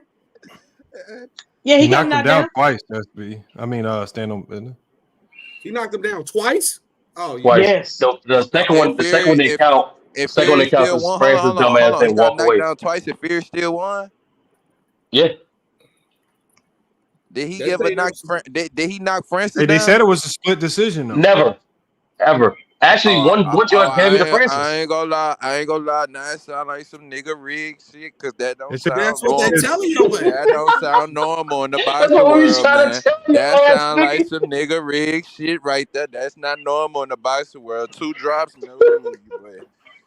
He said it was a split decision. It was a split decision, bro. That's bad, bro. Sound like your nigga cousin was there. Serious, no, if he really got knocked down like twice, he not supposed to win that fight if he didn't at least knock him down once. Like he even hurt him. Forget knocked him down. He never hurt him. He got to at least dominate him in the ring where like it's not close no other rounds. But he didn't do that either. He didn't do that either. I'm just saying. He outclassed him. He didn't hurt him. So yeah, man. Like Sugar Ray did Hagler. Oh, they the like Sugar Ray did Hagler. They the nigga rigged. They the nigga rigged the scorecard. It's cool to admit they did him dirty. Well, Francis won. Nigga won and everything. Yeah, he won that fight, man. I don't care nobody saying. Me no sturdy. This the same motherfucker that people trying to argue that he'll be the greatest heavyweight ever. Like, get the fuck out of here with that shit. Bro, the nigga shit what people saying was wild, bro. Never be true. Bro, niggas been gassing Fury since he beat Wilder and shit. I'm like, bro, that nigga is not that good, bro. They really want to lose no weight. Guess what? We ain't gonna. No. He I ain't gonna say SMF. They was talking like you could put Fury in any era. He'll dominate. Like he'll beat Ali. They said that. Hell no. They said he'll work Lennox Lewis and shit like that. That's nigga. Hell, nigga. Buster Douglas will fuck up with Tyson Fury. He can't even beat Riddick Bowe. Nigga, Roy Jones. He can't beat Riddick Bowe. Roy Jones Jr. when he went to heavyweight and he won the title, he put that nigga Tyson Fury. I don't know about all that, but nigga, boy, y'all crazy, boy. Roy Jones not supposed to be a heavyweight though. He too small. Yeah, hey, for him to climb that many weight classes and win a title and become the champion in every one. He told it. I think if Roy Jones didn't he climbed up and would start losing at the end, I think he should have probably just stayed there. Yeah, no, you right though. You right. He should never. He should never went up to heavyweight. He should have stayed right where he was at in light heavyweight. Or middle. That's it. I'd say stay middle or light heavy, like you said. Yep. But that shit, he sold himself with that shit. Yeah, he shouldn't have. He went to heavyweight really too late. Boy, the USC in California game was good, man. He said that. He said that himself. He was like, that's one of his regrets. Like that whole thing. Like he should have came down from heavyweight. He said if there's any time to walk away, it's better to walk away after that. I forgot that Mexican name, man. That nigga was whooping Roy Jones Jr. Boy, I forgot. Boy, they was whooping him, boy. I forgot his name. Roy Jones got this shit pushed in a couple times. No cap. Man, Charlie did that. Yo, SB. SB, you should have Oliver. watched. You saw Lamar's face, man. When he was watching that fight, he was like, "Yo, I'm about to lose my money on this shit. It's crazy." What fight? What you talking about? Oh, the Fury and Ghana. Wait, who you had your money on? Fury? Oh no. I wasn't about to pay for it. No. Who you bet your money on? I didn't bet. Oh. I was just saying I wasn't gonna pay $80 to watch it. Oh, for what? Oh, my bad. Yeah, a lot of people said this fight was it wasn't right. Hold on. Let me ask this B while you're here. Do you think your Bulls had a little controversy win, man? Everybody's saying that it was rigged. Oh, what? You saw all the fouls got the end? Hell yeah. Say that, boy. All them DeMar DeRozan fouls. Nigga admitted to rigging. Oh, 100%. Them calls was one. Bro, I don't know which calls was more one-sided. Our calls against the Raptors or the Bucks calls against the Sixers. To keep it a book. Yeah. Well, you know what? Another game that was lopsided was the Brooklyn-Dallas game. I ain't watched that one. Who had it for Dallas, right? Yeah, for Dallas. It'd be too obvious, bro. I'm talking about Wembanyama just breathe on somebody. They foul. I'm like, what the hell? Wow. Luka, they want Luka to be the number one in the league so bad, and he ain't gonna get it. SB, why do you hate Luka, man? I ain't gonna lie. I asked you directly. Why you hate Luka? I ain't gonna lie, boy. Luka. Nah, that's not the rumors I've been spreading, SB. That's not the rumors I've been spreading, SB. I said he might be the best player in the league. Luka? No way. I ain't gonna, bro.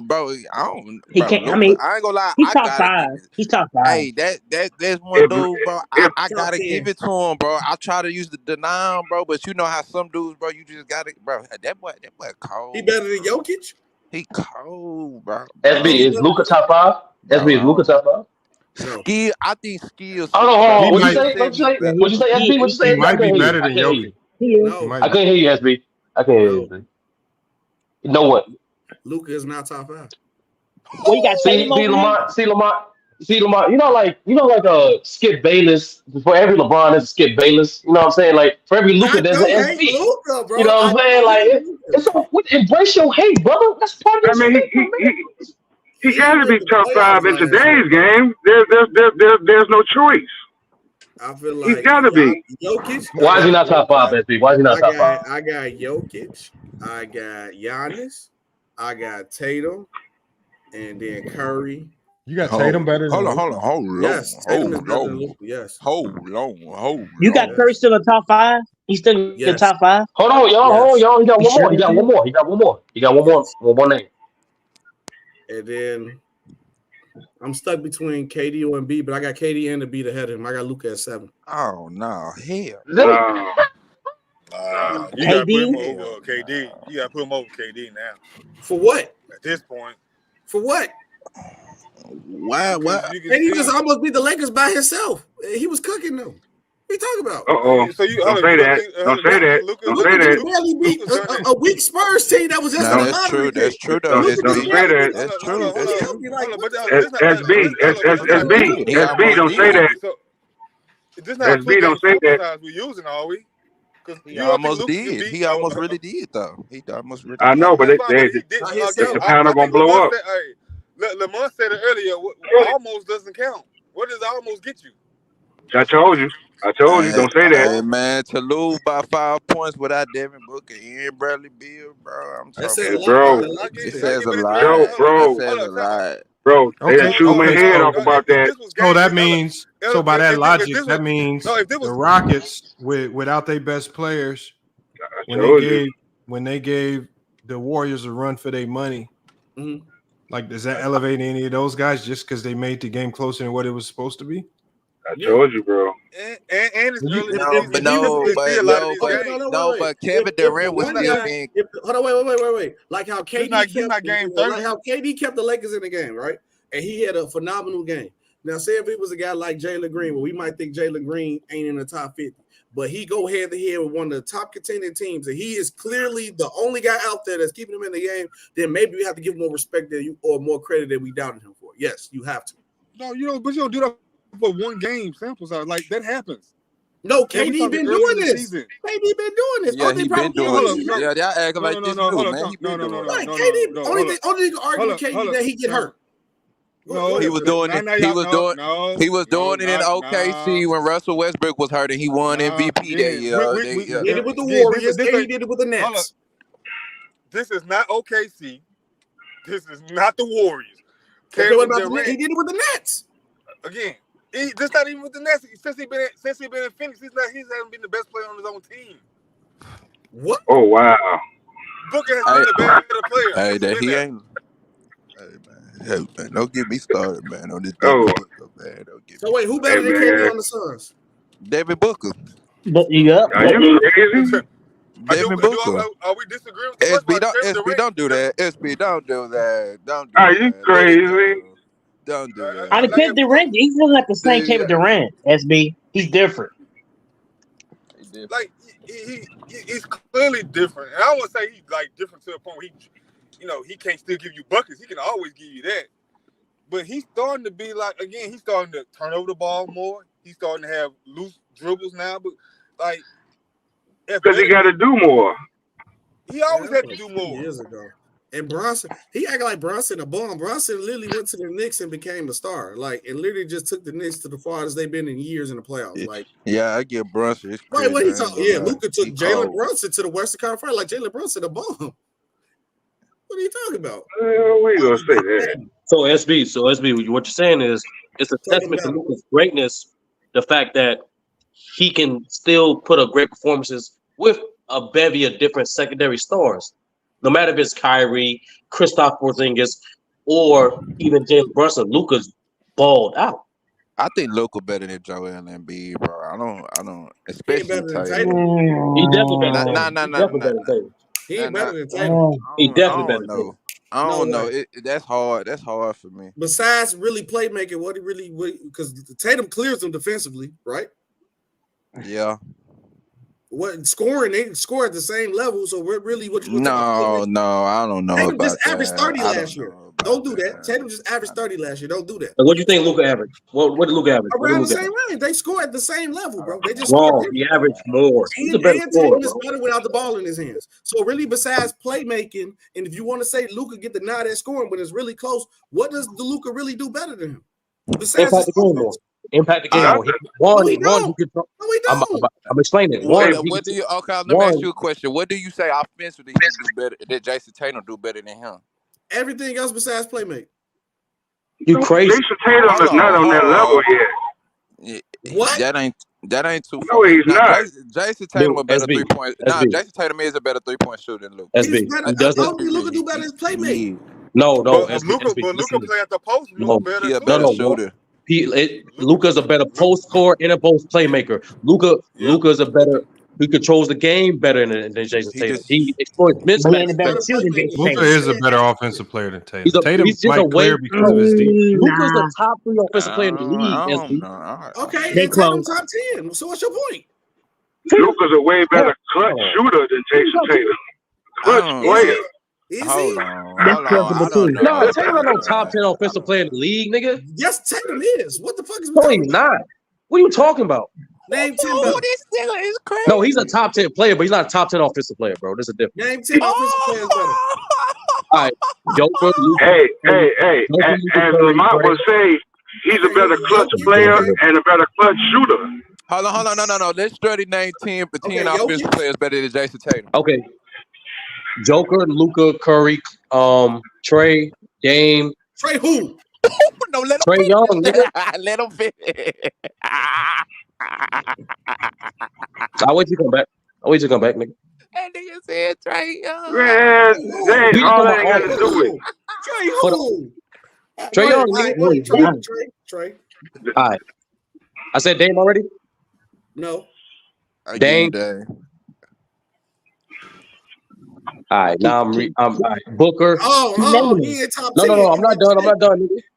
Booker. I'm just going through the league. Let's see. He got to be top 10 if you can't think. Mitchell. Man, that's not even a question, bro. The question is, who would you get the ball to in the clutch? Tatum or Luka? But let him finish. LeBron. I'm giving the ball to Luka in the clutch, man. What are you talking about? I'm trying to think. That's what I'm saying. Damn, it's close. It's close between him and Harden. It's close between him and Harden. You think at this point, What? Nah, come on, Sturdy. Nigga, y'all crazy, bro. You act like Harden didn't lead the league in assists last year. That's what I'm You starting. act like Harden didn't lead the league in assists last year. The fuck you talking about? You Sturdy, you a Tatum hater. I realize that you hate. No. Tatum is a top 10 player. Don't do that shit. I'm just He's talking a about top 10 offensive player too. No, because he's on the same tier as offensively as a Jimmy Butler. He's on the same tier offensively as a Harden right now. That's what I'm trying to think. Oh, that's disrespectful. That top 10 don't mean nothing. Who are you giving the ball to in the clutch? Which one? Jason Tatum. I'm not giving Jason Tatum the ball with half them niggas I just said. You just heard the niggas I just said? Trae Young, I'm giving Tatum the ball over Trae Young all day. But you heard the between Luka and Jason Tatum, who are you giving the ball to? I wouldn't argue them. Ask the panel, Lamont. I ain't gonna lie. If I need a shot, if I need a three, I'm sorry, bro. I'm giving it to Tatum. I'm not giving it to Luka, bro. No, bro. Okay. I just need somebody to get a bucket. But look at his clutch, man. He's clutch. You think Luka a better 3-point shooter? Hold on. You think Luka a better 3-point shooter than Tatum? I think Luka's a better scorer than Tatum. No, he ain't better 3-point shooter than Tatum. Is he a better shooter than Tatum? Yeah, he's a better scorer than Tatum. You can't really compare. No, he's not a better shooter. He's not a better. Come on, Lamar. He's not no better shooter I than think Tatum, Luka is bro. better at creating his own shot, though, for sure. Luka's definitely better at creating his own shot. No, I'm not saying he's not better, but I'm saying it's hard to compare them because they play two different positions. They get their shots off different. So Tatum gets more catch and shoot open threes, while Luka bringing the ball up as the point it's a lot different how he gets his threes off. He getting his more off the dribble and off the step back. But Lamar, so who has the highest percentage? Who has the highest percentage between? Hold on, Lamar. I don't know if I care about the percentage. How your panel just changed the question. I said, who you giving the ball to in the clutch? They went to shooting threes and all this. Okay. Who are you giving the ball to? Okay, if I need the last shot, if I need a last shot, I'm gonna get. If I need the shot, a last shot, I'm giving it to Tatum. I told you I'm giving the ball to Tatum. I'm giving it to Tatum. Okay. I'm giving it to Tatum. Look at that shit, Luka. Y'all crazy. I mean, they both good. They both good when they do though. Get the job done. Yeah. We've seen Luka way more in the clutch than we have Tatum. That boy Tatum had 8 attempts from 3 last year and was 2% away from shooting 40%. Bro, y'all know how many? Bro, you don't just look at percent and just be like, oh, he shot this percent. Look at the attempts that he was putting up. Wow, damn, that almost shooting 40%. That's crazy, bro. 8 attempts. I'm giving the ball to Luka. I'm not giving it to Tatum. I mean, that's not saying nothing crazy. Both of them get busy. Yeah. What's up, everybody? I would rather build a team with Tatum because it's easy to do things with Tatum, and he's not a liability on defense, and you can easily plug him in with a lot of different teams. Luka, how you bring up defense when I say giving the ball Zion in the clutch? Williamson, bro, got 0 rebounds so far in the goddamn game, man. How many rebounds? You must got him on your parlay, don't you? Nah, I think we took that off. What quarter is the game in? I don't know why you mentioned it. What quarter? I'm so glad we took that shit off. What quarter is the game in? Second quarter. 2 years straight, Tatum wins the league in total points, bro. Luka's not a bad scorer than him, bro. Huh? He said, "Yeah, no, I'm taking Tatum all day though. That's just me." I said Luka's not a better scorer than Tatum. 2 years straight, back to back, he led the league in total points, bro.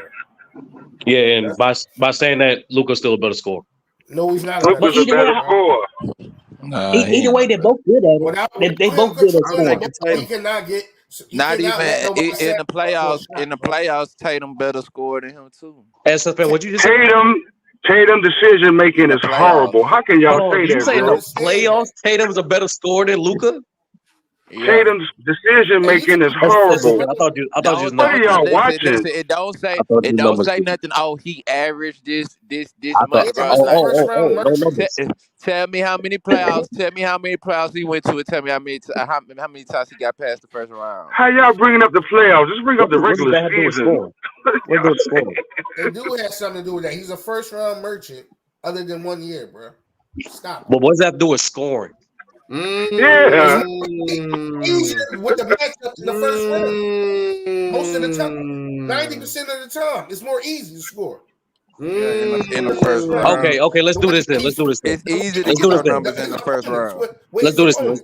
What's Jason Tatum's highest? No. What's the series he averaged the most points? against the A Clippers. series, he averaged the most points. Yeah. They keep moving the goalposts. What does that got to do with it? Hold on, I'll go on mute and research. I know it's not against Brooklyn though. I can tell you that for a fact.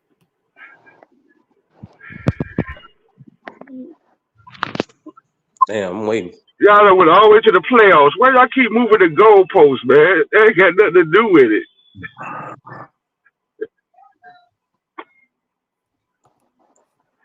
All right, so the highest like Jason Tatum ever scored was against Brooklyn in 2021. We averaged 30. That's cute. The highest Luka Luka for a season too. the highest Luka average was 36 against the Clippers. That's a first round series. You nitpicking. 1 point off from 29 versus Philadelphia. 1 point. Stop it. No, I said the highest points he averaged was 31. The highest points. You act like 29 is something to sneeze at. Nigga, 29 is Luka's lowest series he ever scored. 29. Yeah, that's his lowest. A first rounder. It don't, nigga. What the fuck does that do with scoring? What does team set to do with scoring? Right, like I said, it's more easier with his matchup, bro. I don't understand how we compare one guy. His matchup, nigga. Did you just say for a championship? Once in he made one deep playoff run. So team success he was again. A first round bandit, and you compare him to him, bro. He not on team success, exactly. That's all you can do. Team success when it matters. When it matters. You keep moving the goalposts. You can't keep moving the goalposts, my man. Moving the goalposts, George. Yes, you did. You went all, but you went all the way to the playoffs. That's where it matters at, George. Don't no, it don't. The season matters too. You care about losing. Hold on, wait, George. SB, don't fall for that. No, hold on, George, SB. Don't get out that pot, SB. I said in the clutch. Who would you get the ball to in the clutch? And you went. No, I said in the clutch, and you went all the way to the playoffs. No, in the clutch, I'm giving it to Tatum. I'm giving it to Tatum too. The fuck. But here's the thing, SB. So here's the thing, bro. You're better than this. One, teams win championships. Number one. Number two, you brought up playoffs, and then you're not. We're talking about scoring. So if Luka is a better playoff scorer and a better playoff scorer in a regular season as well, how is Tatum a better playoff? How can you compare his stats and he only had one deep playoff run? You can't do That's it. why I said series. He just moved the goalpost. Dude. That's why I said pick his best series. Pick his best game. If you take, hold on, wait, Sturdy. If you take Michael Jordan first 2 or 3 playoff runs and that one deep playoff run he had, Michael Jordan numbers will look outstanding. It'll look ridiculous. His numbers look outstanding anyway. But that's on one series. That's the point you don't understand. You take it one series. All right, SB. So what average? What average you want, SB? No, he got to play more in the playoffs. We can't use the regular season. We can't use the best game. What can we use, SB? What do you mean? You can take what you see for the regular season. I'm taking Tatum. Nothing you. So based on I see the regular season, Luka's a better scorer. No, he's not. How is he not? I literally said there are scores on the same tier, and if Luka is better, say if this is Luka, Tatum is literally like right here. No, are you insane? You act like Luka is like this. You act like the gap is like this. Nah, bro, that nigga Tatum is better shooter. How far is the gap? When it comes to scoring, hold on. I'm trying to rate. Hold on. I'm trying to see where Tatum falls as a scorer. If you got Luka at 3, where's Tatum at there? No. Yeah, Luka's top 3 scored. No. So we talk about scoring only. If I'm trying to think where Tatum falls. Where Tatum's at. I'm trying to think where Tatum falls. Give me an estimate. I'm trying to think, nigga. A lot of great scores in the league, nigga. Hold on. Go ahead, please. I'm waiting. Tatum ain't no better scorer than Booker. Please don't say. Hey, that's what I'm saying. He's below Booker. He's below KD. What the fuck you want me to do? So is he 15 to you 20? He a top 20 scorer? Easily top 20. All right, I would say wherever you got Donovan Mitchell, that's where he's at. The dude who averaged 30. Yes, nigga. Wherever you got Donovan Mitchell, that's where he's at. That's crazy. I don't know about all that shit, man. You don't like y'all better know. Y'all better you don't like him. You don't like him, right? You don't like him. I don't like that nigga. So I can hear y'all crazy. Are they numbers go right here? What's that? They don't want the numbers, Lamont. I don't know They what don't the want fuck. the numbers. I heard a whole lot of cap. No, I'm up just here, saying. Now look, y'all can take it and do what Whole you lot want of with cap. it. Man, what the Okay, hell? so that's The Luka money. numbers in the clutch, right? This is Luka's numbers in the clutch. Okay. So basically, if we're just going off last year, if you're looking at his percentages, he shot 56% in garbage time, 56% normal game time, 54% in the clutch, clutch 1, and then 31% in clutch 2. And then we go to Tatum, 60% in garbage time, 54% normal, 47% clutch, and 26% in That was last year. That was So answer George's question. Who do you want in the clutch? Bro, that was just last. Look at the numbers up there, though. Nigga, did you see the Bro. career numbers, nigga? Bro, Tatum wasn't even. I mean, Luka wasn't even in the playoffs last year for us to even. That don't matter. Like, Well, You're moving the gonna live goalposts. and die off that one. That's just one year. I keep telling you, Y'all gonna live and die off this that one. wrong. Like this Hey, shit. you I SMF, hate you see this how they math ignored equation all the shit, numbers bro. up top? Because Luka got numbers in 20. Go back to Luka. Luka got a year in 2018 that's just in the 27% range, just like Tatum got one bad year too. But then you go back to Tatum, No. and he got same high numbers SB, again. So once again, That year in Luka has a higher 2018 peak. was his first year, okay, bro. but listen, Dude, Luka has a higher That was peak. way earlier in Luka's SB, career than it was in Tatum's, bro. SB. Luka has a higher peak. He has a higher No, he career. do not. No, he does not. Numbers are right there, nigga. This shit. Besides The numbers are right there. playmaking, you want to say post scoring, playmaking and post scoring. What else do he really do? I just told you he controls the tempo better than the game. He get matchups better than the game. He is a pro. He's 6'6", bro. He like 6'8", bro. Playing point guard. Of course, he gonna get better matchups, bro. No, nigga, SFM, and you know this. Hold on, SFM. You know this. You know this. As a Tatum Suns make fan. bad It don't decisions, matter. bro. One bad year numbers, and that was in the SFM, playoffs. you know this as a Suns fan. It don't And matter. Luka, I think Luka still might be better, but I don't know, bro. Luka You bad. know Tatum Luka make better. bad decisions. Do y'all watch the game? I ain't gonna lie, bro. Luka bad motherfucker, bro. Tatum make bad decisions, man. About offense in general. Shut up. Tatum y'all, make bad hold on. decisions. Y'all want me to include the playoffs? Yeah, that's something I can't say, bro. That nigga They still. really y'all don't want want me? you to do. They really don't want you to do that, Lamont, but you should. All right, hold No, on. you shouldn't. We'll just Don't do do it, playoffs. Lamont. Hold on. We'll Lamont, do don't playoffs. do it. Lamont, don't do it. No, let him do it. Let him do it. Don't do it, Lamont. And it's funny how you talk about playmaking and all that in the regular season. You don't talk about how. All right, so hold on. Here's Luka's numbers. So Luka's numbers in the playoffs. His numbers buff because he played one. Yeah, he one played round. one first round. That's what I'm saying. Look, that's He on don't 2 play the games. first round, Lamont. And y'all capped on that first round, saying the first round easy. It's not easy to score on Kawhi and PG. Those was his first round Shit, matchups. he was cooking. Luka was No, cooking. what I'm nigga. saying. Oh, no, I know he make. no, I know he no, make it no, look no, no, easy. no. Okay, I know he hold on. make This it look easy. no. This is what I'm saying. It's easy. It's easier to get your average through a playoffs if you let's say you average 35 in the first round, right? But you lose. It's gonna say for that whole entire playoffs that you average 35.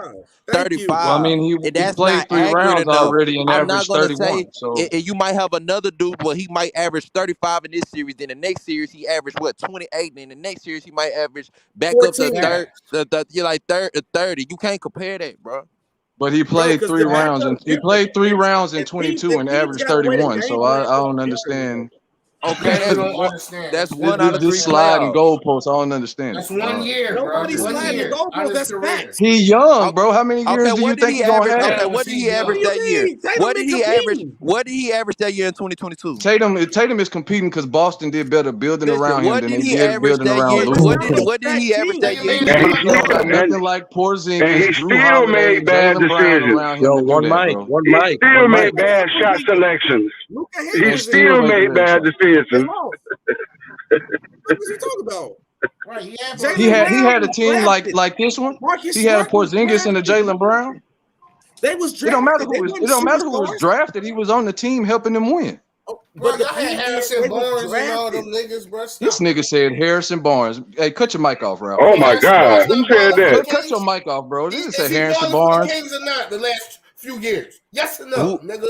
No, he haven't. He sold on him in the playoffs. Did you not watch the playoffs? Did you not watch the Who playoffs? creates more Man, you a gravity? lying ass dude, bro. Hold on, let me ask you You a something. lying ass dude comparing a Who solid role creates player more to a gravity star as like a Jaylen player? Brown Who or creates more Kristaps gravity? Porziņģis. You know, but hold on, wait. Fucking hard. You're contradicting yourself because you can't at Luka one do point create tell me. more Hold on, gravity. wait, y'all. This is how you contradicting yourself because you can't tell me at one point, oh, well, Tatum team better. Luka don't really have nobody. Then the next Tatum breath say, team always been better. Let It me ain't finish. one point. Let me It's finish. always been You better. can't tell me in one breath that Tatum team just better. Luka don't have nobody. Then say who brings more gravity with. If he don't got nobody else on this goddamn team, of course he gonna bring more gravity. No, to his team. I didn't SFM bring asked up that question. gravity, sir. So Now gravity. I'm just SFM brought that up. asking, in y'all I don't know opinion, how I I'm just saying, in contradicted y'all myself. opinion, who creates more gravity? Like, who has more The gravity? dude who don't have nobody on that Gravity? team. Gravity? We ain't out of space? The dude who don't have nobody on his team. Tell that He don't have man nobody else. let Kyrie play make and run off the ball. The fuck out of here. And he hold the ball majority of the damn game. Yeah. 14 That's seconds. my problem with him. The Yeah, dude, that's my problem with him, how the much he dude holds got the the highest ball. usage rate. Like, the fuck He out got of the here. ball. Well, now y'all just telling me y'all don't like his style of play. Y'all not That's telling all me you're who better. saying. Okay. That's all You you're don't like saying. his style. That's cool. No, That's a Okay. different conversation. Okay. Hold on, George, damn. No. You've been talking for a minute. Nigga, I just got here. You've been talking for Tatum. 4 hours. Tatum. Nigga, Y'all boy Tatum makes bad decisions, and Luka holds the ball and cries too much. Both of them got bad things, but Luka is a better scorer. You can't face it. That's all I'm hearing is y'all don't like Luka's style of play when y'all say stuff like that. That's it. What? Nobody didn't say that. He'll be more Ralph successful literally just if he said, play if you off the telling me ball. he hold the ball, that's not telling me about his level of play. That's telling me you don't like his style. You telling said you- why That's would he it. do more gravity? That's He all you has telling the me, ball bro. majority of the damn game. Of course You're he's gonna crying bring about he's more not gravity. successful, but that's the reason why he's not successful. Holding the ball 14 seconds out of 24 That's the seconds shot usage clock. rate doubling everybody else on the goddamn team. But now y'all But he's contradicting yourself because y'all telling me he had gravity because nobody on his team. But he's Now you still, holding the ball too much and not letting the nobodies do something. Porziņģis a jump but he's shooter, still bro. a better Look scorer at the than Tatum. contradiction, bro. Like y'all He's gotta still a pick better what y'all scorer want, than bro. Tatum, no matter what he's You doing. You gotta pick what you want. Bro, no, he not, Don't bro. tell me Listen, don't tell me nobody can like use Luka, gravity because his team like suck. Then Luka, tell him bro. he got to He get not off the a better ball and let the scorer than sucky team Tatum, do though, stuff. bro. Like no. He is still. Don't tell me Luka bring Nah, more bro, y'all gravity than Tatum, and tripping, then tell me bro. his team suck. Like, They come on. tripped out, bro. Yo, No, one mic. no matter what he doing, you still pick him in the clutch over Tatum. I'm You not. still get him the ball. I'm not. But SB, that's what I'm trying to ask you, bro. What Oh, numbers do Luka you and want us Tatum, to this tough, use boy. I ain't gonna for lie. this scoring dilemma? I'm taking Tatum because I can use me personally. I'm taking Tatum because I can use him in the clutch in different situation scenarios. If Luka do not have the ball in his hands, he ain't worth nothing. Because if the teams do something different to stop him from getting the ball in his hands, then what we gonna do? We gonna depend on Luka for that. But So Tatum, I Jason can find Tatum ways. better off ball, you saying? Yes, I can find Tatum on the ball and off the ball, or use him as a distraction with him off the ball to get somebody else open. Right. Luka only That's dangerous true. with Now the that's ball in true. his Now hands, that's bro. true. So But you when he can't got the see that. ball, We he's seen still that gonna against miss the Miami shot. Heat. Bro. Okay, But when he SB, got the ball, he's SB, still I gonna miss the understand shot. that. Wait, listen. You asked me what would I prefer in the clutch. No, I That's did not someone ask you knows that. who I better. did not ask you that. I did not I ask you no, that. that was not the question. I'm No, taking Tatum. no, Damn, no, bodyguard. SB, I asked you. No, SB, I asked you. He want to be so right so bad, No, and he don't even know what he asked. Yeah, Come on. but y'all arguing I something asked you, that SB, I asked y'all you. arguing something that's about preference anyway. It's not That's like Thank what I'm there's a you. right or wrong No, answer. it's not. That's No, all I've been hearing is no, about no, They no. The both point good is, at Lamar, is clutch. this. The point is, You're not Lamar, losing either way. No. The point is, Lamar, if you want to say a guy's a better scorer, you have to. What substance do you have to back that up? Other than I prefer his Yeah, scoring. but it's just hard to compare the two because y'all comparing, like I said, y'all I think it's comparing a two three. guys. Go ahead. Y'all comparing two guys that Are because good. they play different positions, they have to score differently. So Luka is they both gonna be good scorers, but Luka's gonna just naturally be more lower efficient because he's at the point guard position and he has to do everything with the ball, and then Tatum's gonna be a little bit more efficient because he's on off ball getting cleaner looks, and he's going, and other guys can create plays for him. Luka has to create for himself and others. So you have to. They use his playmaking to add on with the offense, but then they say it's a scoring conversation, but then they bring up playmaking. And Bro, SB, I've been trying to talk about scoring, but you been talking Y'all about act like Jaylen Brunson was a bum or something, bro. I don't know how nobody bring. No, I was the one. No, I brought up Jaylen Brunson because he was up here talking about KD doing all of this, but KD ain't been to no conference finals or nothing with anybody short of Steph or Kyrie, and that's who I was comparing Brunson to. But go ahead. Well, I'm saying, even regardless, Lamont, we're talking about scoring. Regardless of position, based on your responsibility, you can dictate who's a better scorer. And it's very simple. I think Luka is clearly the better scorer, better offensive player, and then that's what the impact is. SB, I understand, because so far SB critique of Luka has been ball dominant, don't do nothing ball, don't play defense, which is fine. Every player has weaknesses, but two things. He failed to acknowledge that he's only ball dominant because he's asked to be ball dominant. And there's a lack of playmakers on his team for most of his career. He fails to acknowledge that even under his circumstances, yes, he not be the best defender, but you can still be a top 5 player and not be the best defender. There's been countless times that happened in NBA history. So my thing with SB is like, why aren't you consistent with regards to Luka?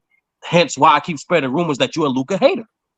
So you said he didn't have extra playmakers on the team like he didn't Whitney, Brunson, and he now have Kyrie. He has multiple players that he can be off the ball more, and he still has not done that. Anything you go with the point of the effort point of defense, I'm not even knocking this defense. We know he's terrible with defense. He's a damn cone. We know that. So if his style of play is not really benefiting the team, is only really benefiting him because you gas him, because you look at his numbers, I'm not moved by that. And I see other guys who are winning and just as impactful. Because I even said, if you want to give Luka the scoring nod, I can give you that. But if Tatum is literally like right here behind him, and if Tatum clears him and everything else besides playmaking, I'm going to say he's the better player. So why wouldn't I say that? Would you go look at the number? Oh, yeah, because he got this number. No, bro. It's not just the numbers, SB. Everything else I described. The numbers that Luka have is inflated more because there's nobody else on his team, because I guarantee his usage rate is double damn near Tatum's. I bet it is right now. Having he has more dominance and more control. It's not green light. Honestly, he's like Harden with the Rockets. His numbers look more than what they should be. Should I reframe the question, Lamont? Everything. So as Lamont, should I reframe the question? These guys are crazy. You fail to acknowledge once again. I'm not going to punish a player. I'm not going to punish a player for being asked to do something his coach asked him to do. Both Rick Carlisle and Jason Kidd is on record multiple times as the offensive schemes to have Luka on the ball as much as hands as possible. Wow, I'm not going to punish Luka for being dominant when he's being asked to be that way, regardless of his situation. Number two, I keep asking you, bro, and this all stemmed from you saying he's not top 5. I said again, you keep skipping over this statement. I don't think There's been countless times in NBA history where guys been top 5 in the league and been trash defenders. And they was Sturdy. Let me get him. SB. What do you mean by losing? SB, I got a question for you. Yes, SB, I got a question for you. Harden was definitely a top 5 player, even though he was not winning. Name a player that was losing. Let's just say Harden. You think Harden was winning? What the fuck is we talking about? He was winning with the Rockets. Hold on, so that's what I'm asking. What's your definition of winning then? Of beating a playoff team. So Luka have been he missed the playoffs 1 year, bro. Y'all probably dying off this year. He missed the playoffs 1 year. Who's a better 3 level? Who's better on all 3 levels of scoring? Because of what, SB? It's not because of him, because he's playing a better team. Exactly. How's it him? We just heard you call the teams bums like 5 minutes ago. We just heard you call the teammates bums 5 minutes ago. No, y'all said that. I got a question for it's easy for them to create gravity because he's playing with bums. You said that. No, I am listening. You're punishing Luka for playing better teams in the first round. Let me say what I said, Sturdy. I'm gonna let you go. I literally said in one breath, y'all cannot tell me Luka can't do nothing when it comes to winning because his teammate is trash. And then in the next I breath, didn't say that. no, wait, let me finish. You talking and about? in the next breath, tell me, oh, he got all the who brings more gravity. By y'all logic, his team fucking SB, trash. I didn't say none of that either. So SB, if SB, Jason Tatum was on SB, if Jason Tatum was on the Detroit Pistons right now, he would bring all the goddamn gravity to just like you. Okay. There's like nobody else on the goddamn team. SB, I got a question for you. SB, I got a question for you. We're gonna take the hypotheticals out, right? When SB. KD was on the Nets, let me tell you, George, when KD was on the Nets and everybody got hurt, he had all the goddamn gravity because when nobody else on the goddamn roster. You know why Devin Booker looked better than what he did now before the end with KD? Because KD took some of the gravity off him and he's been getting one-on-one matchups and majority of halves, and he's been fucking cooking and his numbers been look way better because he got a guy next to him who's just as good. But you ain't gonna bring up no gravity shit when it comes to Devin Booker and his numbers looking I good. didn't. So stop So that. SB, I didn't. He don't have SB, KD bringing the gravity on the Suns. SB, I didn't bring up gravity. So pay attention to what I'm saying, bro. You say he's not top 5 because of defense, and like we seen Harden, we seen Curry be a top 5 player. Hold on. We seen even Curry be a top 5 player when his team didn't make the playoffs. We seen multiple players be top 5 players, even be bad as defensively. You understand that, right? So I said name them. I just named you a couple as I was talking, bro. You listening? You said Harden. I said Harden was a winning team. His team was competing for championships. Name another one. And that's why I'm saying, SB. Name another player that was bad defensively and losing to his top 5 player. I just said Curry was a top 5 player the year the Warriors did not make the playoffs. That's a fact. Curry was a year. They was a player, wasn't they? Did they make the playoffs? SB, wait. SB, I got. Luka wasn't even a playing team. Did they? So they didn't make the playoffs. They that made was just postseason. They made the postseason. That's yes, they made the postseason. They did make the playoffs. The point is, either way, the point is SB. Curry was a top 5 player, and the Warriors not competing for chips that year. That's the point. They still was in postseason, nigga. No, it was It been playoffs for the last 15 minutes. The play-in is not the postseason. 15 minutes. Don't switch up now. That was the play-in is not the postseason. You're not listening. Man, 30 years. He went to the year of Steph Curry when his No, whole team was hurt. SB, I got a question for you. SB, hold on. SB, hold on, SB. Hold on, George. SB. The whole premise is, bro. Jesus fucking Christ. You better in this. No, I'm not. You capping, bro. Bro, the point is, bro. I'm keeping my logic. You keep saying winning when Luka made the playoffs majority of his career. You keep saying come on, my nigga, let me finish. You keep saying Luka is not competing because he keeps losing the first round. We keep losing to better teams. However, you keep once again, that's not how players get ranked individually in NBA, SB. Punishing a player, despite his team losing, he's still performing at an astronomical level, SB. That's how you play players. When you count Luka's lack of playoff success and keep acknowledging the fact that he's a first rounder, that's only because his team is insignificant. He's still putting up great performances, SB. Because ain't nobody on his team by your logic. No wonder his numbers look good. The fuck is you talking about? He want to say because nobody on the team, but he know that's gonna give him in the What great player when nobody on his team don't put up great numbers when the offense built through him and he got the ultimate green light and he got the highest usage rate? What number's not gonna be good? Now that's true. And I deny that. You cannot deny that fact. It shows through history. Michael, it was the same way. Listen. Now what he just said, it was the same way for Michael. It was the same way for LeBron. It was the same way with Kobe. All they highest career seasons came when they had to have one of the highest usage rates. SFM, can I ask you a question? All those years you're talking about, SB, for those players, were they still top 5 this year? No, was they bad defensively? Were they still top 5 players, even though their teams would not compete for championships? Hey, wait. What players are? Hold on, wait. Let me finish.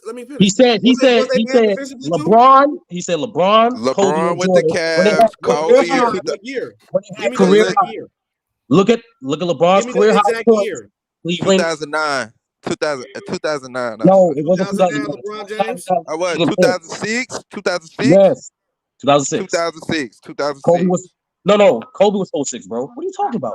Hold on, wait. Let's do it. Okay, we do 06. Kobe in 06. Yeah, he won a scoring title, bro. We got Duncan. Kobe in 06. Oh wait, we got let's do 06. We got Duncan. It was which hold on, SFM, which season you want for Jordan? He had like multiple missions. Anytime in the 80s. This SFM shit, I don't know what year you want to use. But I'm saying I said Kobe in 06. What year LeBron had won that was scoring Kobe trash title? defensively too, SMM? It was 05?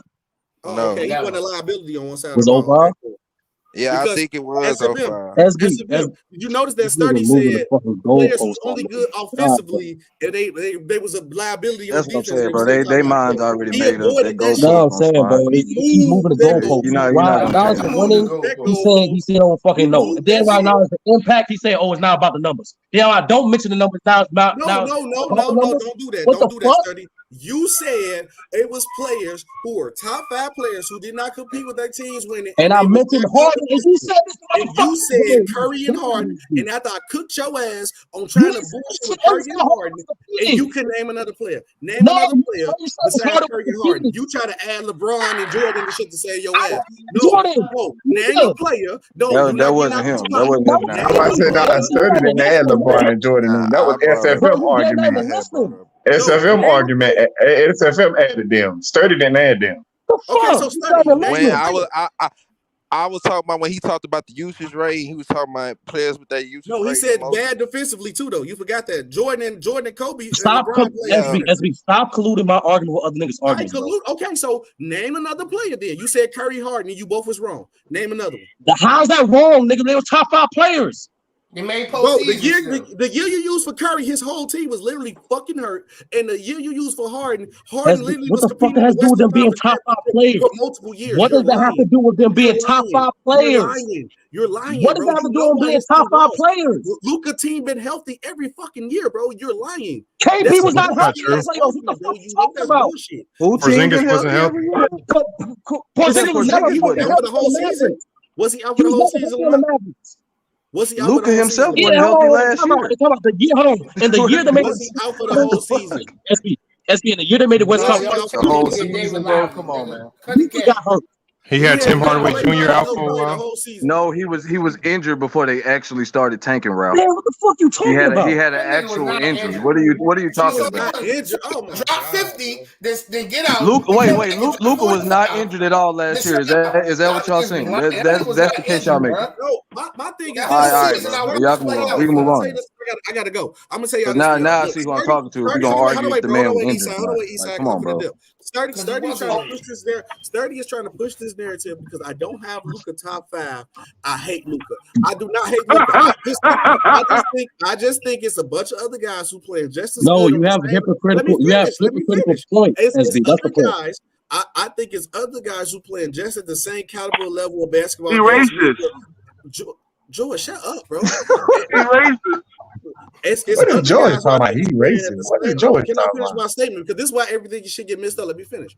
I just think it's other guys who playing at the same level as him, like him, because he's an MVP caliber level player, and they are winning. So I'm putting them ahead of Luka. So I'm wrong for putting like. So their team is better. That's all you're saying. All you're saying, I'm ranking higher because the team is better. They all MVP caliber players, but the other guys are winning. I'm putting the other guys ahead. Yeah, their team is better, dummy. Because the year that that's it. That's all you're saying. Okay. And that's my only real point of contention is using the team shit, man. Like, okay, you can't. Hate is a strong word. If you think they better, you think they better. But using the team shit is. I think they better. No, you just heard it. Exactly. You just heard it. The deciding factor is team. It's team success. Don't use the word hate. Fucking dumb, bro. Okay, so wait. What if they all playing at the same level? What else can I use then? Because they all MVP caliber players. So what else can we use then? Well, ranking individual players, SB. If you can't determine all that from ranking individual players, I don't know what to tell you, bro. I don't know you if you can't comprehend what I'm saying, I don't know what to tell you. No, I'm completely comprehending what you're saying. I don't think you comprehend how I rank players, bro. No, you don't see how I rank with your own criteria. That's the point. Okay, but you're mad at my criteria. You mad I got Luka out my top. I'm not mad at all. I'm just telling you. Luka in your 5. I'm cool with it. I'm not mad at all, SB. I just want you to acknowledge. I told you to embrace your hate, nigga. It will break. I don't hate Embrace your hate. You said you hate him. Wow, that's a wild statement. Embrace your How can hate. you hate somebody you don't know? What's wrong with that? He claiming I'm a hater. I don't hate Luka. Saying You Luka just said you hate him. That's crazy to me. So SB, what's your top five? What's your top five? How can you hate somebody you don't know? That's crazy. Hold on, George. I want to hear his top five. Giannis, Jokic, Okay. no order. Giannis, Jokic, Tatum, Curry. I'm stuck between Embiid and KD, but I'm gonna say KD. Okay. You it is KD. Okay. I got Embiid at, it's either Embiid at 5, KD at 6, then I got Luka at 7. You know what's funny? You know what's funny, Mingle? You know what's funny with the Embiid thing? SB once again said the difference is team success, but Luka made it deeper in the playoffs than Joel Embiid ever did. But okay. That's 2 years ago. The fuck? It was about 2 years ago versus never. Never. He still played 2 years ago versus never. Like, y'all crazy. the ball. Hey, SB. You pick who you want, but using team SB, success to do that, man, is always remember, it's the hate you give. Boy, what? It's the hate you give. Hey, George, it's time to take your medicine, yo. And go sleep. I know, bro. Put that ripple down. Put down that ripple, man. Yeah, put down that brown. Good movie though. It was a good movie though, George. Oh Lord, you know when they got the Bulls retire. Oh Yeah, Lord, I'm a Bulls player because we need. I'm a Bulls sub today. You do look like a mini DeRozan right now. I feel that's good. You do look like Will DeRozan. That's tough. I mean DeRozan is wild. That dude put on that Benny the Bull costume. The Bulls are losing to the Pistons. Joel Embiid. The Pistons got talent though, Lamar. Are you surprised, Lamar? We suck. Are you surprised? We suck, bro. You said Joel Embiid over. Hold on. Why did the Pistons bench James Wiseman? They benched him too. He trained. Because he's not good. I know he was being first, man. We all know. Hold on. Wait a minute. Did I just see that right? Hey man. So Francis lost the fight. They robbed Francis. They robbed Francis. That's crazy. That is wild. I'm gonna send you a message. When I watch. That's wild, bro. No doubt. But yeah, like they wasn't gonna let an MMA fighter come in. I heard what you telling me. I heard the same shit. But don't call me like bro got cheated. No, you would have to knock him out straight clean. Yeah, he would have had to put him to sleep. I ain't gonna lie though. Hey, I've been hearing that the Bulls might trade for Harden. I'm for it. I heard we might give up like the DeRozan or something. I'm for it if we do it. I hope. No, give up Zach LaVine. Instead of watching this shit. No, they said give up Zach LaVine. It's not gonna give up Zach LaVine. It's probably be DeRozan. These Pelicans, man, they trashing the Knicks. No, I ain't gonna lie. It's gonna be like DeRozan and the other player. I know it's gonna be. I don't want to give him up. It's gonna be like DeRozan. Well, I tell you one thing: if one of those players, if DeRozan or Zach LaVine go to the 76ers, somebody ain't gonna play. Hey, I'm telling you that now. Somebody ain't gonna be getting no playing time. What'd you say, brother? That's gonna be PJ Tucker. I see his Grizzlies getting killed by these Wizards. That's a shame. Killed by the Yeah, they get with the buffs on. Should I put the buffs on? Damn, how Marcus Smart doing? Trash. They losing by 20. Ain't nobody doing good. Ain't nobody. You can tell SB don't know what he's talking about. Because the Bulls not finna spend all that money for both of them players, so Zach's finna go. You sound dumb because going off right Zach now. and he just got signed. They already because that's too much money. This week you talking, you don't know what you're talking about. That's too much money. That's too much money. You know Chicago don't spend no money on nobody. What do you mean? They just pay Zach. I know, and they're gonna get rid of him.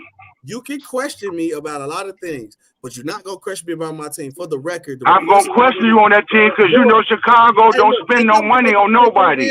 Take your damn icy hot and your sleepy medicine. You don't know what you're talking about. Listen. Zach's finna go. Listen. I don't know. Chicago doesn't. Zach's finna go. Chicago do not spend money. Zach, listen. Reinsdorf is not finna spend that money for two players. That's why you just talking, bro. Because I know what I'm talking about, son. If you knew what you were talking about, George, Zach is already signed. The reason why I know. let me finish, bro. You just want to talk. The reason why DeMar is going to be traded because they have been in contract negotiations with DeMar, and it's not going nowhere. You hit it right on the head. Reinsdorf do not want to spend no goddamn money. So why would he keep DeMar? Why would he keep DeMar DeRozan and his contract is up? He don't want to pay DeMar. So DeMar would be the first thing moved. Now, like I said, to sacrifice something to make the trade work, and I don't want to sacrifice him, we might have to give up Caruso. And I don't want to give up Caruso because Caruso is one of the key parts. So you probably see a package of like DeMar, Caruso, and another young guy. And probably get Okay, now, wait a minute, Sean, I need for you to listen. For the 76ers, the 76ers need scoring. So they need Zach, so they need Levine. They need Levine. They don't need DeMar. So you gotta look at it from their vantage point. All right. Nah, hey, I gotta get this. Hey, y'all gotta shut it down, y'all. I gotta shut it down. All right, Lamar. I gotta shut it down, y'all. I gotta shut it All right, down. Lamar. I gotta make sure I get it shut down. Hopefully, I can get True to go live. Maybe True can go live. We can continue it over there. But let me go ahead and shut this one down. Because I gotta get somewhere. Hold on. Let me go ahead and drop y'all out real quick. All right, man. Salute, man. Appreciate y'all being here. Great show. We're gonna be back live tomorrow afternoon. I think we should be good to go around 12. Make sure y'all pull up, man. We got a lot more conversations coming for you. Tomorrow we're gonna focus on these NBA games going into week 2 of the NBA season, and tomorrow we got to talk about the Dwight Howard situation. Got to talk about the Dwight Howard situation. You know, and I know there's a lot of people that don't want to touch on it. It's uncomfortable for some people. It's a realization that, you know, this is probably more.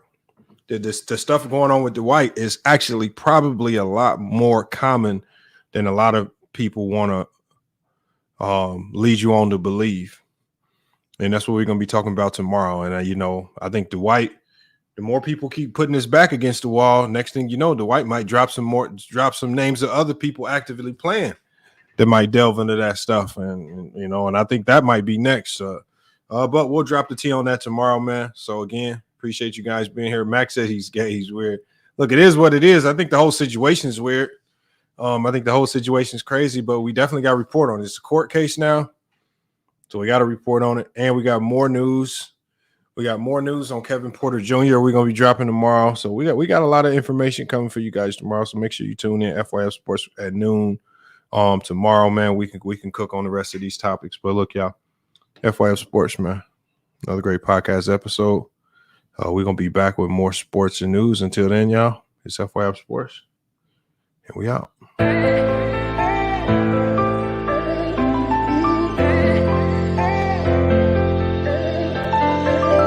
Yeah, we done came from the bottom, mad that we up, but I don't hear him talking. Started with knowledge inside of my noggin. We took a dream and then we started blogging. Put my city on the map now. I'ma say how it is and I don't back down.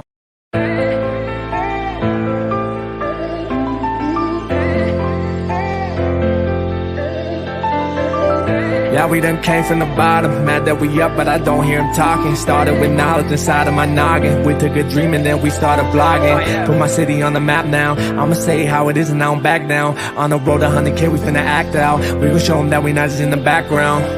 We the main event, we the main show. We the one that people always gonna pay for. FYF, we the best, no debate though. Number one sports channel, every angle. I'ma show them all how we ride. Best sports talk showing out like them guys. We playing it safe while they feather the lines. We pushing the narrative all of the time. Like who to go in the game is not MJ. Kobe Bryant top 10, not what we say. I keep Elijah one is very overrated. Keep it real if it ain't fact, we don't say it. Now it's stable, we won't be ignored. Missing the liquor, I'm missing the drugs again, a hell of pain. I got a lot to deal with in my mind, it's kinda slipping away. What's on the line? I made up my mind, some shit I'll just taste it great. Whatever it is, whatever it was, it's never gonna be the same. How do I explain what's been going on with me? You say that I changed, but you didn't know the old me. I think that I saved you, tell me who gon' save me. I'm way too fucked up in this club, I'm ashamed, baby. You say that I changed, but you ain't really know me. When I'm around my dogs, girl, they just can't control me. Trying to spend my time right, using every second of it. Trying to spend my time right, using every second of it. Before it's too late, girl, before it's too late. Can I speak my mind right, girl, before it's too late. I've been moving backwards, rolling up the backwards. Out of being dash. Do you have my back, girl, before it's too late? Can I say my piece, girl? Girl, know what you mean to me. You just keep it real with me. I've been moving backwards, rolling up the backwards. Every time I'm backstep, missing the liquor, I'm missing the drugs, getting a hell of pain. I got a lot to deal with in my mind, it's kinda slipping away. What's on the line? I made up my mind, some shit I'll just take to the grave. Whatever it is, whatever it was, it's never gonna be the same. Floating again, I'm running the map. They say the best defense is just to attack. Hopping through too much, it's hard to attach. All that's going on is being hard to relax. Gotta get up, gotta get it again. They ain't get the message, we speaking again. I feel my back, I'm just leaving it in. Get what they want, then they leaving again. I cannot act like this ain't nothing new. Been getting smarter with all I've been through. Nowadays, I'm more rewarding than truth. Tired of keeping energy just to lose. Let it all out when I step in the booth. With that for some months, now it's time to recruit. Met the investments, it's time to recoup. It's time to recoup, but how do I explain what's been going on with me? You say that I changed, but you didn't know the old me. I think that I saved you. Tell me who gon' save me? I'm way too fucked up in this club. I'm ashamed, baby. You say that I changed, but you ain't really know me. When I'm around my dogs, girl, you just can't control me. Trying to spend my time right, using every second of it. Trying to spend my time right, using every second of it. Before it's too late, girl, before it's too late. Can I speak my mind right, now before it's too late. I've been moving backwards, rolling up the backwards. Every time I'm backstep,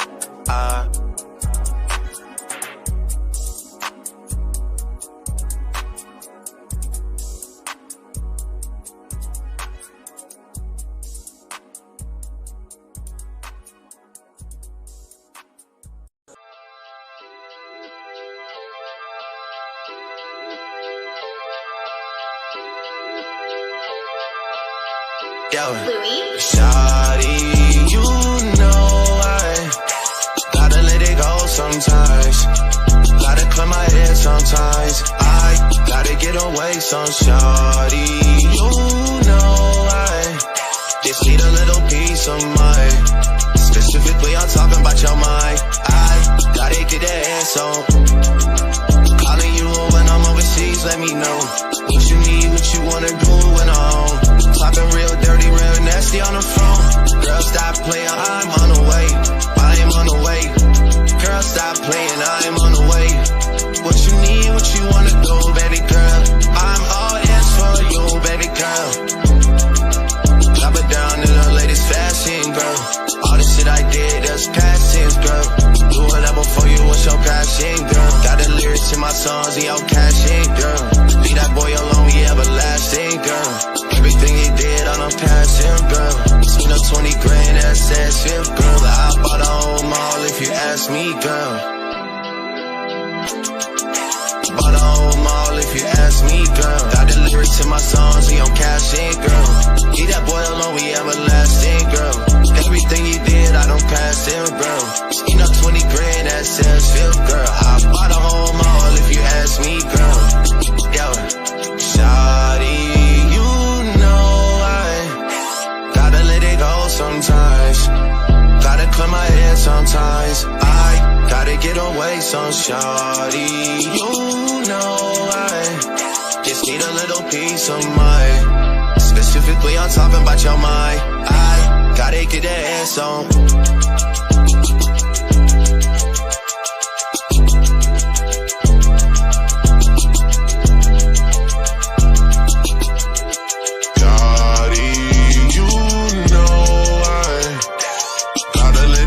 Sometimes, gotta clear my head sometimes. I gotta get away some shawty.